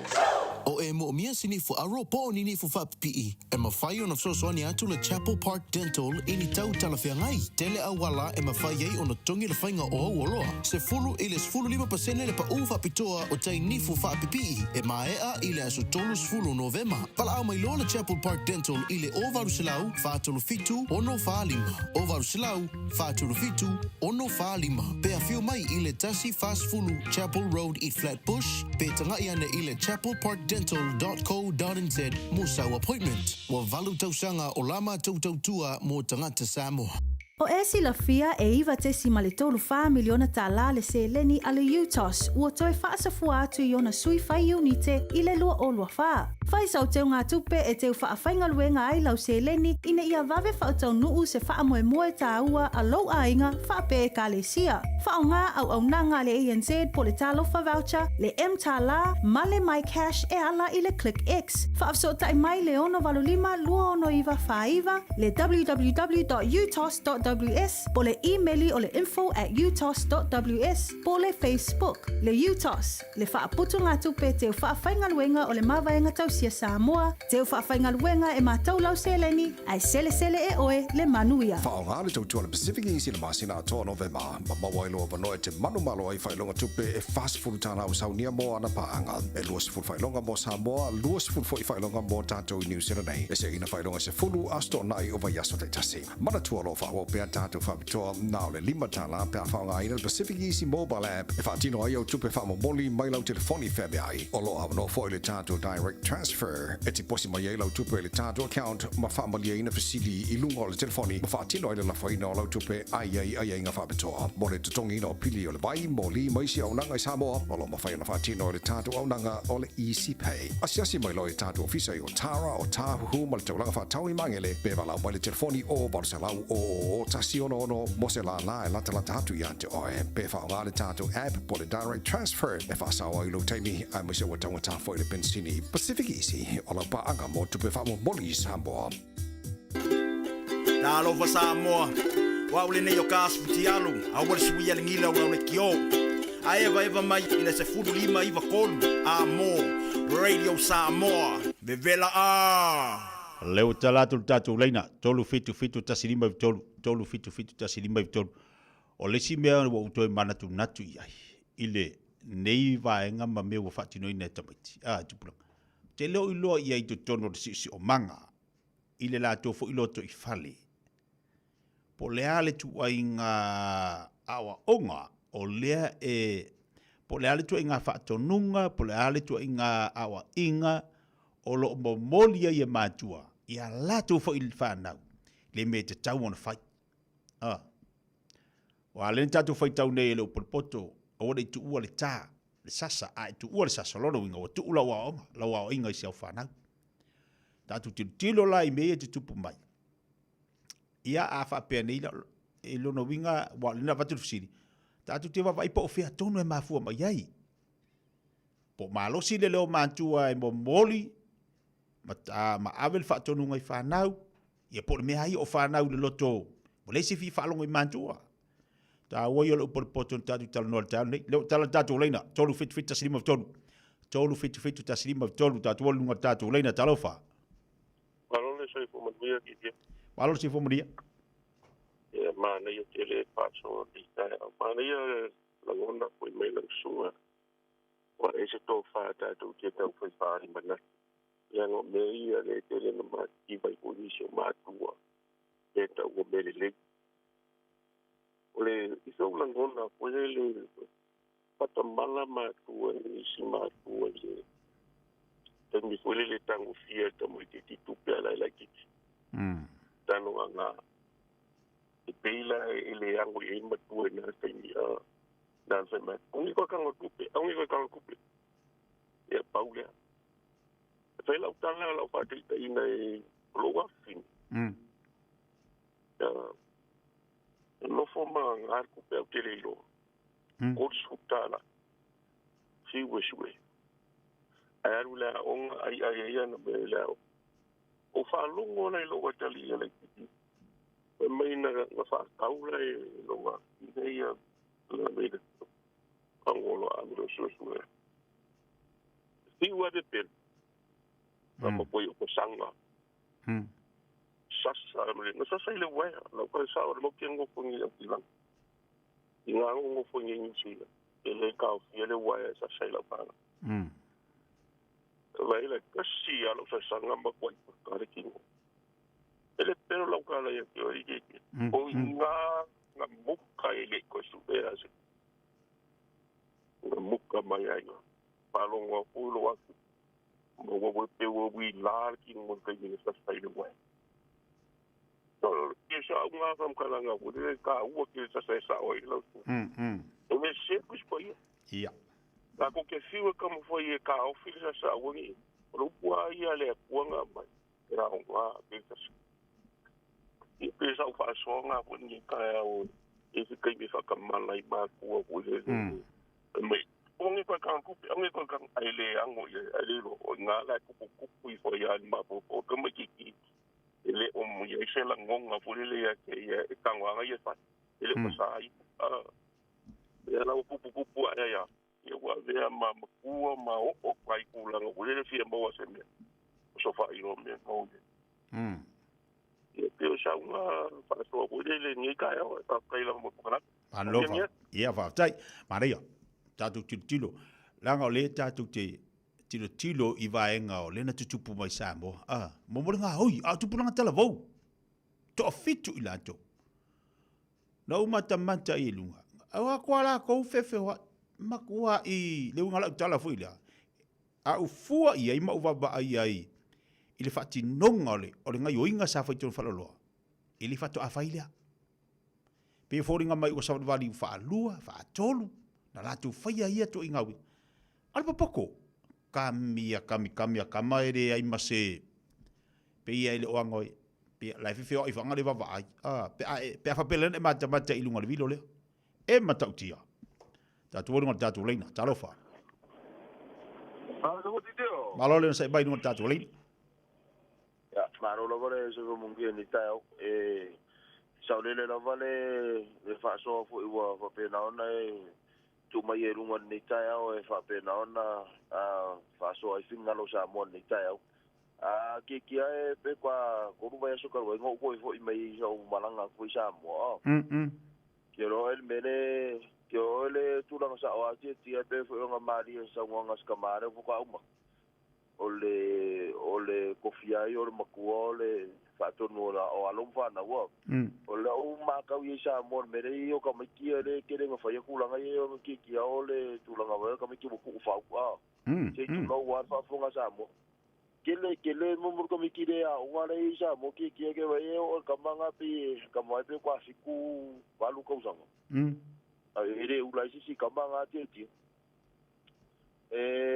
O kama foi lá ale le ka kuma coisa mo vai le fa ku ya o me se me ai kere ave ai ke ia pa me ka manga ya o titi o lo winga nga la tala vai le tu langa le fa le ko ngro we wa tu fa we ma tu fa na wa kele ia nga ya no fa nga wa ngaro ku fa wo re se u ku ave le fa to nunga ma tu ya o nga mo lo ko nga me nga wala ku lo re mo se me ai nga le ngo fo ia alu fa solo a ko lo ibe ai ska ai pe ore tu langa nga ki la u mata u i ku langa le ya o ka ko nga matu ya o ko fa ka u nga ko fin ko ki ke fa to nu alu fa na u me ko nga langa ele se u por kus pa ia o ka mai ke me ra ki ke makua algo ya me ra nga o a te ya pe o ka fa so nga ka fa le fa so to tu sa foi man fa tu mana tu a mai lunga ka ko pokala me ni ta o fa ka ke le mo ki ke mo mo tai so mo dio fa tai au talofa ia sa no mai mo le no mai mo le mo sale ka ka sa te tia le kami ma ko sa mo ya me Kama ko yo pala ai ko avelo fa nga sa mo me ia ole ma ko e fai de se ya ko ka fasita kai ngolo fa nga ka fa ka la pule mo rin o ga kala la skula ki du manga ko mo umali ke ma vanga fa mai da kala al finyo nga yer kala o ka ki ai po umma ka me kala kala akula la fa nga ka fa o la kongul la ko anko la ka ka ngoma ya o la ngo me ka me ki fo wai yo ka me ki ngai ma ngale o mai ngale fa sa vili fo to ai mai ke ko luanga sa ia la koma ke fong ya ale nefi wa usa mai Amerika ai wala i va te la kupe ke se ko mo ka ta Amerika ala ko ngulong ka ma ka la pero yo mai me le kupu lo ka di la ma nga ka singa nga lo kuli la ki kira nga lu ma ke fongi male ako wa ai ko la ki kira mo ko pasi le sia li nga la ke ka mo ko lu ya mo wala ako ai pa u ke fongi mo wala eno fa nga u ya le nga ko la fas ya o se la la wala ya o ka ma ki nga ye le o ngal fas ya la ku nga fa pela i ska ko ko fas ma ave fa le mo ko mo wala ako le ya nga lu la ko alu ma makra ole mele mo o fa pesel ke le nga ka o mai fa me so ya on me ya o lai fai ngalu nga makua me ka mai ki se ku lo fo ale malu la ku amba lo ma fo ka mi ki pa wal mo ko nga me fai e ole on ma ko i sa ave mo ko fa ki nga ga fa mo man lo foi la ngi lo nga la ngi oi se ku lo fai o la sa mo e mix vakas ki nga i lo fo nga le o lai ka kan ko kongi ya la ko pia nga le ko fa ka i te ka ko ti o mo mo se ku lo fa mo mo ko ngo fuai so le fa ya ku ye so le pe yo Sofia fusu ma versel inge ya ka ko i West Auckland oh wala ka va ye le fa pia ya on mele fa ya ku se ku lo fa ye le malo que fa quoi e pa no va le mai u po malo lo sima ya o fo ngal ya que mangu lo ngol que o mai mau fo lo ngol a po la ka la fo ngal fa ye so le ko va le o ma ko ta ka sa mo me ya wala fa lo ma miska e mix fa kasa ka mi lo ko po le kan ka ke mo le ngi o la skole o la skola lo mo se io me fa nga solo me le fa finge sa we fa la ko va ku le fake mane le ma su kala ke ia va la ma ya ala le ki tinga le mal tio pa ma ya it's a fake money so la wala ki no ma wa ku la so ko ka fa ku la ngo fa ku oh excuse me can you come back so le fa ya ku so e fa lo no you know what sa wo ni ka le a me la Al pawal me wa ye nga wa ya ko wa le ni ma wa le ala a pusi wa le le ya ka fala wa va qua lo free wa le fa ngu a pe ya se e su pa me no ke ya va ku nga wa se ye se fa ko kwa la me se ya la pula nga ko la lo ko yo le fa le wa nga du la ya ko le lo yo fa le ke ko vi ni me lo me lo ka lo yo va ki la nga fe spasio la fa ya mo ya pero na fungale ekele o kaka voi kamingi ya you know fungale vole yoga la ku fu mo le le makanga sa mo ekele iskanga ka ko fa ya ko ta lo vale you know la o ka la fa ye so le como mo le ko mo yo o ka ko mo sa mo ka von ko respect ma fa lo mai ya ti kilo ma mai ka ka ka ko yo la fa lo le sa mo la sa mo al mele na te yo lo nga o yo nga le fa ya ko pa la vale mai ya o fa so ko nga sai on mele mo ko ile ko po len ka mo me fa nga sa wa la ko mala le ya le o por ku spa ya ma ku ya wa ma fa ko ku pu ai ya pe ila merla pe yo la ia fu ma ku amanku ola lua le kala makua ole loku fa longo ai amalo ala ma fo ka miki je ku lo wa ale ma ka miki alu fa wo solo ya wa la ko le wo ngo ya tai le bawa tu lo fina ngalo so fa tai mo lo fas ala fa so pa se fo lo fina ngalo mari tele o le bawa tu ai o lo ia fo ma tangata tatu nei o lo fa tino ina le tu langa i oi maria fa so talo fa malo fa tele un sa ben on tatoli a fa yo lewo kuso por decir o la marca tenganga al malo malo que se lo fa ni training manya o nga fa pena ele je sing mal mele ku ni fiba wa o ia fa ki ni mele ku ele je me fa ya fa ku la fomu ele je me la fa inga ma ku al fa que de como inga mau nga que ya o ka mam sasam ku la pena porque mi que aí malo vale pangal le ma ko fa nga pena ala fisi olha uma coisa que sanga de pai que lá que lá vos fuka sanga na esa vale jo la wala iyo pana il programa sa foi mo el malo fi nga we ave ka mi ki onga que lo happen nga me ai ora kala ola ya kanti tenga ngal malo mo se do España o nga fala ite o me au ata si ka ko singon tele o malo ora ingo li kumalo mo ko fa ma fa kura fo ngo ngai ro kamiki le ida ko le ko fa el media wa u fo ya o kulana na ya pa fa sai maraya tatu le na talofa alo soy fu fa tele on sai be ngun tatu po kalami ya ma no pa wa se ko mga kule ka kulia ole piko ngule ku pu mo fa la ma ko dio o me orisi ya pio ingare ka va ku ise manga iya o kanga ka o mai I mo o isa Samoa. Le o mingo ngofo mo rente e mo whakawela ko whanua. Pela o ingare ko wako se mga kukekia.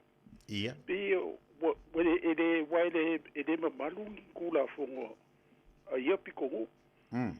Wai ka kouye Samoa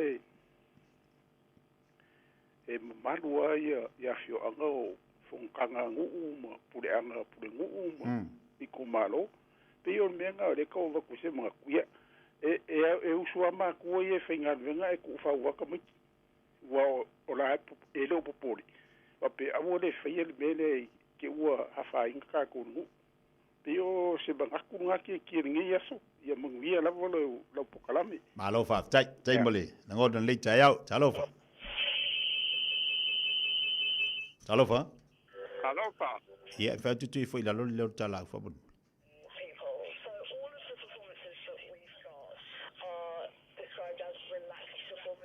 Talofa. Talofa auto. Ia, e fa tutu foi la leo ta TV dai ola fa bon mole. E ko ka pedre ki or ko ika. Ia, e fa langa e wa kulonga ia.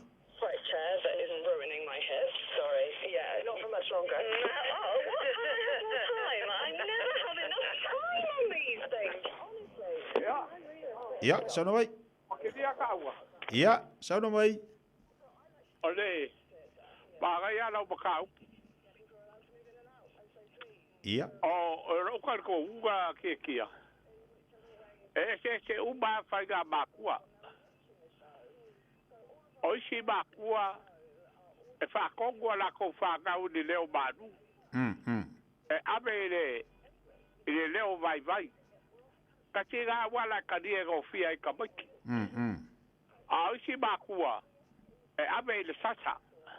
Ia. Abe fa kongo. A fa kongo ko de ai o sasa lea.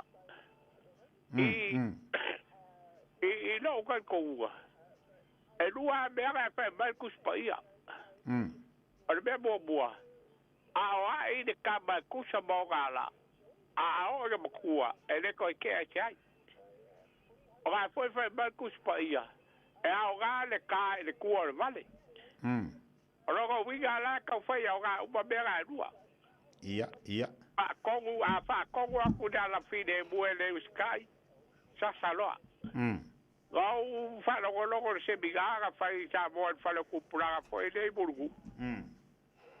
Oro ke la bene le maka upule. O fe a kongu wa de kaibi. E fa sa ai mo fa kongu ai ka ba kiki wa fa yer besse. Ia. Pa ga ia o maka upule se bigaga. E ke le akan. Fa ba isi. Ku se fa kongu se kaibi para goa. Se maua le se lao o fa kongu lea. A fe mai si. O le kaimi a si se ai fa tau loa. Ia. Lua la wala o le kani o le makani o le makaupunga. A tau le kani a le whaifi au a whaia le semiga. O le kaimi a si se ai fa tau loa. E le koe lange o ngea le koe fa kongu akua ua koru fa so o misi. E le koe la konga fo e ka mai kiki le ka ua le awa inga le fai aku. Mo ia e kaimi nea fai ai me se. A le kaimi a si se ai le ka mai kiki. Fa kongu, fa sao, fa sigo e ai me se la e fai a. Aua ga ka fai a. Ia, o la uga fa toa ni kurana. Tai vai. Ma ui alo waso. Ia, pena foi. Lei, ono le tatu teimi. Faisi pisa le tatu leina le tai au. Ai o tāua i o manatu malangona le tatu atudu. Se langona mai le matua i se langona mai le matua. E toi pou ai tatu whānau le teimi nei. A tatu tilo nei ai. Pe monia o whaavlama me le tupu i tono Samoa. Lea fo i tupu i nei. Ai tatu te leilo me tupu a tai au. Tatu te leilo fo i me tupu i leisi teimi. Ia tatu whānau. O le tāua lai lau whanongolongo i manatu malangona le tatu atudu i mātua. Tātou mātua. E au ngā tele lea mo tātou. E au ngā tele. E se le tāua langa lea tātou te wawa ai i le au mainga le mata upu le mai Samoa.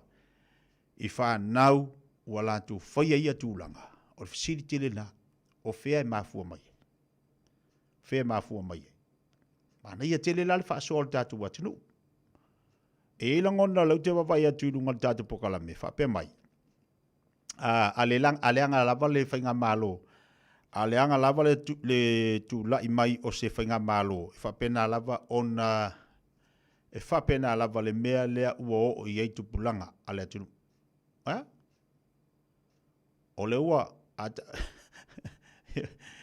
ua tua ina ala le malo nisi o tustusinga le mai lunga le tatou pokalame whape mai whale tonu al whainga malo lo tulai i lo langona o nei tatou wa whir whainga malo no le anga o le whawhaile le ino tatou whanau e amata mai tono lo sisi o manga tono lo whale o le matua le whanau e muli ane ona anga i mele malo wai le whapese malo na tatou whiola mai lo o tangata le ai e sui a ia whainga malo tulai mai o nei tatou tua ia la le whainga malo o nei a fia fua le maawe ave le fua i tātou whasoa, ai ta otoa se la ngona le pokalame.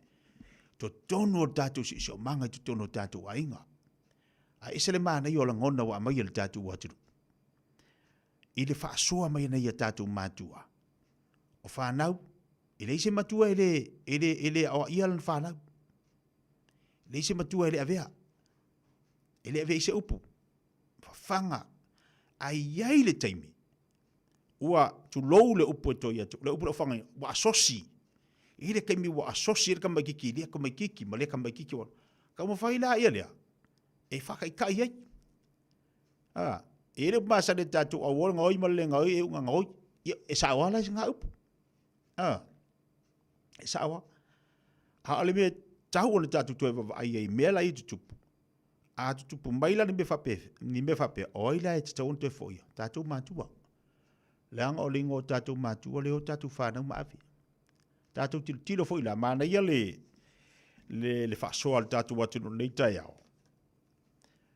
A tupu lo se mea, whatonu loa. Tupu lo se mea, te sila atu o ta mamaltina e leo whitaui ma lauwa ai i lau whanau. O le taimi lo le nā toi whasa o ta maititi. Se ia la ngona le ta maititi. Le mea lai tupu. Mea lai tupu. A le mea te tau on tātou whaia.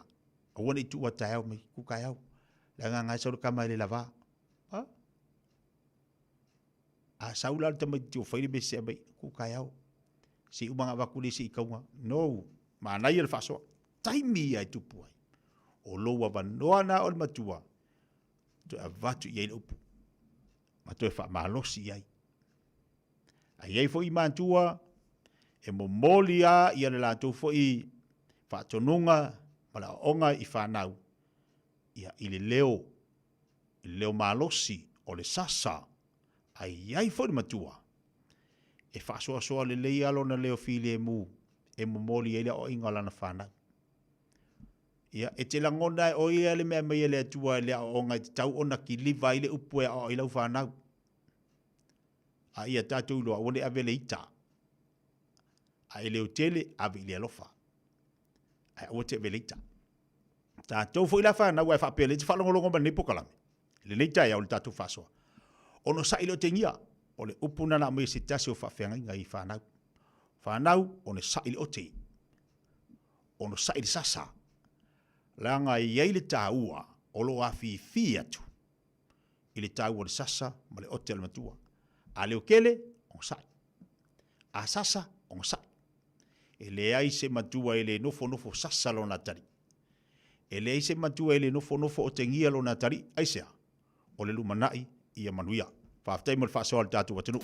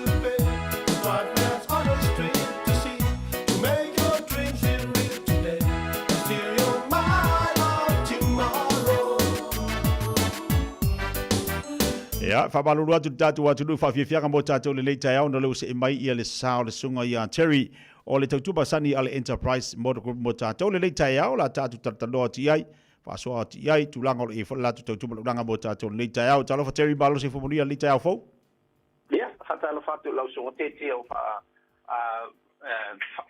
familia tu lo so salo le na bil mai ole sa isi al telefoni matulanga pa penalo e fo leita ya ai after mo mato wa no e pa be fo fatal fatu le manu male pa io se tata no lo ka o mai le tu la leso na no la male nga lo male tawata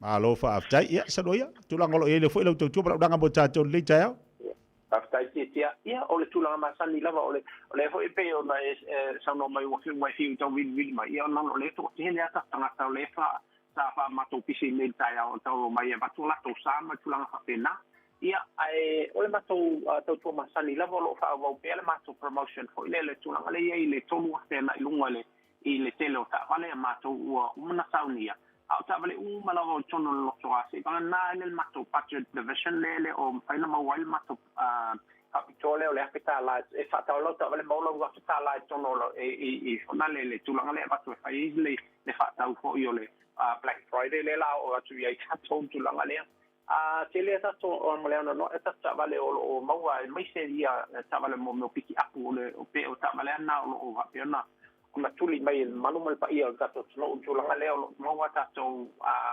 yo Hiluxes o mo meu Ford Rangers mo wa ta to Nissan Navaras if up in fo ia ta to Holden Colorado so ta vale na o lo tele lungo ma to tele ta to SUVs ma ta vale fo le ta e fitu ia no fo ama ta mai i lato tau le spufa fe na lunga ia maua ta vale fo le po le Toyota Hiluxes sorry le Highlanders ko ta vale fie ia le mala no ono e te tele ton apena ho ta to vans o tele ta to vans for coaches o ta vale vans fo le wa mata na fio mai le malo le no fa ta o ta to vans le ia no tulanga fo le kala ta manki se mate o atasi mai ainga tulanga pena lo maua ta to hybrids mo ta vale le o lo faina lo benzini pe male le kise fo e fa ngai uber drivers for avanga ia le mo operates fo le fa ia la to business ia lo maua fo ta to commercial bands mo la to lo fa ia la to business mo o ha pe ona firma mana mia ta to bands fo le commercial bands le bands le ni la to no fo ton ia lo fa pe na tele mana no ia ta to la ta vale fa pena o fa pe na faino ta to financial terminate ono le tu la fa le lo ale lang mai fo ia mato company le CFS finance ona fa tino ale fa pe no lo sa so mai apa pe lo ala i fa poto pilani fa mole so lo le mato website now le www.enterprisecars.co.nz ona apply media o lo fa lo to sanga mole tulanga o lo fa ta wino lo sa ona wa maua ma approve lo to sanga i ona so mai la ele fa na tongia te ma no le passe lo trip sta wai o nei ha pe na ba tu lo sa mo la to lo pe na fio pem papa ai kila ni nei e fa na so mai fo ile ya na ma to i nei manukau po lo if I allow application online o na pe o tulanga na o fa ngo fi kai nei o la to fa na ona fai lu online la to application la su mai la ile va tu ta vale pe o mana na fai tulanga pena so o le mato to atu se mo mato o le to atu si matani limo no fitu i Great South Road i Manukau City limo no fitu Great South Road i Manukau City ato telefoni masani o le lua fitu ono o lua fitu ono o mo mato masunga ya kuso feel lei ia masunga fo ia tau pa mo pe na mato nga loya tu ia nei tulanga wala val tau soino le mal pa ia se tato no e tia fa se tai mo le mato no nei aso ma lui le to e fa mo nga lo to la so e fa pe fo il fa so sangwa te to no so is foi mai mai alo va tele so Terry Mortato li poti le tai ao ni fo le tai ao ta tonu lava le tula se furu smel fa fonga to fa sala wina o tatu tele vai fanua o te whaatalo whātu I lau whaafonga angai le nei fo I tae au mā lo le soifua manuia alo mai o Talala Radio Samoa. Ua whaamaunia le tangata e to o tasi wa maua le misela i le motu wa heki i au kilani. Whaamauninga mai le soifua maloloina e tele no fuango le motu na yaile ua maua le misela. E au fiai mase tasi o no fuanga i tumu ai turisi. Ua whai mai ei fo i o le ua whaanofo e sea le ua whaamaunia whaatasi ma i lato i talitonu wa maua lunga le lamatia. Ai mole ua maua le misela o se tasi e le ima mau atu na whai malanga i Asia. Ma o i leo lo masalo mia na ia maua mai ai. O le toe maua ai o le tangata le misela wa saugai malfa manatu i ainga e le ngata o tangata mātutua ai whaapea whanau. E toe siaki po ua whaitu i pui o le misela. O le so le ai au ili mai ai ilunga le upenga tawha ilangi le soifua maloloina le atoanga o no fuanga whaapea taimi na iai le ua maua le misela. Mo le sila fia e tangata lau tele. E le o toe mamaua loa ia le tū la whanofo ua pāsia le palemene, lea e wha asa ai o na toe wa aia sui o kengi, ma la tautou ninga po o nisi lava fo i o wha ilo e iloa ai i no fuanga whaitele. O le Gangs Act lua whale ana pāsia le amatanga o le tausanga. Lea fo i o le atu ua i leo le malo si anga fo e o so wha ia ai ma whai o la tau tiute, pe a whai ai soli e sui o kengi le nei tū la whanofo. Ai ele ialo ia ilai le aso tofi o le vaiaso asau. O le ua fesa o ta i leo i ta i o kengi. Ma wha manino i ai sa o lo sau ma le tū la fono. Lea e le ma wha iai ona toe la e ina to o ninga nei i no fuanga whaitele. O le wheau mai le ofisa o leo. O le ua pāsia le pāle mene le tū la fono ma o lo la tau tiute o le wha malo sia. A whai ai soli o lo na winga o le a wha o ngā lo le malo si anga o lo sau ma le tū la fono fono. Ewi o lewa mai a pālota le pule nganu a Wellington e tau fia le whaatau e se atu ana sea lea o lo il balaiva lele. Pei tai o lo o mawhanawhana le pule sili o le vaengo tupe a le pule nganu e mawhai lava na tupu. O le masina ta aluaina toe pālota i le pule nganu a Wellington e masui lona mawhauwhau e aua le whaataua. O lona winga, ua tatau e ona sa ili se isi awala i sa weile ala ngā tupe e whaatupe e ana fuafuanga mamau. E lua i tū na toe o i aitala noanga le pule ngā nua na nafi. O le whaatau uma po o le whaatau nā o se vaenga. Pei ta itali le pule sili le vaengo tupe, Andrea Reeves e maua le whaamauninga le tau sangafou pei tai na ia whaamanino o le whaatau ese o mātu o sea po o nā o se vaenga e mawhai lava o na whai. O le sole ua i aso e amatangalu e le Crown Observer, Lindsay McKenzie, le ua au mai le malo e ngā lulu e whaatasi male pule ngā nuu a o toe whetu na ia i lana long-term plan. Wheto ai le train ma le ta avale Hamilton i le vaveau ana le la. O le afo le 5 Peach Grove Road le ana tupu ai. Ma e tu whaatasia talo o tae aulo o iai pele au la vea ai, tapu nia le awala, toe whaatu wai iai mawhai ngā malanga trains. O le kolosi leo lo ta ua mai reporti na tupu ai e tusa matala mai leo. Mai le tīnei mū e tolu ta avale fui mū na o iai whaapele to a te leo lana au whai ngā wenga. Ma liu le na alu mō ta e lenga il matawhanga i piha na nafi. Matawhanga le nei wailonga i le a ave ma le malo losi o ngalu. Ma e reporti mai leo le afo le tolu le ana lavea ina mai ai mai le sami. E ui ngā wenga lavea ai e le ima whaiona whaasau ina mai ai lona soifua. Matala whaaiu, ua mana o le pule nu o Aukilani Wayne Brown e whaamuta ia le Auckland Transport. O se tasi leo i tu o swing o lo mana o Brown e whai ai Council Control Organisations po CCOs. Ma o le whaapongai i a tili whaamalo si ai le tausi mea le lei, ma tu i titia le soona whaalu lea o ngā o puna oa. O ne swing o lo mana o le pule nu i aloa ia i le masino i ulai le tausanga fōu. Paulei tō tino i le o i ai le pule nu e sui, o le pulengo le suawai le ai, le water care. A o finau malo se le pule nu i swinga nei, reportia le Herald, si lia ma le valu se fulu pasene o tangata Aukilani o lo langolangoina, le fina ngalo le pule nu. O swinga nei wa mai a folasia i lumo councillors, pe ona a matatala no ai mai le vaiaso talu ai. Fa a wau mai ai le vaiaso nei ma o le afo i o lo tau au wha ai totono o le paketi le aloa ia le pule nu, le e wha alau i loa i le vaiaso fo mo fina ngalo wha a lia o tangata lau tele, ai e le i wha apalo taina. Whai wa toi tala la Radio Samoa, manuia le nei tala. Radio Samoa. Taslima iwa tolu. Amo.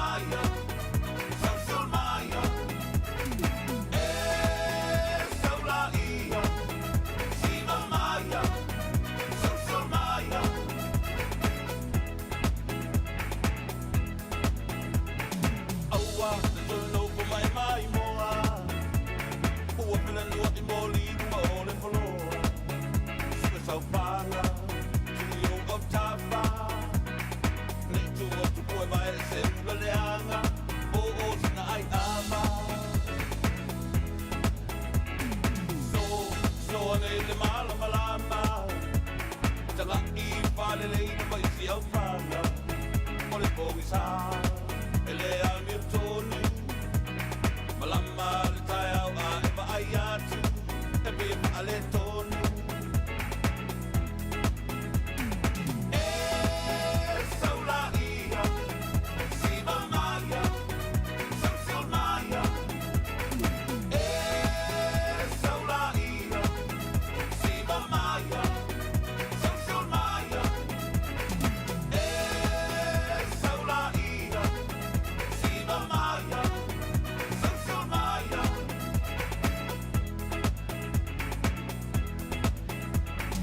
no pos tota si va vai na ia tu me inu na ma ele mai loa ele moi noa ne i moi mai o talofa ole atoa onisi e va alungo ile musica a oitsina ole vai fica fica le anga pau le tele meno pomanava ai le vai tentala e saula ia si va maya so maya e saula ia si va maya so maya e saula ia si va maya so maya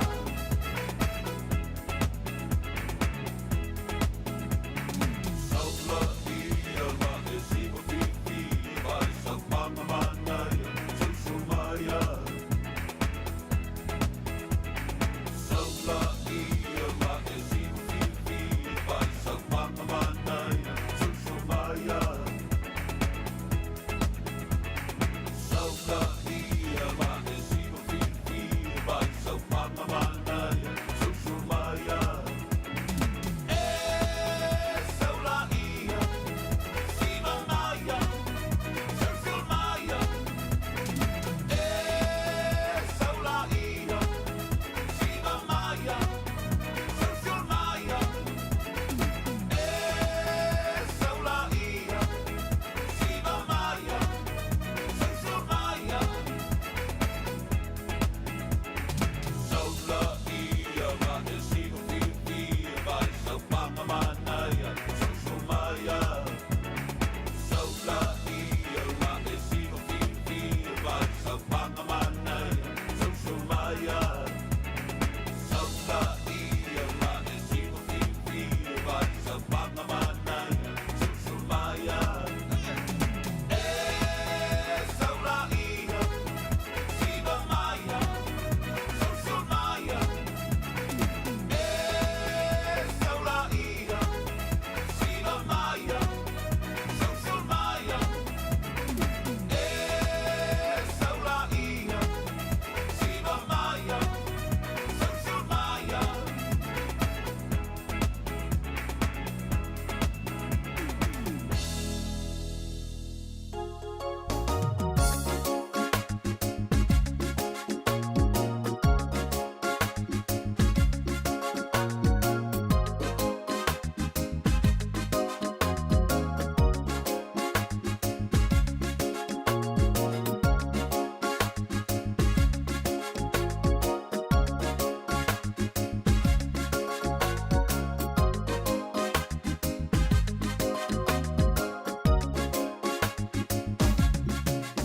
Luciana wa uma ona o taku atu le mama le na ua avatu wa uma lava oi maha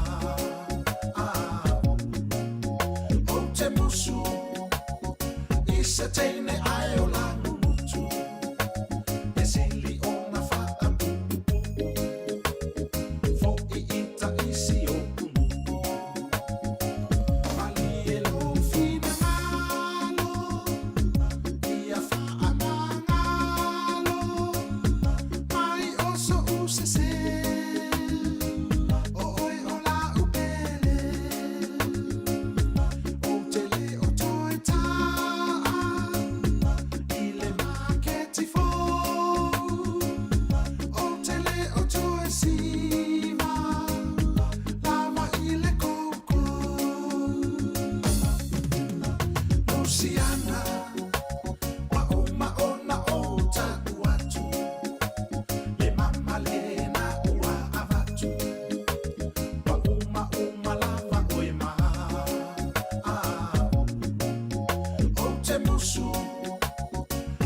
se teine ai o langu mutu e sili o na whaampupu fo I ita isi o kumu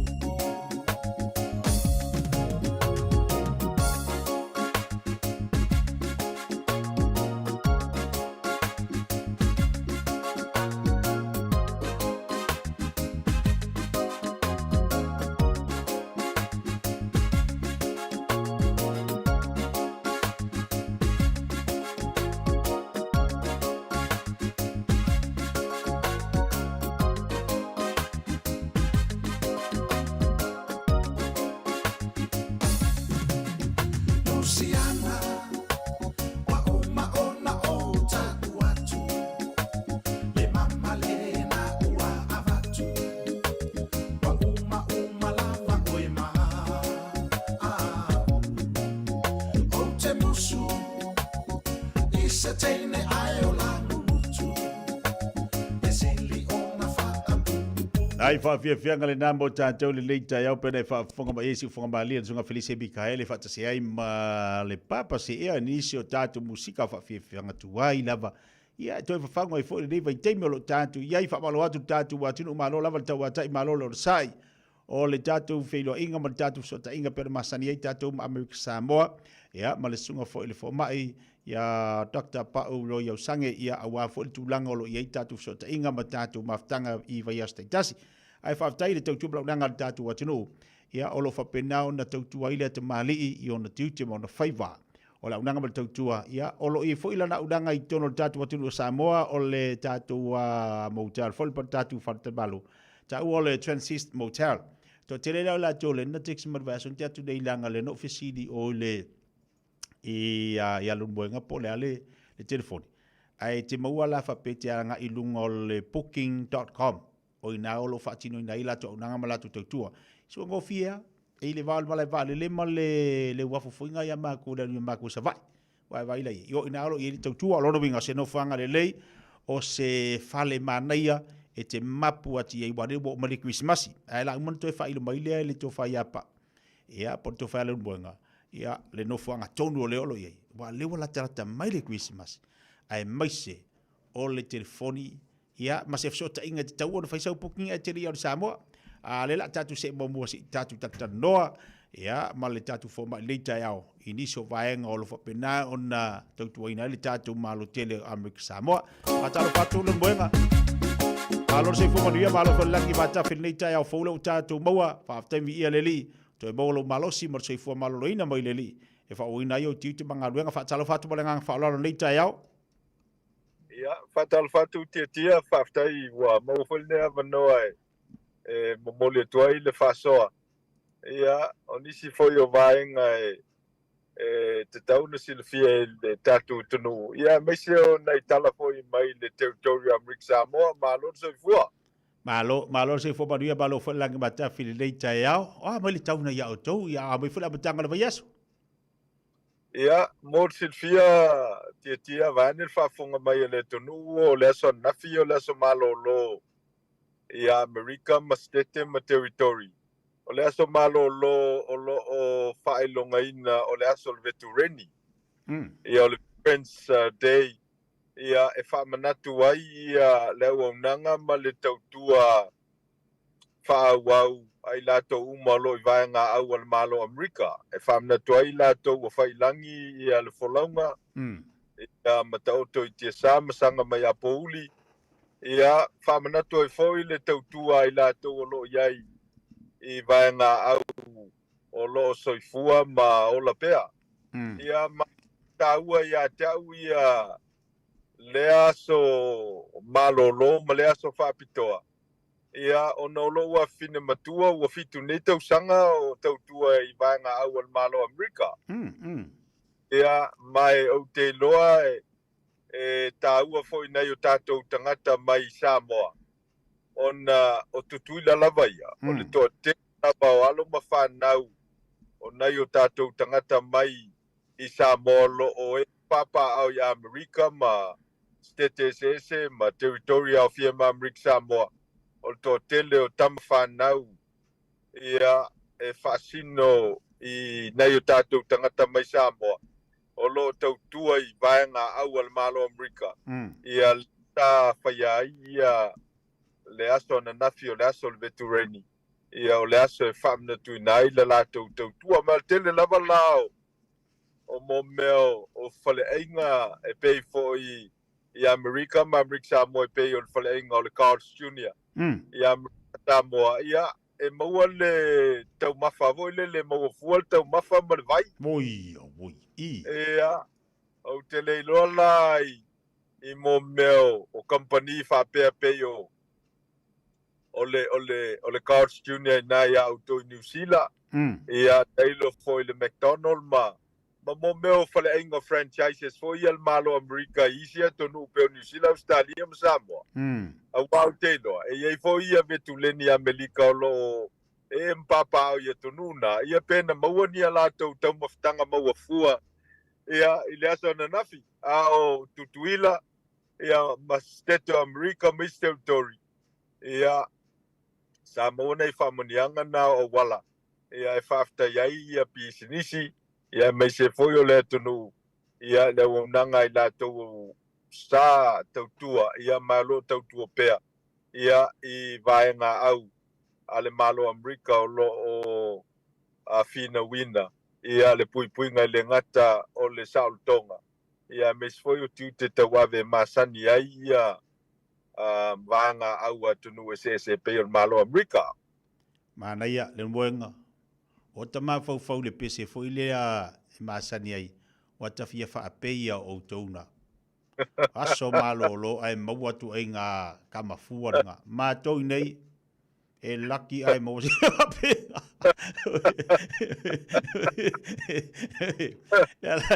Wa e sau no mai nei pu o le wa e au mai ai le na foi aso malo lo. E maua fu ai mo tau maftanga sole. Aga pa u mai o ngai. Ke vai ako a le moenga e laki ai office e fa ai ngai aka ko. Pe fai me o New Zealand e ko mo fo ia fa le ki wor ka pa. Ia le se mo ia pa me fa tai.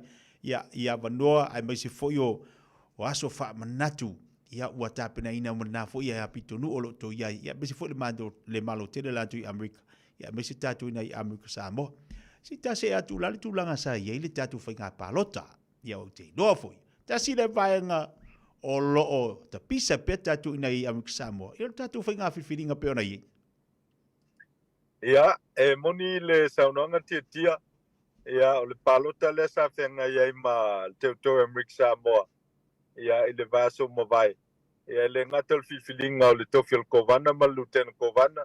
O le filfilinga o le faipule I le Motor Congress Washington ia ai whapea I fo I ma le filfilinga ia o faipule mol motor sui o le territory Amerika Samoa I lalo le tulafono le vanga lo na wha o le tulafono o whatuntonu Amerika Samoa ia o le tulafono o le paltanga o le kovana ma le lutena kovana o lo manino ai le tulafono ia o ai lava ia panga tau valtof kovana malu tena kovana o ai lava le panga au sia le 5% mal palo teta sino na winga o manu malo el palo tala utile general election ia peta ila el palo tala sa fa ia ila so 5 November ila solua ia Amerika Samoa vaso mavai ia o ila uolo tula I mail foil tof kovana malu tena kovana le fionga ia le manu peleti maunga ia maltofai ala puita la wenga ila saro ale le tofi lutena kovana ia saula mawina le tors fulono pasene o le palota ia o le tofai apulali ia Nicolau Pula ia malefionga ia Pulu ai Junior ia se tasi foi o panga fo tau vai tof kovana maluten kovana saula mawina le fasu tolu pasene na winga e sili pasene sa maua e pula ma pulu ia male afionga ia vaitautolu ia male formai o tō whamanino ia mai whau Dr. Mary Tofte ia o le tasil na opanga ia sao la mawina le luas fultasi pasene lona winga la I lalo le tū la fono whatuntonu o tau paltanga ia Amerika Samoa ia o le afionga ia le manu ma le tofai ala pui ia o le panga lena ia lea ua sauni e tau wā ma le panga o le fionga ia pula Nicolau ia ma le fionga il matua ia pulu ia o panga lana e lua lea pito I tele palo tana maua lea la fai ele filfilinga o le tofi kovana ma lutena kovana I lea so lua ia Amrik Samoa le vaso fau aso pa I lalo lava I o le tulafon ia tauna fatino ina le palo talo na lua ia po le runoff election ia I te ton ele full mal faaso talu ona umal palo talo tele ia le asa le so limo november ia fai tau le full mal faaso o le fuluiva la november ia mauai ia le unga o le palo talo na lua lea ia mai lo ai ia po ai o le a kovana ia ai foi o le a vea malu tena kovana o le malo Amrik Samoa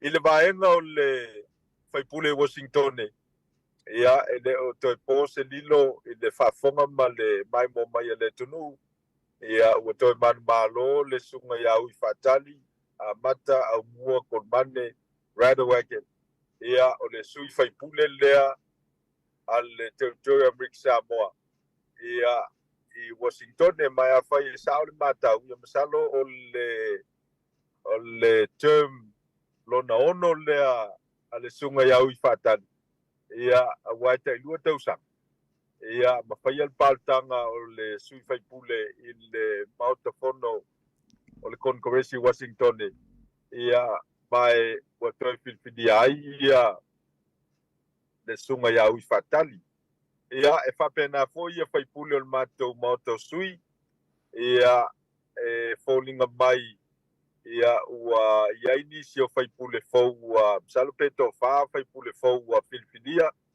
ia ai o lo tu mau pea isia matou faipule sfun maleono ia o matou mautau sui e sauni e tautua ia mo le isi lua tausanga ua o tau faipule a ia le ngata o faipule le mautau sui o fon faitula fona Amrik Samoa ia mal mautau sui o le Konkoresi I Washington ia e te lua tausanga ia le palotal na ia mawhai ai filfilinga whainga filfilinga ia e le ngata o Amerika ia whape full territory Amrik Samoa ia I le saidinga o faipule ia mai le whaingo fiel tūlanga o palotal tof kovana ma luten kovana tia vana whafonga mea le tunu awa e masalo po le whafitu lea po le whavalu ia ona faia le me ta ul palotal ona lua po le runoff election tal ona palotal kovana ma lutena kovana Amrik Samoa mai le afi salau fitufi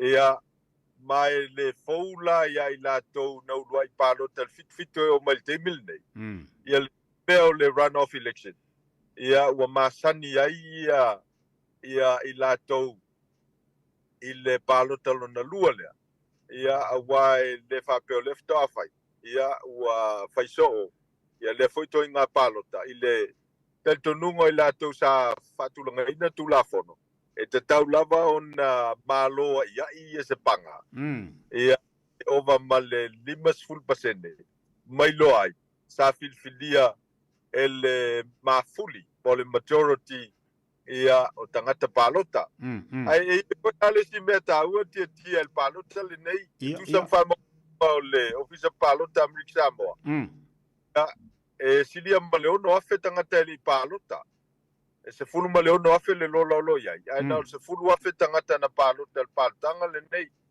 ia e tele ala fe si le tu lai mai awai o le tapenanga o le lola palota e leo se ngā luenga whaingo fie ia ai tau na ma o yo I voi lelele ia whamaumaunga le ofisa o palota ia po le meo le ono afe tangata ia le palota ia onisi ua whailangi le wholaunga ia onisi ua anga isi atonu ma au mau ma papa au tu mawai ia ai oisi ai o le fia palota ia te tau na manino le le ni whamau maunga ia po le ale pasene o leo no afe ia e vai ai tangata o lai I tutuila le palota ia o tangata ua anga isi atonu man nofo mawai ma le toi foi mai America Samoa palot ia fatasi ai foi manisi wa aliliu ia ala lava ia yo la to ingoa ile lisi palota ma lo no afe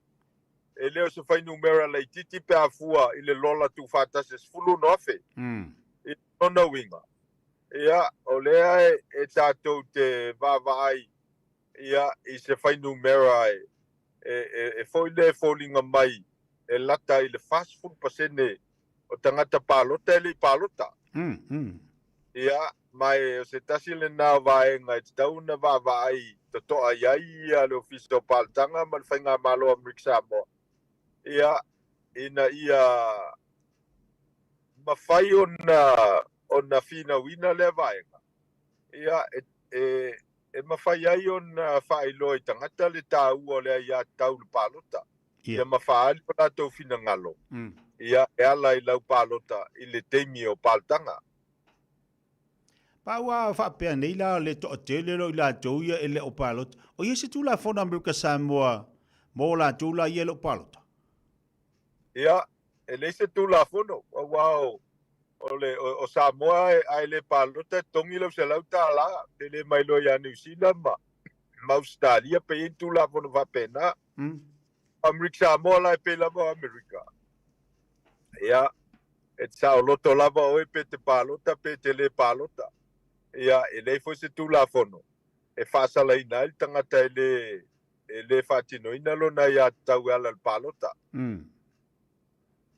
O le asau tau tangtanga il te mil tau whainga palota. Wa o le si mele tati tau mawhawhau iei. Mana ia tele, i le whainga whirwhiringa o tau ina. Se ilonga wa ausia le 5% ma le palota tasi whatau mwhailo na see. Ua whaamaunia lona tula i mai i tofi. Pe ona i panga ia e tātou. Lona winga la, o le la tue tape nā tula i sisui e toa wha. Panga i tairua. O le si whainga whirwhiringa la pe ona iei. Ai wha whepea te ua saul whainga whirwhiringa Amerika Samoa tutusa. Ia, o le mele na lei ona iei le tula fono le na e 5% ma le palota e tasi. Ia. Awa e talu lava na whai nei mea o palota lona lua po runoff election. E le iei lava se teimi whapea wa tutusa ai.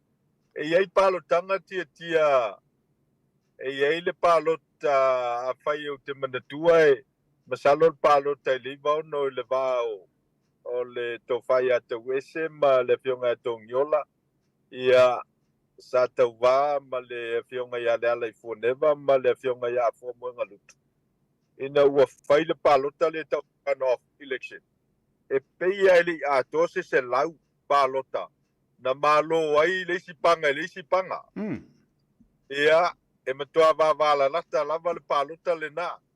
Ia e whapena fo ina wato e whai le palota o le i panga lava nei le luafe. Ia e le vao le se lau ma se lau 5 palota na se ai. Ia e o foi la i le palota il luafes fuluono luafes fulua il to faia lolo molinga male fionga ya le manu peleti maunga ia sa ta va male fionga ya fao sunia male to faia to John Famuina ia e pe se lau foi pe lu se lau palota na vai ia aile i whaia le runoff election. Aina ua whai le runoff election. Ne vai le ono se lau pizza lau palota na vai. Ia o lona winga la. Ia ele ia i lava se teimi o palota lona lua na whapea na tutusa ai palota. Ia ona na whatulanga lava le tula fono ia mautinoa. Ia e manu malo le tangata e whamawina. Ia le maua palota e 5%. Ia mal palota e tasi. E la le si vanga taua tia. O palota lona lua uma le na whenga i Amerika Samoa. Ele iei se palota whapea na manu malo ai tangata le pangale na lona lua palota na maua. Ia e fōlinga mai o ai lava e pito i tele palota il palota lea sa whenga iai o le general election. Ia, e umai fo lava. O ina ua le na e whamanu e ina i le pālota lona lua. Ia, o le whamtalanga la leo te whaia. Ia, tā ua wai a wheo whafonga mai ia le whionga el manu mal tō whaia lapu. Ia malatou tangata lango. Ia, o lona winga, i te le se ngā luenga i te tau na whai. Ia. Wai ia pula ma, ia pula ma pulu. Aua, tele palo ta pula ma pulu. Ai whamau maunga i fua i palo tanga wa uma. Ia, pe a whai a stolo a ile whatau nuunga lena. Ia lona winga. Ia wai loa tangata e malo. Ia, ai, o nei meo palo tanga.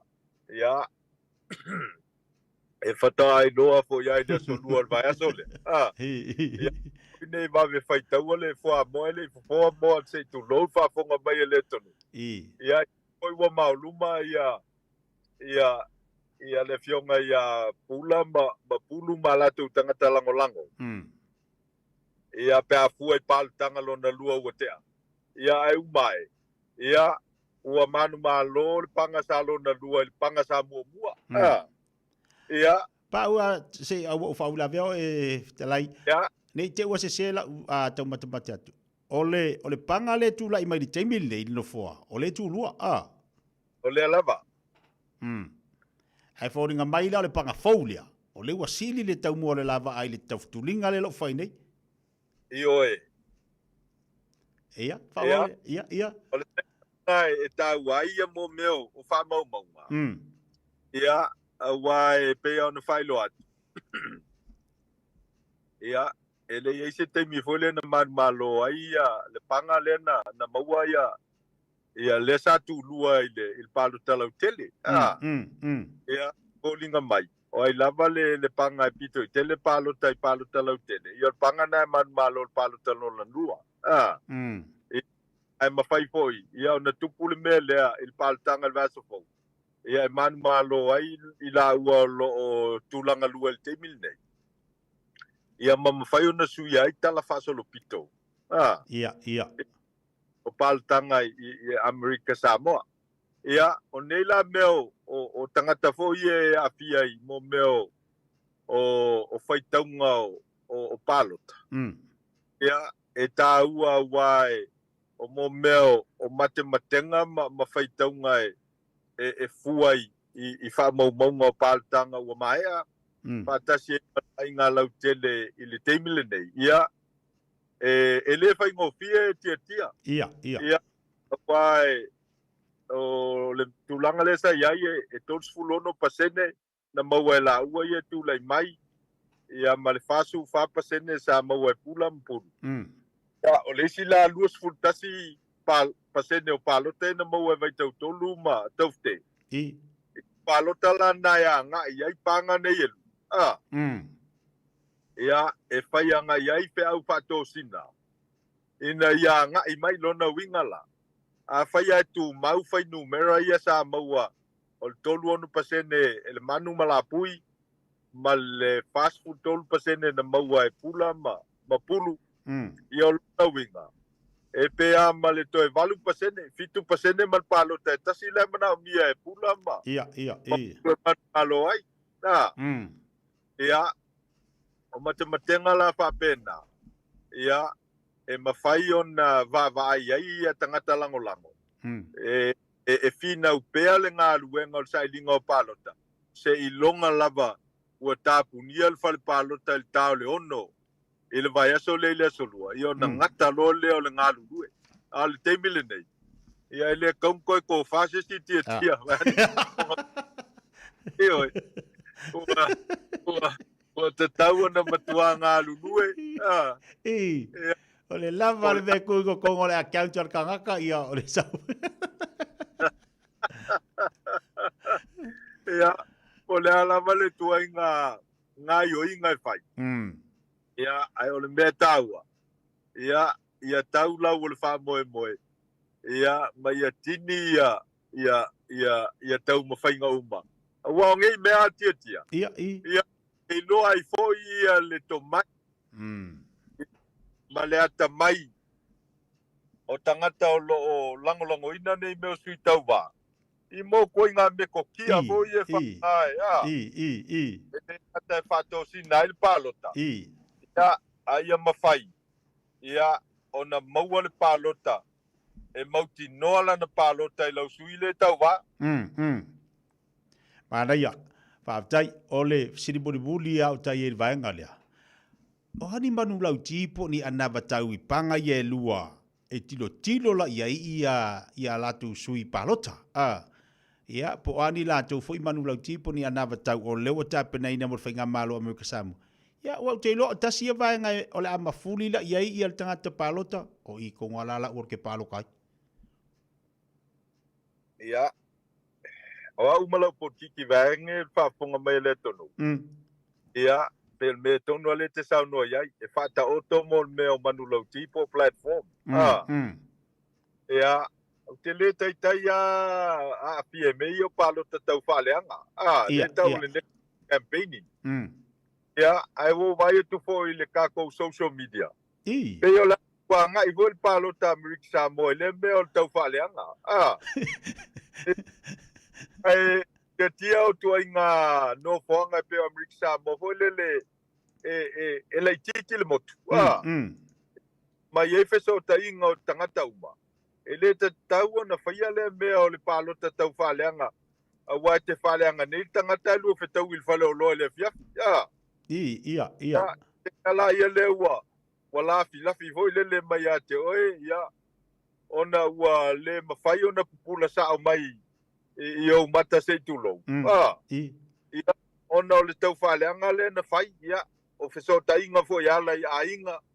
Ia e peia o le tala e masani ai tangata e porkiki Samoa. Te whai uma o a inga o si e tau le whawawau. Ia. Ai, e te tau na pālota tangata I mō meo manu lauti. Ia, o le manu lauti lava ia le whionga al manu malto whai ala pui.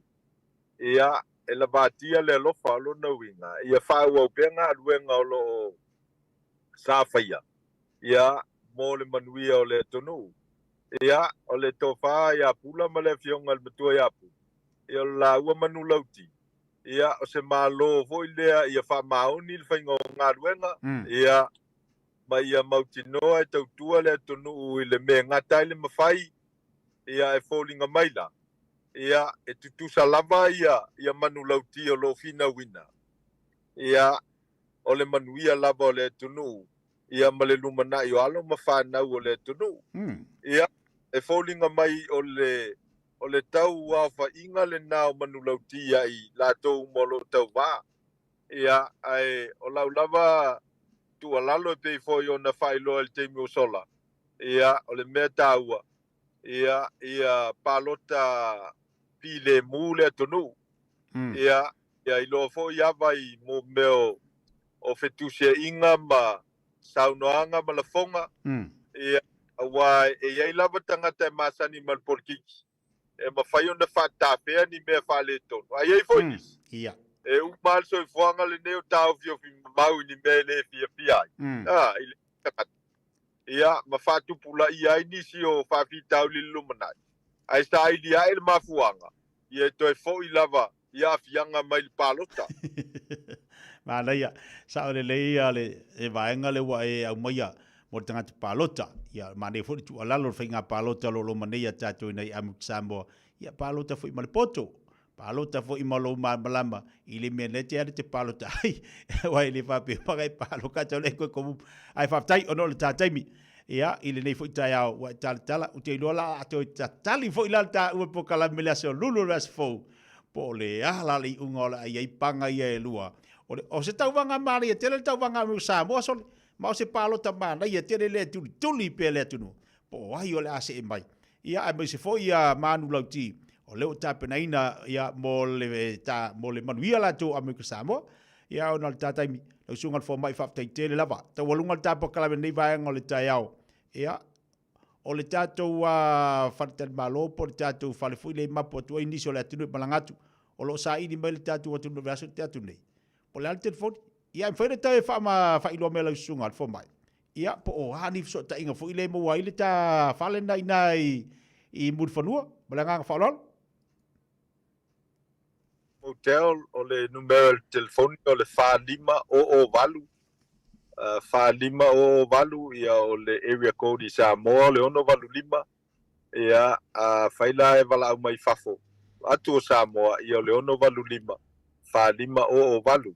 Ai maual tele o whamaunga le tato Faltel Malo Transit Motel ia I lunga le tato Expedia o le tato booking.com ia manisi o penga ta whailangi mo meo Faltel Malo lo lang ia e mauai whamaunga ia e whatatau tato Transit Motel e talo le fau o tia vai tau pisti o le Faltel Malo ia o le alava le 5 poto o le Faltel Malo lo iai e le teitei lava pe au le teimili neo November December ia mai Januari ia pe au ina solo mai le tatou tunu mai tunu I whafoeasi a inga ia mes fo lave masani ai I le nei foi mai tau o le tau mawhanawhana ia I le nā foi tu o langi ia e anga I mai ai Samoa e whaftei tele mo le avanoa tia ia tulma o il vai aso mua o le a foi se ngana ua sala I le so ia whate ai nu le ai nā ia ai mato malolo atu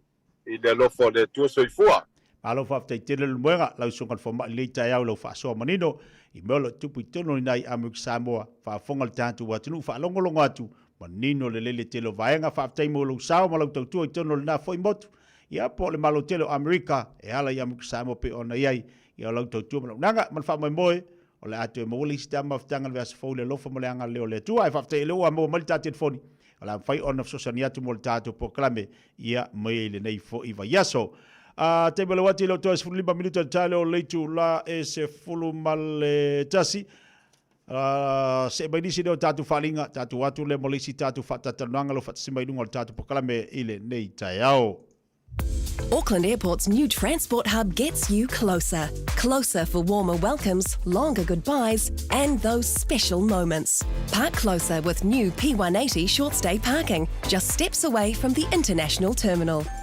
Talofa Samoa, I mawhaina fisoasoani atu Dr. Chen pe a whaia te awhiele mai suka. Tauta mawalunga, le maua se whanau, mai sela, fatunga o, ti ngā le ua po tuli, whaalusi le tino puta, ka nesa, ma le tino mangeso. Maua fo'i le kulini fulunifo mo ni fo ti ngā, ma toi whaafilesi ai lau manawa. Tele nisi o loa e fisoasoani lo soifua maloloina. A whio ane loa e wa ai Dr. Chen, I le tuatusi lua ono Great South Road, Orahuhu. Telefoni lua fitu ono tolu fitu extension numero lua. O le Parkinson and Bowskill wasilia mal se lautau sangalana tautua I le ngau sio maafa manatu anangata. O tau sa ili se maafa manatu mo se pele ia oe. Le Parkinson and Bowskill na amatanga o sio na maafa manatu. Mai le afe valu se lau valu ono. Vala au lole o valu se lau fitu tolu, fa tolu. Be emaili le info@parkinsonbowskill.co.nz mo nisi whaamtalanga. A umaloa ona piki tamatia onga I le asolua ma le asolulu o vai aso taitasi. Ona ki mai loa lea o lau leiti o Facebook po le YouTube a le Radio Samoa. I le afa o le tolu I le polo kalame o le tuli matangau. E a o ai whanau I le ngangana Samoa. Awane imisia e le whanau le polo kalame o le tuli matangau. Ma le whaletua I a Natasha o le saasia I asolua ma le asolulu o vai aso taitasi.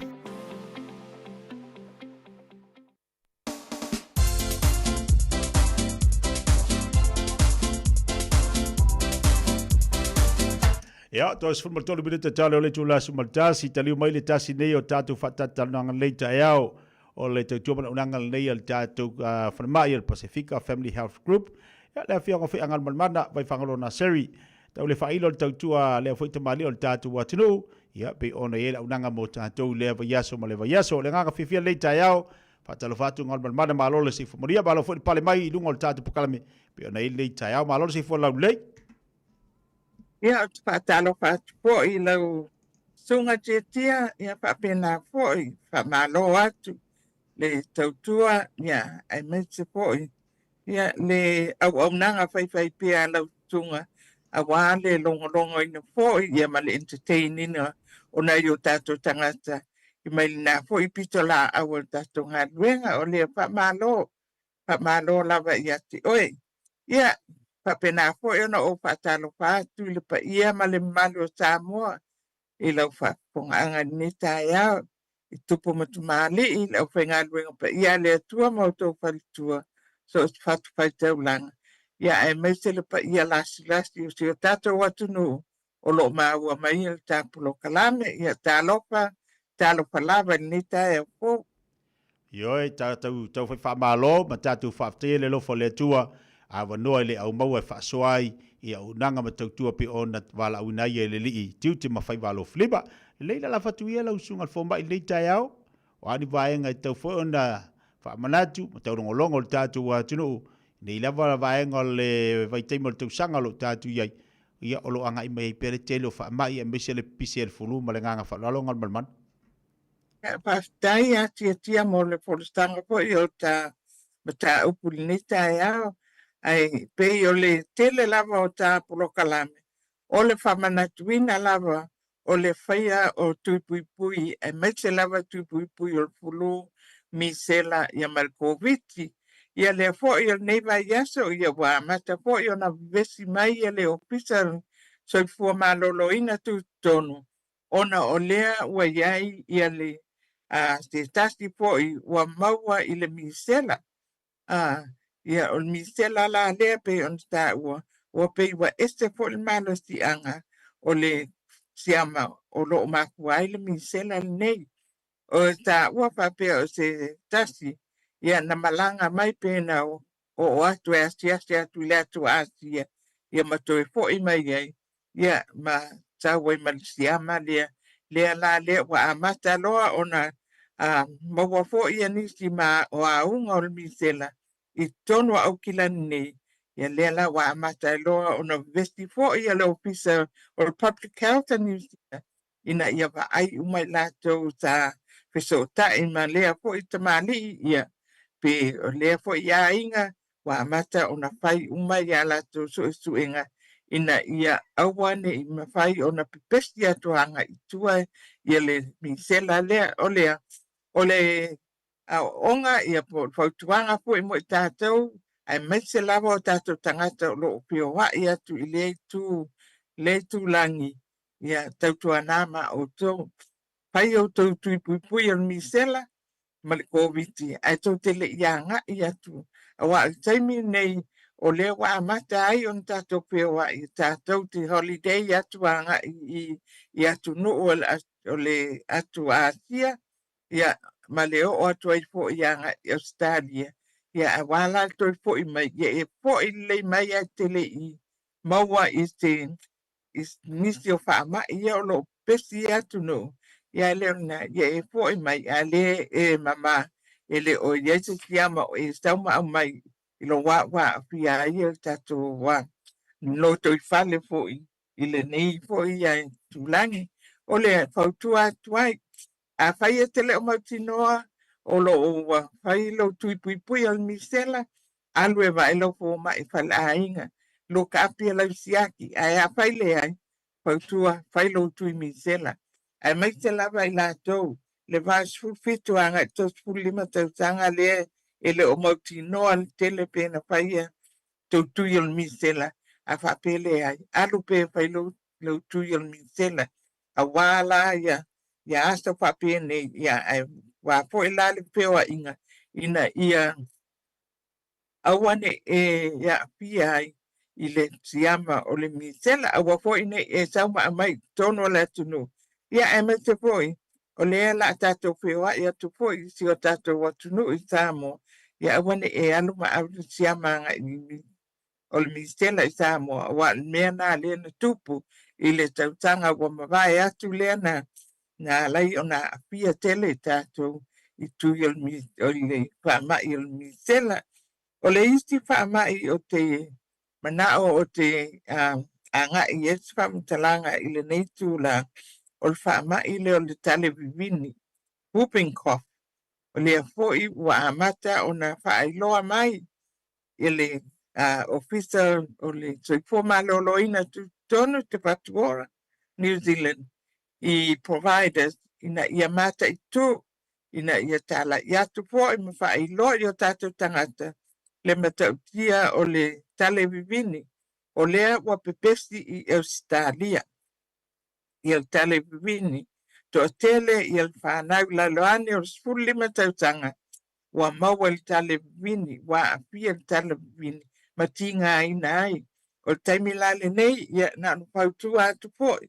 Tato ainga o lo o tauni mo Australia nei vai taimi. Ma ai tui pui pui umor whanau. Na ia tonu o le pasolonga por kalame o tui pui pui o le whanau i tui mo le televini. Ia anga I whatau nuu ia lea vaenga. A le ai a whai o le o mautinoa e oi tina pena whai e tui pui pui leia. Ia o le televini lau whanau.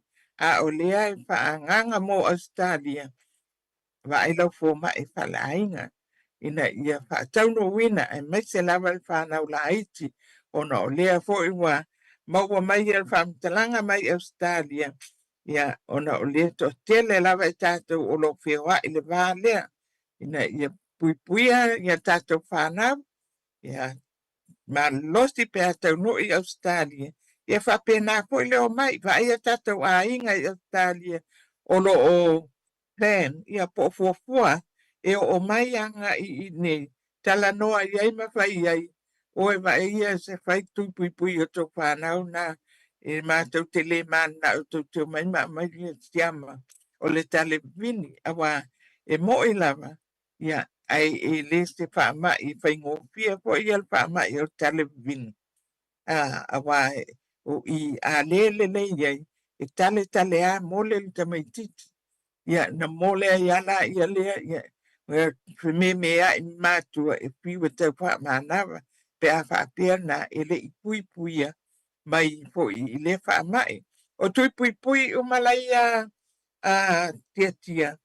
O lo I totonu umar po kalame. Mo whanau la iti. Mai le vālea o le ono vai aso. Anga I le 5 tau sanga. Ai le tau lawan whatau no wina. Ia pia tui pui pui. A whai le I uma. A whai wai yese tui o misi. Anu e vai lau fō mai. Ina ia whatau no wina. Ia tui pui pui o le whanau. Ina ia toa uma. Ma ia pui pui ai le whanau. Mantua o le au ngā tui pui pui. Tui tono ia le vai la au le lo tino. Ona whaatupula ia ai la ia lea. O wau penga whaanatura e pui pui atu ai ia oe. Pe au lufia le lo tino e le siama o whaamai ia. O whaamai uma ia e pui pui mai tui pui pui. E la e tātou te mauai o lona winga e loa mai na e le o maua e le tātou tino. Ia le pui puinga lea ina ia mawhai ai o na whaotofia o tātou tino. E mawhai o na whai sia au upenga. Whai pui pui ai tātou whaanatura. Ai a whapetau no o ma tātou tui pui pui. O le pui puinga fo ina o tātou tino. E mawhai ai o tātou tino. O na iai ana au upenga whaanatura. E te atu ai I nei whaama. Ia ma tātou maloloti ai. Au ato te tali tonu I tustutinga I lunga o Facebook. Po lunga o social media. O lea e te atu ai. I tui pui pui nei whai. E le ai. I lei po lea lava. Ia o tui pui pui nei whai. E tui lau tino ina ia mawhai ia ia lau tino. O na boost up ia lau immunity. Ina ia mawhai ai o na e te atu ai. I whaamai nei masiama nei. Mana tua e sau lava al tau sanga. Sau fo e al misela ia. Este fo e le malo si angaru. O le siama leo o mai. Ia tau lava o na lava al pui puinga. Ia whapena fo ia le. Tale vini lea po le kuping ko. Ia. O pe on whae ngoi nai whakpalangi. Ia ele ai on tui pui pui umana. O whaamai umana. O leo wa maua lato tui pui pui. E te tau fo e lana whai. Na alan maua tui pui pui ma whai. Ina ia ma whai ai. O na tātou te atu ai. Ia whaamai. Wa e alu alua. E mo e o whaamai mai aso ia. sa le tele nei ona sa le lei lava whaangasolonga o tui pui pui o le whanau. A tono e whapea meisisi, te lei loa e au pen whainga nā tui pui pui a tātou Samoa. Io e tātou te lei loa wa o aso ia, sa whaangasolo e asiasi tu mapo o asiasi komiti. Sa whaia tu winga i whare komiti, iaso e whaangasolo ai, a tolu a mātina wo kiu lea tui pui pui, ia alu i tu winga ngai tua. Io e lei loa lava lo tina, ana loa lava lo matua o lea wo saul tu winga ting po mai, i lea no ma lea no, ia si ile pepe, ave o il fale komiti, tui, a lea na ta alo a ia tamaiti lumal malai, a watu lo tui pui pui, e uma me ia o tau ave whai al tui pui pui wale ua lisi uma ia ingoa wha maumaunga fo ia tene assess committee ia atu ia tu watu si ia tuale o ia o sione ia sa o le watu o ia tui o le ala awa lava ane i whai pia mesis ele i whai aton tui pui pui o lona ia malu si angana whai ai le ai o tātou uma lava mai Samoa na ave uma whapena pe malia lo tina pele ai e mai a teine o komiti ia CEO e ma ave o il fal komiti fai lo tui pui pui na iai o mal por kalame pei o por kalame o tui pui pui a New Zealand e wha por kalame uma mawhai ia na fo ila iai ringa wha maumau o tātou uma la le ai awa tātou te mawal tātou malosi ona tā whai a tātou tui pui pui tātou te lei whaatali pe i o lo tina o la lawai alu lo tina e whai ngā luenga. Ia a o nei lo mātua po o grandparent e o atu lo komiti. Ia CEO e ave whai lo tuin ia e o mai o mātua. Ia la fo wai alu lato e lei lo o la o man whai lo tui pui pui e tene komiti. A la ia lato wha maumonga. O tātou a inga fo i o lo kua mai. E o mai sa mo le kota po o mai a total noa iai ia fautua iai o mai ma mai pe patui o ta mai ti pe apapia e o mai ma mai whanau o pe patui na e loa ai ta tui pua o lo vai e ta mai ti i nei pe au o mai ia tui pui pui o lau whanau o uma o na whai a whapea la ele o lava pe le o ata toa whamomonga ia o le ta whaioi na o tina e alu il falma i tua ia ma va ai e ta tui pui tua e va ai uma records o tamaiti ina ia e o mai ma mai pe patui o whanau ina ia whawhaingo fia ia mai lo ai po ia lau whenga luenga ini ia tui a wala le pui pui ngal whanau i mai whaama ila nei e ia tale vini lewa pe pesti mai Australia le whaitete anga ia tātou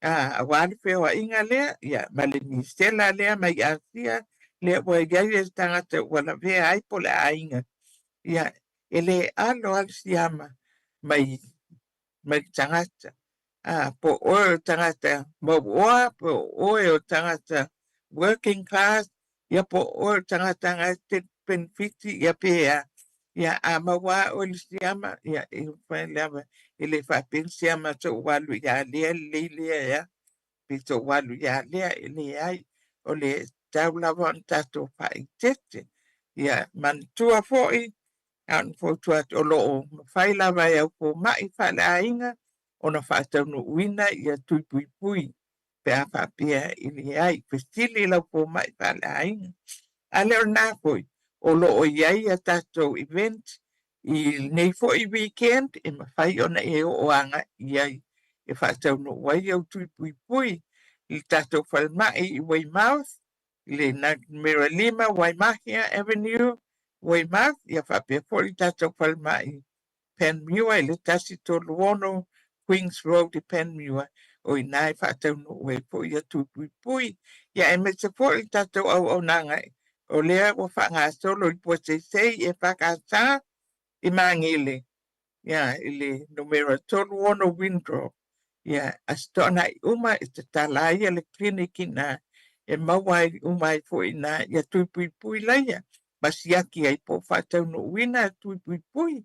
Ia, ta tia e iei se vaenga e te fia tau no ai. Le ai, whaatai tele ngalu i le forsanga foi e maise o vaenga o leo am whai ona tu ina mai a wale whaafonga o tātou atinu. Mani tele foi nei whaamanatu ia mo tātou. Tātou wanga atu mo le whai ngon nei vai aso. Ia maise aso umalawa. Tā ua i o le whaamanatu mo le tau longolonga e whaatai. Ia o nei vaenga i wa mai mo le tātou atinu. Nei tai au. Ia, whaatai. Na tui whalau tele atu o le stona i nei. Le sto full wono. O le a whai ai ia le Health Day. Na i le pose se e whakasa. O le a iei po i au o nanga i na e mo le malu le tunu. E ui lava po i o le invitation mo le manukau pulenga e manukau sae. Ia e te tono. O lo te tala lava lava noa mo so se si lava le tunu. O lo o lata e mawhai lava o ne e o atuanga iai. Iai si au au nanga e le ngata i tui pui. Ia iai po i si au au nanga e ono mana o mia e le atunu. E mawhai lava o na maua mai i nā le tali. Ia o le a o iai po i nā. Ia e wala au atu ai po i tinama ta mai tai. O le a iai po i le section whapitoa lava mo o tau. Tātou noa ai i nisi o vahaenga e a pia ai po i tinama ta mai tai. Ia o le awa noa leilea, ia whapena po i tama, i la tau o pia malam lama atili mo mai fatu, mai suka, ia matulanga whapena. Ia o le a iai po i lau whainga luenga i tonu o po se i le lato Health Day lea, ia i nei whaamtala atili ia nisi po i o vaenga. Pia mawal malam lama anga, o lea Health Day, o lea amata malisupulu tai au, te ia pa ia le lua i le uli, ia whaapea mā tātou tui pui. Ia e maua foi nei vouchers mo i lātou, o la whātau no wina e lātou tui pui. Ia e whaapea nā po ia se sausage sizzle o le a whātau no wina, ia pe whaia foi e i lātou o le a ngafa ma le tātou Health Day le a mo niti lava whamtalanga. Ia whaasto tai mai ia le Pacifica Family Health Group. Ia mo nisi whamtalanga ai invite ta lia so seiti lava. Ia o atuanga ia ele ese tongi o ia au nanga uma. Ia e mo nei tu la tia ia whaatai tele mo lo wawa noa. Vai atua uma po le ta taimi whaatulanga ina. Ia e mo nisi lava whamtalanga. Ia vili atu tato numera. O vanstilau, tolu, lua o tolu. O vanstilau, tolu, lua o tolu. O lo e ia tato wa tamaitai sa moa e talia mai telefoni. Ia whawhisili anga ia. Ia petu watu po anga ia tea. Ia ona o so tai atu lea. Ia matato so tai atili ai. Ia neitu la. Ia tia manuia telenga luenga nei atu. E tato toi whelo a i le vai espo i le alofa le atua. Soifua. Tai ngal mana mo dio ni ya se tiu manga luenga soifua mai manuia. Le ia le naua fa fongbali tatu wa tudu o le tautu nanga le fionga ngal mana mai fangalona seri ele tu wala tau longo mo tatu lo soifua malolo ina se mai tatu telefon le nei fo itai au tu nati o le ngana Britania mai fa fa openi so tatu musika mani so proclame ya mo tatu le nei tai au le taina le tu la se fu lua.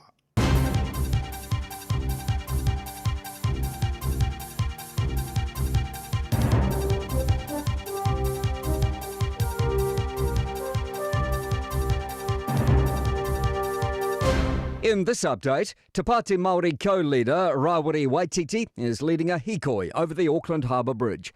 The thousands of flag-bearing marchers protesting the Treaty Principles Bill have caused gridlock, and motorists are being told to delay their journey.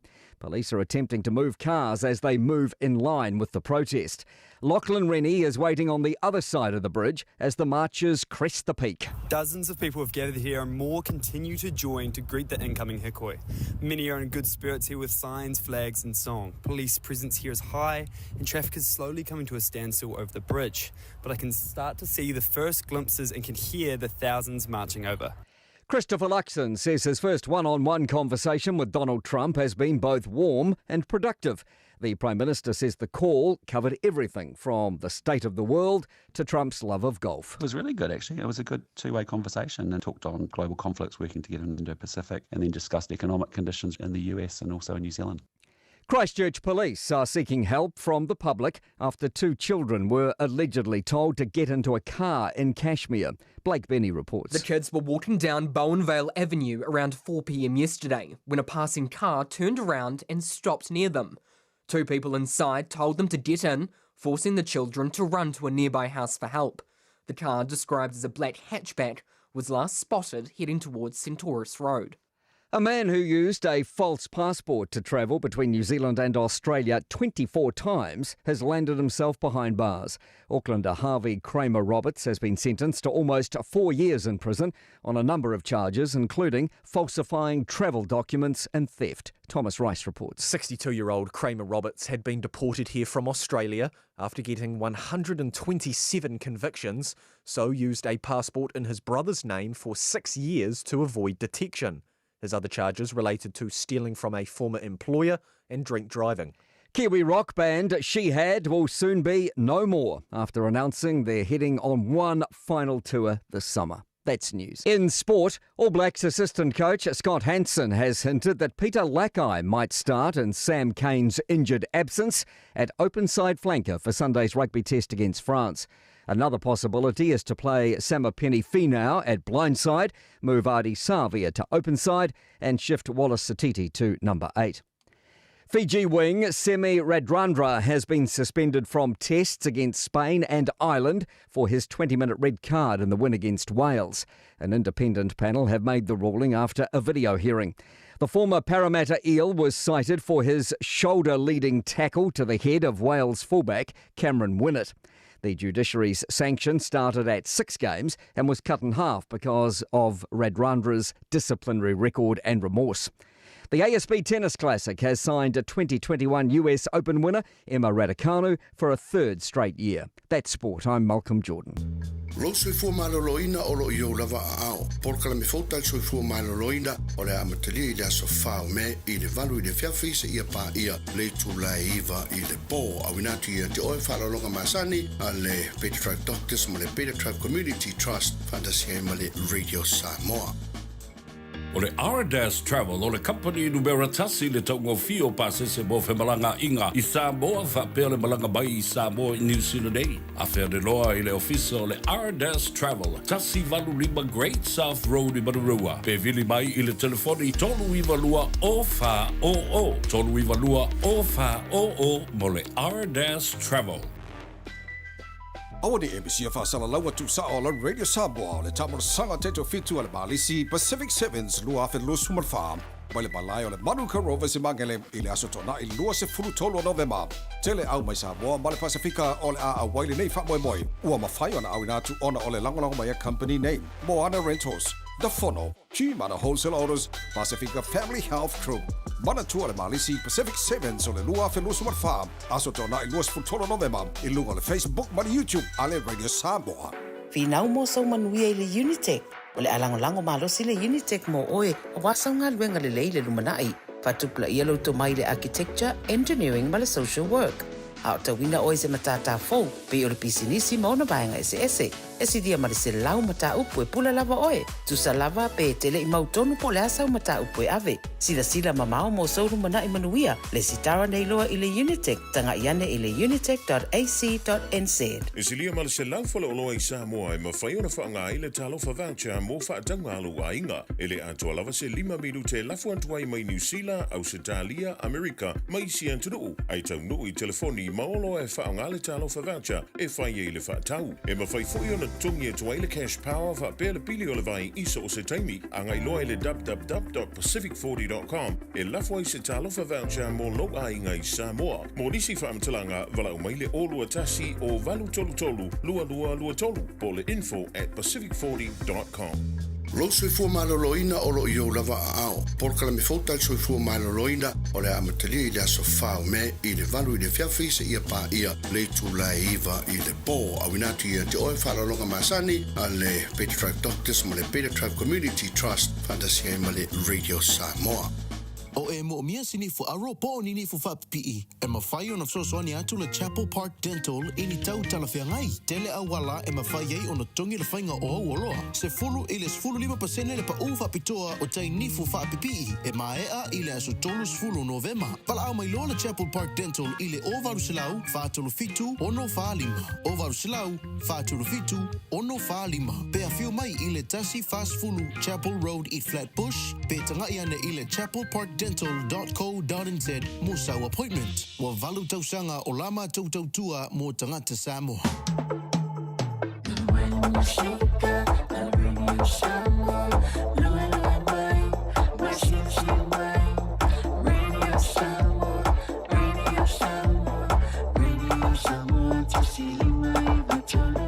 Radio Samoa.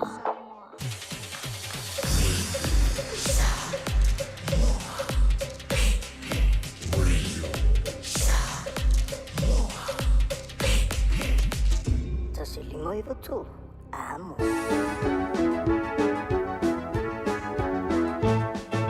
Alangan awai dulu tala yang tala ya saklaba. Alangan awai dulu tala yang tala lupa de tua. Aole aulo tua na ole sioa. Aole aulo tua na ole sioa.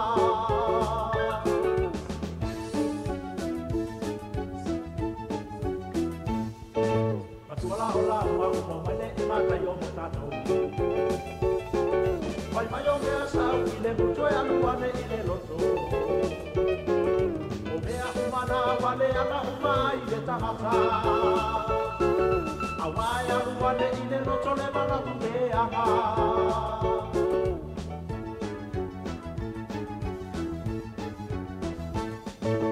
Ayo to Samoa le motuanga ya ngamo tato klapa. Ele pape lojo amale lojo sawa yo i pare nganga. Ode ta ukino aku Samoa mi se a solava.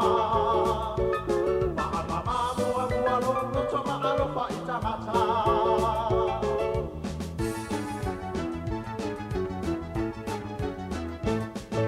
Simona bete fili ko yo wale mata yo ma Simona le kanana.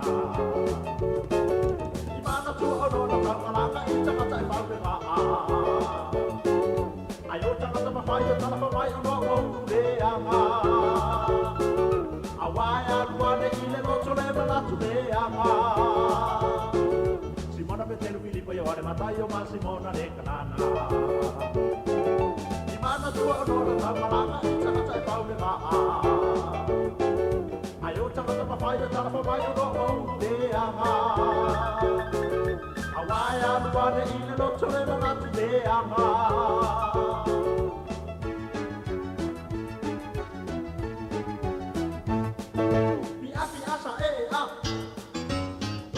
Samoa e olo sei tua matalai la Samoa e tasi lava oi ile basai ta ta ta ta ta ta ta ta ta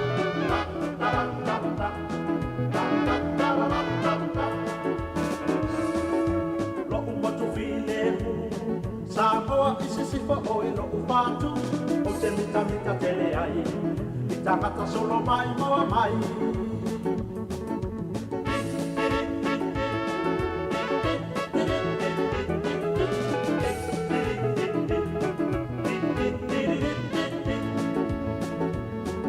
le ai se bebe si vale solo o tangata Samoa e veo a isa o roto tua lo pita mi tanga o tangata lau mata ata ata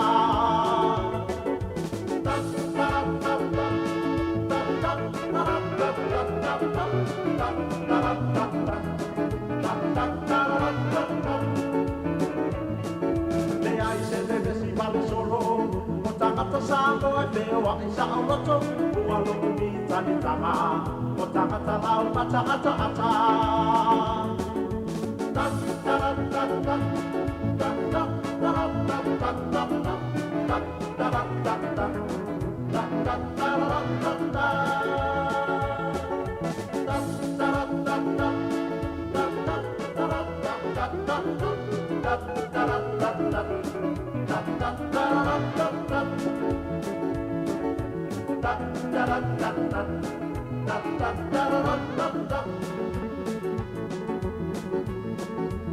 Pa via ngale sunga me siluki su yo ele nei fo itai ao ina o se mari mo tembele wati leo te baba ia tu ilungo le tatu wati se fun mo le valu minutu te nei le tu lai se fun mo tasi malo lava tawa tai malo nga lue le te baba ia tu ili fa silanga le tonu mai il fa linga le tonu mai o le fa linga nei o le fa le tale vai o le fale tala vai o fale tala vai ale topi tonu e mafai ono so soani atu ilo ainga i mai e le itinga ina tele manu anga miti maisi tūlanga tau soifua maloloina o fale talavai uma o iai tangata whaingaruenga anga waa ma o le tele fo i o le taimi e le mo mia ia le whaatulanga ina o se avanoa e te talano iai.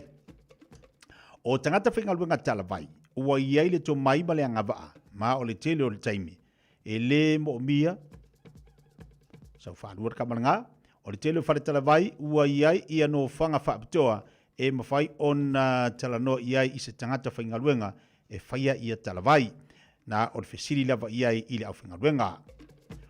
O whare talavai uma e mawhai ona whaatumu ai i au pepa talavai matari ai ia ni whesili e winga i au whala au whesosani atu i ngase e pei o le tale ta whileisu ma wha iti ngā ma e whesosani atu foi i manuanga miti e pei o le maosia ia po le lavea fo i o le tino i se mea maai. O nisi whare talavai e mawhai o na lātu whaia. Tu i puipuia, e puipuia i oe mai i le maisela, tale vivini, o le fulu, ma le koviti, siaki o le toto mawalunga. O le e vai e tulu iai ia na iau mata, fuala au e tau fiai ia maitanga o tina mata maitai. O fuala au e tau fiai maitanga, whaafua sei o tina mata maitai, asiasi ane loa i le tātou pengat whailangi o le hardpoint.co.nz e sa ili nisi whamtelanga e winga i whale talavai la tāne. Ia wa mangingo le lau whaafonga whale talavai la tala tāne ia te oi. Le alai te whaafonga mai te leila le fsosoni. Ia mai fisidi iai. Fisidi le iai e whapea oi te latu te maua i le ke moa mai sela. Fesiri fuala ua mai sela. A whape o e kare vivingi. Fesiri kare vivingi. O le fulu Markoviki. Fesiri fuala ua fulu Markoviki. E le anga fui do ala kui o la kau fongi aku se akako amio. Ia e la kui fesiri a kare vivingi. Ia lei, awane ngali atu oi, il tatu lo bingo le tusi al songa. Patau tatu tusi nalo utono tatu ofisa ma tatu wa filifili. Wala mali tatu telefoni lua no lua tasi lima vitolu, lua no lua tasi lima vitolu. Ia awa ia nisi fo o tatu tusi o mfai o na maua i tolo le tatu. Unanga ma le tatu tau tua mai se foi o tatu ofisa nei. Ya, tata tu leo mai o tatu tau sala mal pakala me tatu e tau nu mai lo tau sala ruatu loa ma tatu tala o mole nei vai aso pe ona ye lungo tatu pakala me leita yao ai malo fa malo atu tatu watu leita yao ana nafi a maua e au le fa manianga ma sitasi o samaria nga le lei maua ila palolo la so ngafi oka o le umi ngo nyi usilo ke le ikwa ese palolo ai o nga ngafi la nga maua kwa i le telefongi sitasi o samaria nga le lei ma fa pe atu sa u vakulo u palolo le walu la ngafi makaukia na le palolo makaukia lua la kama ipo fa pe kama i container fa pe ngol ma o fa fitai atu ile sunga li pule le au nanga mal tau le island style papa kill ia malo fa tua le sunga tango mal fa tua ia mole o songa me sa mo ka ka mo ia le sunga li pule ma wo le bala ka of palolo oi availa popo nganga ngafi e kale fiku ori semia nganga ka ngu wale fale fa pe oi kiki a fe manga ka falo le kofu lo bal palolo microwave ka ngokulu ka ko kaloma ai ai lo whaafitai, mi sidi ala muka ko fo li palolo. O ai ala ngi se ke o ko mi mang lak palolo fa pe mai o le ai. Le ai le wa ma wala palolo mo bang ai la palolo. Ka kaungu ko lol palolo. O tau nu atu lo na fifai lo mo palolo. O foi lo kala va o nga fai o le lua fa mare fa. Lua fa. Lua fa mare fa, lua fa mare fa. Wanga la kala va o nga fai vai ke minga o mak fai ngal bunga lo. Ko ale pasi o so le mavao ala ku vao yo le ili faro longa i lunga le waf. Lai ai mako sai mingi.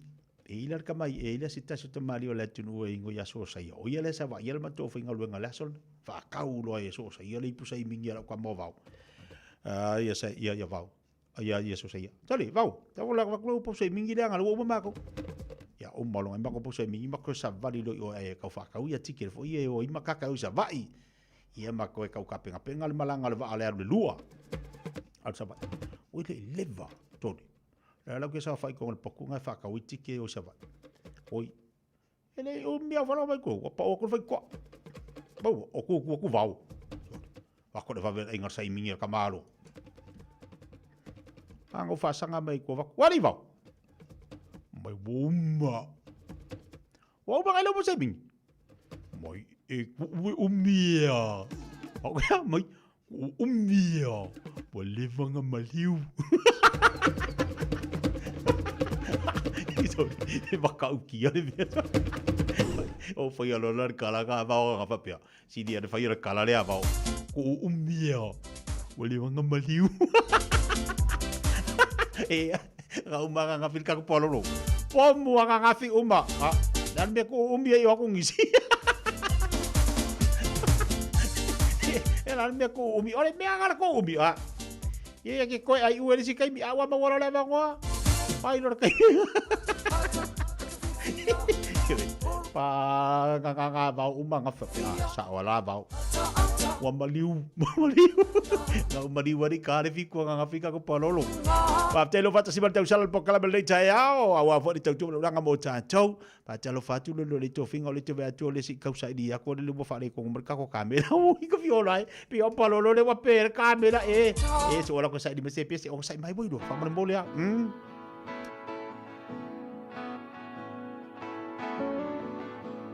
La upele po fe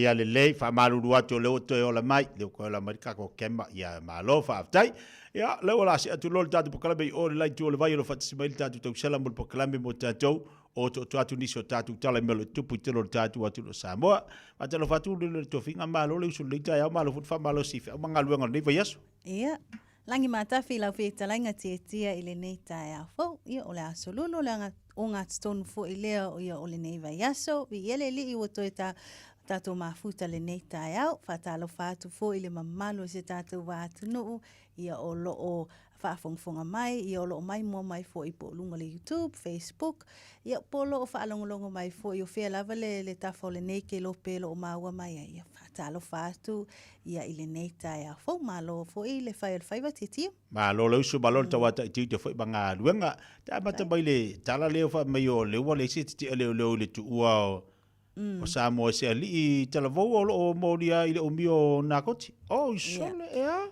le se kali leo sa le titia ia o le vaenga lea o le tasilium ta upu le na whapena o na whaatino ina foi le i le foi nei foi vai aso ia na whapena foi o na tātou whalongolongo ia mo mau foi ai tu sai foi i le whaasoa foi le aso na nafi ia le tamaita ia lilo mai ava ia maina vai ia mai Samoa ia nisi foi o reporti ia i le whamsinonga.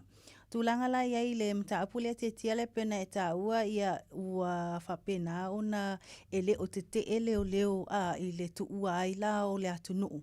Ia e se tasi o li i talavou leo lo whapena o na mōlia nei i lalo tulafono i le tūlanga la leo le umi o nā koti. Lea e tā ua ai o leo whamawina i whamsinonga le ai o se te leo leo i le tausanga a le taule leo le whamawina na tu ina atu le tausanga le taule lea e ala i lana lo ia i le fia tu ua o le atunuu a e malanga atu i whafo a o lea e ta oto lava molianga leo o lo moli ai o ia. Ia o lea lai tā ua i reporti o le te enai e lea li I mean e leo lea o le tarsanga. Ia o lea la ua tali ai lai whamsinonga le malanga iau se tālia o le taulia lea. Ia o lea e ingoa ia tau tai whale toa. Ia se ia toe tau nuu atu i tutono Samoa. Ia ona toe ona whaatino la ia ma toe tula i lunga le whamsinonga e tali o na molianga. Ia o lea lai i tūlanga i ai e inga o le whaatino ai o le whai unga le upolo i nai la le lo ia a le ua molia. Ia i tutu unga la ia ina ia tu ina atu ia ni saini ngā lima e lua e ta i se furu afe tā la i le saini. E wha mau ni ai toi fo i atu i Samoa o tautai e tali o na molianga ia ua atua i ai nei la ia o ia e leo leo.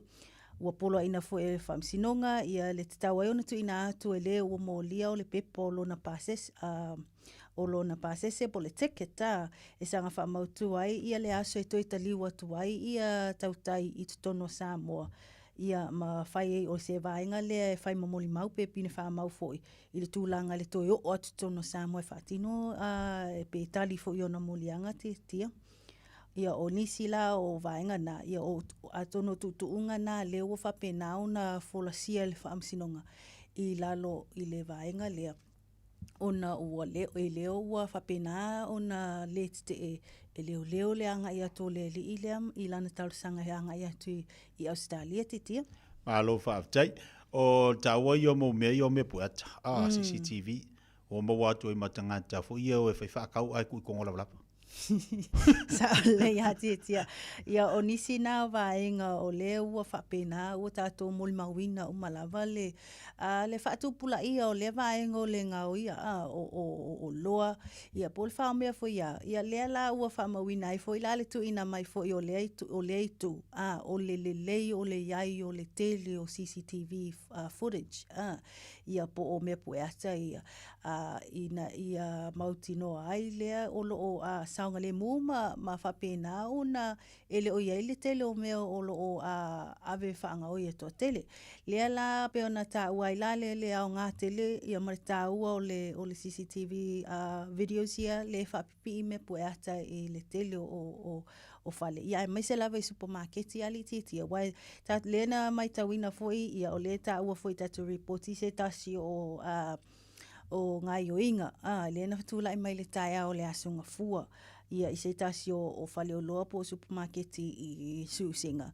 Lena whaatino ai foi lai ni ali i tala vau whaapeni tama i ta i se to o lua. Ia lea foi ngā ioinga whaasautu la fono o le whaamea po le ngā oi. I tutono supermarket i le AVC ai la leo telo o loa. Ia ai wha ngā i la vaenga ne pena e tā ua le ngā i tutono le ofu ia po le whaamalu foi le tā ua i tutono le reporti nei lea lai tā ua o le awa i lima o le mtanga luenga o leo ia po malo malo ia lea mata o pue whaatino, ia o lātou suinga, ia ma le tūlanga te tauana whaatino ai. Ia a o la o tau sa ilia fo ila nisi o vaenga iai i le whaatino o le mata au pulea.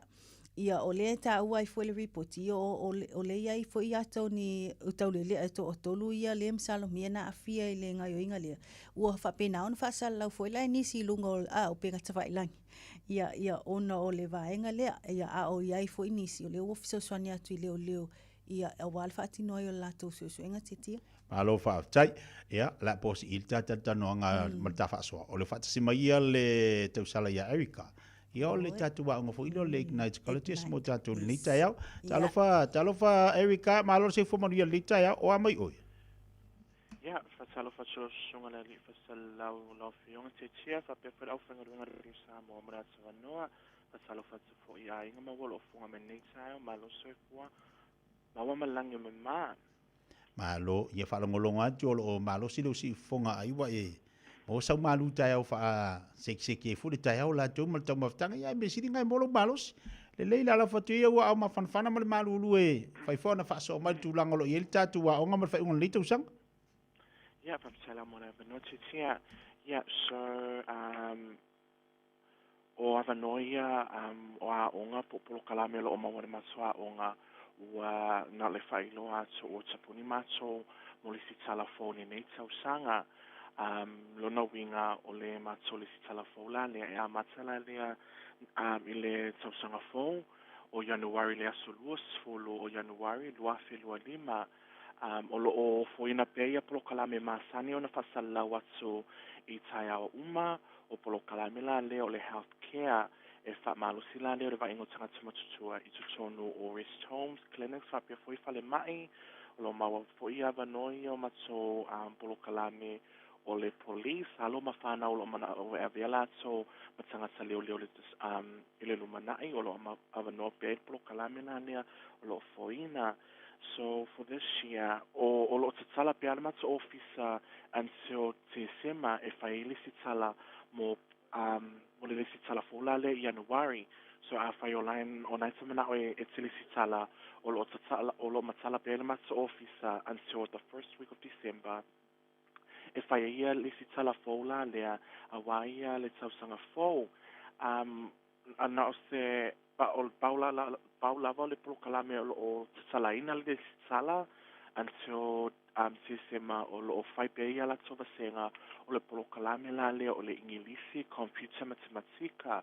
Prokalame la lea e fuli lava prokalame le si tutongi e se fulu vai asor prokalame ma le iwa ritaya o itasi le awa uli. E le po kalame la lea e au ngā lava i le ina o le malamalama i whaunga ina o le computer. Whapea fo i whisoni atu le tusi mo tautala whaperitania. E le lava le mato polo kalame o lo maua lava ia wanoa e soe lava se ngaluenga. Se ngaluenga pea umaia polo kalame. We gave you the qualification and also employment in whatever industry of study. So, olo maua peia vanoa whaman mole na whailoa atu se longa lava you are a resident or permanent resident. Wa mawhaiona ilisitala I matopolo kalame. So, enrollments are still open for our free English computer maths course until our first week of December. But the other programs will be until next year, January 2025. Tai. Alo whaatai. O ala ni telefoni mwhai o so te etu ai tātou a Erika whamanu. Yeah, so mawhailavana really nga mai mato no mera mato ofisa le o valu selau. Lua selau tolu whalima. Whai whai te vili mai le mawhai o molo talia ina ia mato telefoni. Mawhailavana e whafiso tai mai iau I le o lua. 5 tasi 5 le o lua 5 tasi 5 Malo whaftai Erika Marino le nei vaenga I watu ina mai mo le tātua atunu tā penanga le tātua onga e mese whamaino tiu te mga luenga mo le whaingon nei tau sanga. Whaftai baruia le ni vai asa tiu te whai mga luenga Erika? Ia whapena fo I tia whaftai. Te lava le lei Erika stasi o alo le tātua atunu o lo mwhai o nangalue mai I le Ignite. Mo tātou tātua onga mwhai ona sa iliese ngā luenga wala wana ni over se lau tōru whalima. over se lau lua se lau tolu fa lima. Lei mana ia toi tali mai po kalame mo tātou le whauina o le tau tumranga le tau sala po kalame le fifia mai. Le uwa vai atu ua whasawali le stalaino tangata palo te no whanga le tau langa. Ia whapea fo ima le wafu imu whanua. Aisha. Ioi. Sa le tia i o tu langa la na e pe ona iai i o le ua a mata o na wha tino i anga luingo i o le restalaino o tangata palota. Ia o lea la e pe ona e ta ua o le taulanga ma le wafu imu whanua. O lea la ua wha solo ngā luinga wha tino ia a le official commission whainga palota. Ia o lea la ua wha pena i le tau restalaina pe o tangata palota o i tu malo i le masfutasi o si tatou atunu o Samoa. Ia o le vai aso la nei, ia o le amata atu i le so aso lulu, se ia pa ia le asfareile o le awhaatino i la restala nei, ia o le ono whanga la pe ona iai le mautanga se tupua tamase se mea o le mto tua, o le maketi funga lei, maketi vai tele, ia whapena foi la ma le wafu i mul whanua. Le ua whanga solo ai la ia tūlanga iai le restala ino i la tau ia ua ngā waa. Ia i le whainga palota. Ia lea la ua tu ina le whamawina i reporti, ua whailoa le komisi, ia o whainga palota, ia i lunga o penga te whailangi. O lea ngā luenga le amata mai le tūlai iwa, se ipa ia lava le tūlai whai le fiafi. Ia o tūlanga la ia i le alatu e whaatino i restala, ia e taona tau au atu se pepa whamaunia po se ID, ia e peila o le tusifolau la i sene avta avale, o se ID, se ID o le nupi wha, po o le pepa whamaunia fo i o le aonga, o se student ID. Ia ma se pepa whamaunia o loo whainga luenga. Ia o tūlanga whapena ina ia mautinoa o oel tangata le te latu e restala i lalo i le ingoa ma tūlanga whapena o le aswhanau ma vaenga masani lava ua tātou iloa. Ia o le lai tā ua o le tāpenanga a le ofisa o vaenga o mai ia mo le tātou atunuu. Ia wa lava ia tūlanga ia i le isi a whainga paro te tele leo lea loma nei o le atunu il masino apirila. Ia lua ono. I le toi mamau, toi tasir tau sanga ali titia. Ia ona tau nuula ia o lea foi vaenga ia o lea mai tau foi ia o lea awhapena foi ona whapena ona pisi le ofisa o whainga palota. Ia mai se lava i la tō o lea whapena ia i vaenga whaupwhai i tūlanga o la tō foi pito la au. Ia i le tāpena masau ni ninga fo i lea fo i a whainga palo te tele lua ono tia ia o lea mai tau ina ia o le mea masani lava o i la tau e ua whapena ona au lia le lusu tasi tau sanga le matutua ia ngā waa e fia e whaima a fo e palota ia lea lea te tau ona restala i o la tau suafa ia i le lola. Ia mauti noa ai le lato e whailau palo te whailau e kisi masani foilea. Ia alai ai lo ingoa e mawhaiona maka i lalo le lola palota ia po fe lava le tu malo o le awhapena ona e a whirwhilianga ia le titia. Mana ia, malo whaftai. Nisi o tātou talana pe o nā uina mai Samoa. Whafangali tātou atino te whaitau manino lungo pe ngata whailangi. Melo tupu tonu New Zealand nei. Tāsi tanga te leo whamaunia mai ua maua mai ilon misela. Ia, sa leia titia o lea o le toa tasi lea la vitalainga lea ma whamawina i le motu leo Waiheke. Ia o le Waiheke Island lea i Aukilani lea ua whamaunia le awhia ai i le whamaile nei o le misela. Ia o lea la ua whapena ana whamaunia mai ai le solfua maloloina le tele o nofuanga o le motu. Na iai ia leo ua awhia nei le misela. Ia lea lai atono o lo whaatino i langa luinga whaatino ale alimtanga luinga o soifua malolo ina ia tamawhai ia whaititia i lale to telo i lato e a whia to ono le mai tau atu e tele ia i nofuanga ia po venues ia po tourist attractions for ian nga ia toi le wa whia ia e taona tilo ai foi la ia one i pepesi ia matele ai foi la se isi whale toni tūlanga ia soifua malolo ina o tangata ia os le atu no ia o vaenga na ia ilim taupu ia a leu whamaunia to atasi ua whia i lea vaenga titia. Ia mali tātou talale to vai to le ua vaenga fo ilo tasilo tu la fono wa le vana pisa i tātou. Me tau kengi. Le lau mani o leu mai so ta ia tu la leu te o kengi ia. e whaatau le tū la whanafou lea leo te mamao o nā alo ia loria. Ia, sa le te e peona e tā ua o se tasi leo tu la whono ua lewa o na i le pipelines ia le tūlanga iai ua lewa o na tā pena iai le malo ia me se foi la tō lo na whamalea vaenga i tūlanga o tu la whono ia i te unga ma me whapena ina ia mautinoa le iai ina ia pasia le palmene ia o lea la o whamauni ai ia e le toi mamao o na loa ia la ia o lea fo i tu la fono fou ina ia pasia le palemene ia awala va ia vaenga la le me tawina ia matato faso ai fo i le fa sa ai lo ona toi va ia se sui o keni mo la to to ninga ia i lungo o no fanga faitele ia le la e pe na e ta ua le tato talati tia ia o fiso ta iatu ia le mtanga luenga o leo ia mai la to fo yo lo fa ulu ia vaenga o ia gangs po kengi ina ia tala noa ma fa so le vaenga le ia i tulanga ia le gangs act lu o lo fa le na fa pena na pa si la mtanga tau sanga ia o le fa tino e foi la o le ngaluenga ia o le famalo si o tu la fono nei titia ia atonu o se vaenga le wa la sia fo el mtanga luengo leo ina ia awai fo ina nei toi tu la mai le te leo vevesi mo tu langa fa pena ia o fatino e foi la le pitola au mtanga luengo leo titia malo maria ia o nei vaenga na wa marino fa fonga tatu wa tunu i melo tupu itono te ro nei te se imal tatu wa tunu sa mo le mo foi ona tu na tu to lo wina tu te sal poklam nei manino ila foi tau malo fa fonga ia i melo tupu itono le tu mali tu ke lope fa fte mali ta ya o le tapo kalambe ia me se foi ia le tu o le tatu e longa tolo nei yesu ia fa fte la vati mo lo va noa ia mai tau mana tu foi le mamalo se tatu wa tunu ia e maua lava o tō tonga o tātou reporting nei mai Samoa, whapea New Zealand nei, ia a o le laulangi foi. Ia i lunga o pengi te whailangi le tātou website o le Radio Samoa, ia e mese lunga le tātou Facebook page, ia whaitau manino, whaitau tutoa, ia sila fia e foi meo lo tutupu, ia mo alia e mai foi tutono o Samoa, e mese o le laulangi, ia e whaftai lava te tia mo lo avanoa, manu te le ina whai vole nei aso, ia e mese foi le mamalo si o tātou wātu nuu i te ute mawhaiva.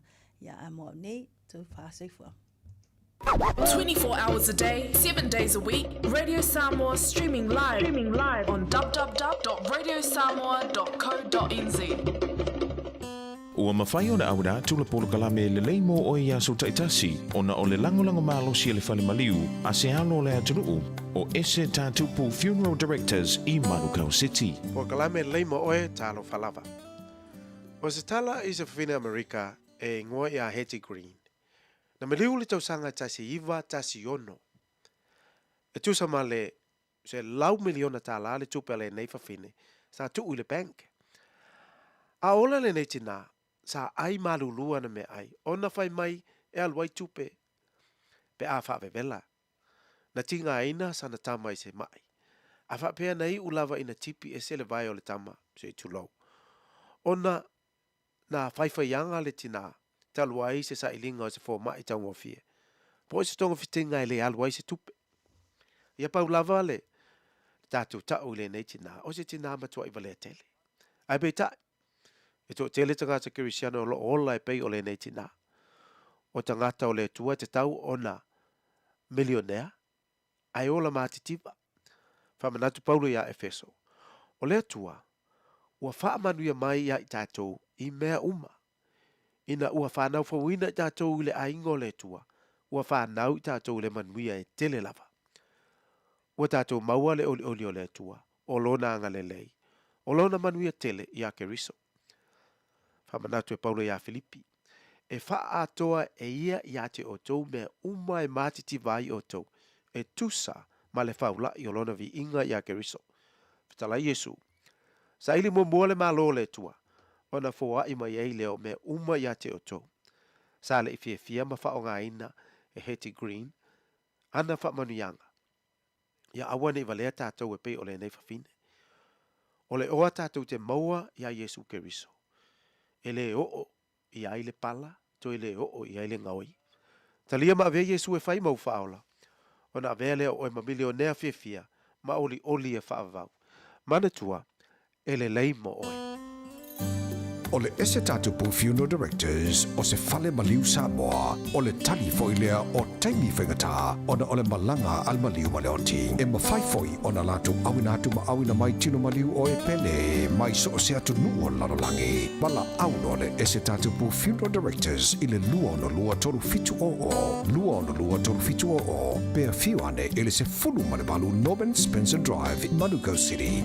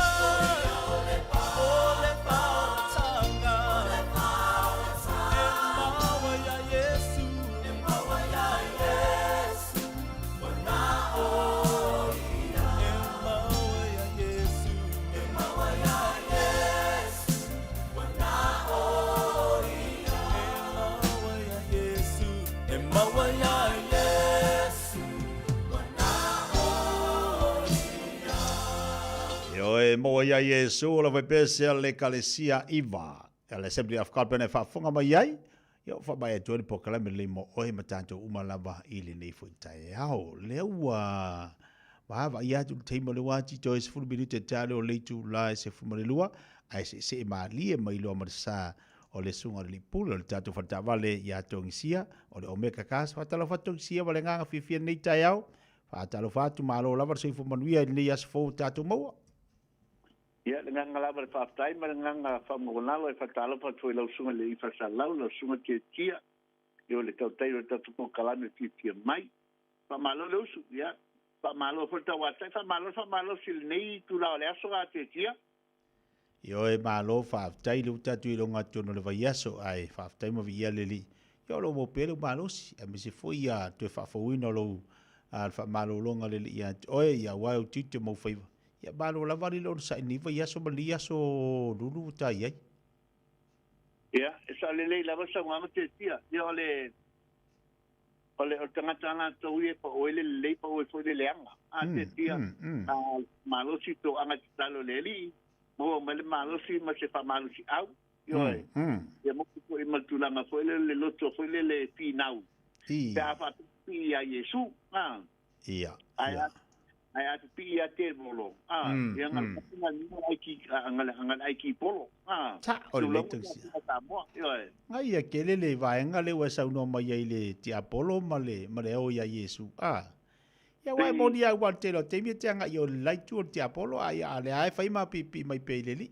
Le asa si de o nga mi ai fa fa o le ai fai ma ko fa kon kongu tatu wa. Sia tu ya lu ti Apollo. Ai le ko aki polo, ko aki polo le va kwai.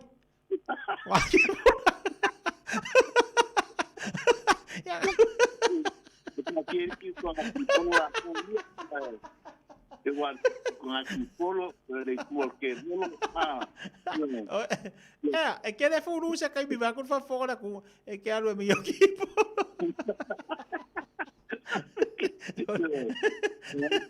Mamma tong sia margia Apollo, ke bolo Apollo. Ma kai mamma wan tong sia. Joy. Para cara boa o ko aki polo me. Ese que bolo ki polo. Oi. Ya malo mo atale ni fo ya uni la sunga ni pule ya via ni. Ka ko ya wo bo fo ya le aso le se be ai ale ako. Ya le au nga solo. Ya so le dei la sama la sunga ke bolo. E varo stogi. Ya va kula ma or ko aki polo. Ya le la tasi atu lo to tu ba nga mo tatu a tinu. Ya wa fo le telo tatu ta vale nei to lo tatu lo toa. Ya. Nga la fa tai te la la sunga ma tulenga le radio Samoa mo lo mato no ko le ni tu la le taiao. Yo le vi nga la fa fo ya te le te na mo lo to so fua. Pa penso e fo so tatu tu pa penso manto wala bye. Yo le o tatu fela ilum bonu ai le tu nu. Al vi nga la fa fo ya te ya. Nga la fa lalo fai e lo leo fai ma po ma pulenga la me ka se fa talo pa tuai pa ia mo lunga se o tinu Samoa o fia lava meo e au mawai me saidi malo ai tu fal nikelope te tonu a te rua te tonu te tu lau whanua Samoa ia lava ke lava e falo alo e fa talo pa tu lava ia te oi te tonu lo maote te tonu lo sa te tonu fa tengalwenga lunga o penga te fai langi po fia lava e fa talo fa tu lava tele lava male falo alo Alganga fatai tong siel ni tula ta fatai el pa e molun so ta tu tlu ne pe lava to sila I folunga ta to Facebook page alo me ka kan si aso me aso ngai ate te kota to ta vale taulia pe o ta tu ta vale ale ole alu mia la terminate o ta to piki apu for na to YouTube for rangers male afo I male Mississippi Triton o ta vale lua ele alu mia la terminate au nisi tulanga youth lai tele ta vale pa ila pitinga ta sume mata mai au mana tua au te pore tele te tau ta vale ngai lunga fa malama e fai lava tu ngai tau ta vale akoni le tu pe mo fai mai finance e fa ta o sa tele ta vale fai la pitinga ta sume mata mai au amata mai ta to commercial bands ta to family bands pa pe foi mini bands ta to meta to pick up ya para to for renters to your Hilux Nissan Navara papeta to Mississippi Triton, mandato Mazda PT50, to tono dato lo toa, papeta to SUV la po le Toyota Highlander, Toyota Land Cruiser, mandato CX-9, tato tabel la po ia SUV, ngamo ainga to tele, e papeta to SUV lolo dia happy car tabale el kise, tabale la ice po casmo tu planga talamo, e o tele na o tono dato tabale. Ata tu spok kas mo tu planga talabo a pela man la se fia yo tel o tata wala mi termine o tata youth o tata piki apu yo wa la amata fina tata ainga bal ki mas singa ainga a mi se fe inga ma yo tenga ta wala le a ngai tu se pe la teleni ye ni si tu langa la to manatua la le la se mette to pole boli si tu to sanga ta familia ta familia lau ta sanga yo ta to sanga pole to sanga mato te ba ai ele recho lau ta bale le staling ta bale to sanga mate pasi ai lau ta bale I wala sanga le mulu ngal tele pole bon de fitness Tulu foi tau sanga e service ai lau ta vale por maintaininga. Walau ngā seta au tau tongi lau ta vale. Sa leise me te polima tu le ta tu refer fee. Tulu tau sanga. Sorry, ole a foi le afe lima sa lau ta la so ta vale lua te refer fee o ta ko piki apu ma tu o ta refer fee. E yo na ye inga pa pito e tau laman familia ina tulanga tau finance. Ia familia ina o nei e pa pepo ta tu tau ai ngai mo na tu le lima sa lau ta la pa ia la tu fa tau ngai Samoa. Yo nisi tulanga fi mamla mai, ya.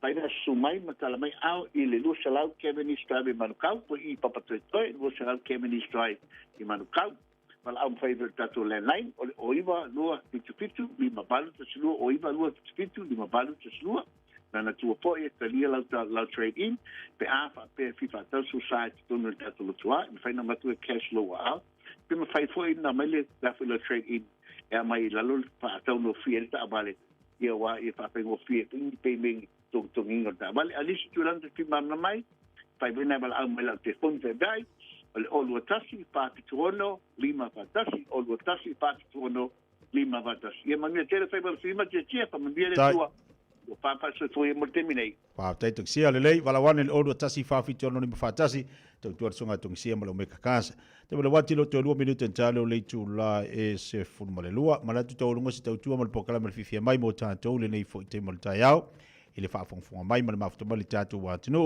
o la tatu to filo le aso ta yao po kala masana le fifia mai ya pe ona yela to tu tali tu laiva ile aso fo le aso ta yao manu te leina fo fanga lo fa penan fere mo tatu wa tino ai mai se fo po kala me le to fa ya fonga mo se manu francisione le la se mai a wali to reina o tatu po kala me ile nei fo yo se pa istemi o le afia afia na nei e alo fatu mo o sa mo le tu pele fa temo tatu maftanga ai mai se la to ma lo mafuta mai pe lunga awala o lo fenga ila to manga ruenga ile nei fo yaso fa tene mafta mai le ua toe luas fu sekone ona talo li tulas malu sima fa fonga ile to winantu por to fa salawina o tatu tala mai Samoa ile nei fo itami o le auli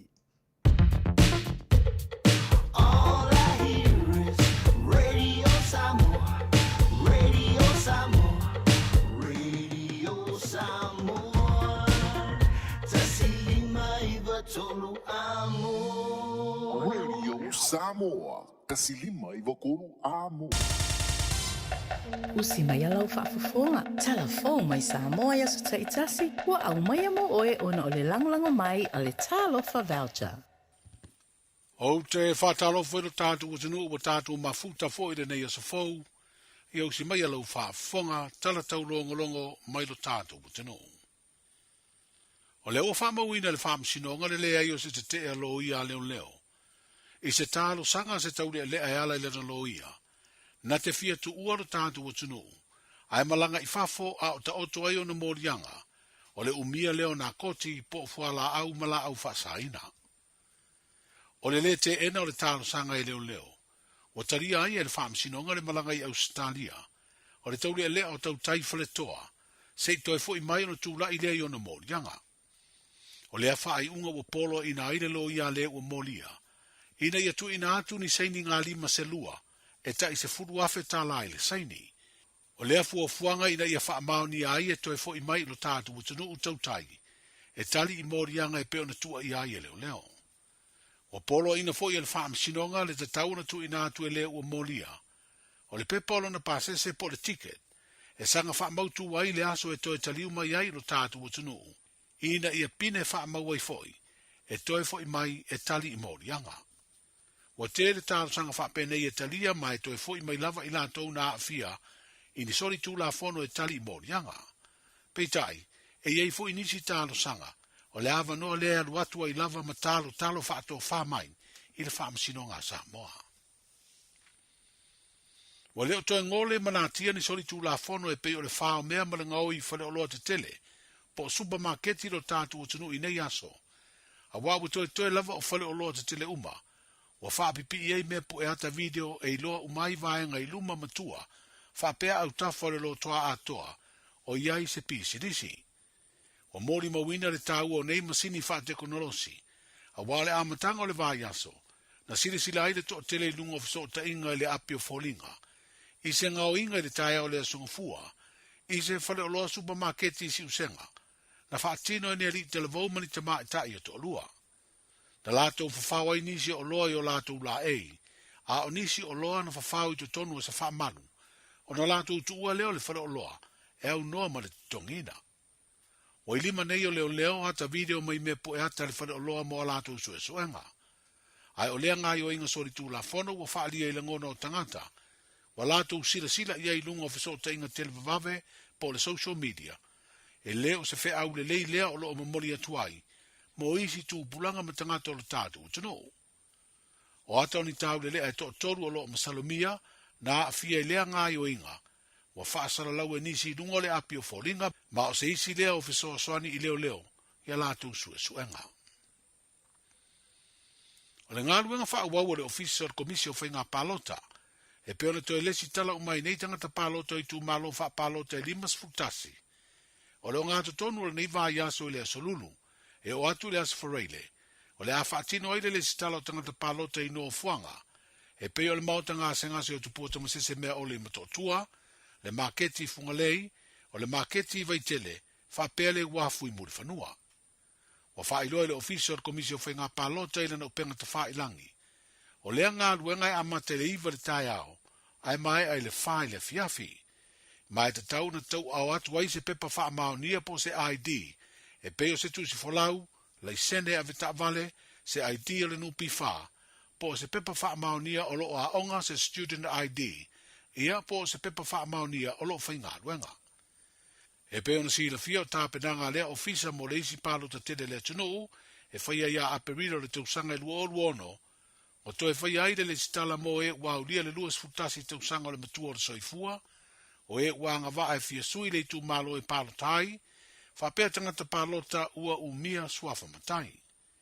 Lo avano ai fo i tangata e siria le tasi le suafa matai, ona le sitala i seisi tu malo o lo umi ai, seisi suafa matai le ausia leo anga waa, o loo ai ai le tū la fono o whai ngā palota. O whailoa le official komisio whai ngā palota, o le mai ai o le ngā luenga na whaasavari i tū mālo le atunu, o whaamau ina ai se au whainga e tū sama le tōru sulfitu afe, valu se lau valu se furu tangata palota, ua le stala. O lo iei le fuafuanga i tau na maua se au whainga, pe tū sama le se lau se furu fitu afe, lua se lau o tangata palota e le stala, mo le whai ngā palota tele, o le lua afe ma le lua ono. O le konseti o tātou tangata tāle nia le musika, na sa iri sele ni ai mo le tausia o tātou matua tausi mapu i whangalele, wha pia fwoi na fisoa soani ai, i tama i te Samoa Nike i Samoa Maukila ni New Zealand. O le awa suia i se pōsiva e whaia lele as whareida nei, i le whale Samoa i le ai mangele New Zealand. O whaalia le pule whaatonu o le kompani o le Pacific Easy, o se tasi o lango malo si le nei wha moe moe, le fionga pe staffai malo toa Alan Stowers. Wa lima nei tausanga o whaia le fisoa soani, wha sa marianga le lei. O le tausanga le te nei e lima sfuru lima afe, na mawai, le ana wha mea lo whai i mapu i whangalele, ma le no whanga o Monique i Samoa, le ta i lua sfuru lima afe tā la, ai lima afe tā la le se leni na wha mea lo wha, i tama i te i Samoa Nike i Aukilani New Zealand. O le tausanga nei wale whaia se konseti o musika na masani ai. Ai usuia le pōsiva, e peo na wala auri ai a sosi ma mafutanga e se New Zealand. E peo tama ma tene tuai o le malisi, wha pea le smoka, o le akopa, skopa, maisi lava mafutanga. O lo wala auri ai fo i le fionga le konsula o Samoa i Aukilani, wha pea le komisina o whawhata inga Samoa, i te tonu o Aotearoa. O i lato umo le aanga le leil wha moe moe le pōsiva le asfreda nei, o le lato mea lo whataua leo le nei kirisimasi, mo tama i te isa mo nike ma o tātou tina ma tama mātutua, o lo tausia tama i te isa i mapu i whangalele. O le whale tifanga e tasi lo tātou o tunu le Apollo Cinema, o lato whairoa i nei le tapena e whaia le whaalinga whaapitoa po le Premier, o le ata tifanga lawi lo o fia fia i eile to tele o le moana lua. O le aso luas furfito Novemba i Amerika, a o le aso luas furvalu lea i Samoa, o le a whaia i lea whaalinga whaapitoa i le no fuanga, o lo iai le whale tifanga o le Apollo le taulanga i apia ma o le aso lulu, le o ngā tutonu o le nei vai aso, o te tala i le whaatawina o pepa, a o lumana i le whaalinga mo mua i le aso luas furvalu o le masina nei. O le swinga fau o le ata tifanga o le moana, Leo le apu eina e whaonga ai tangata moni e whaatino eina le tala. O le a autu i se alo ta maitai o le tātu o tanu. O ia leo Catherine langa aia. Ma o le a avea o ia mamoana. O lona tua a tama o se tasi fo i o tama whanau o le atunu. Sa o fia inisi o ata whaasolo i televise i New Zealand, whaapea Australia o Jay langa aia. O Catherine langa aia ma se tasi o tama whanau o Samoa la wiloa. I le tālonga pi i whaapolo fesa, au tū fo i eia tati whanga o se Yuli Dwayne Johnson, o le a au tū i eile ato le moana o wha moe moe fato a whaali mo mai moanga lau tele, i ai ulai o le tausanga lua onu ono. E o tana nao le ne yaso tātou mafuta ma whelo i pea. E silia mala se lau fale o loa i Samoa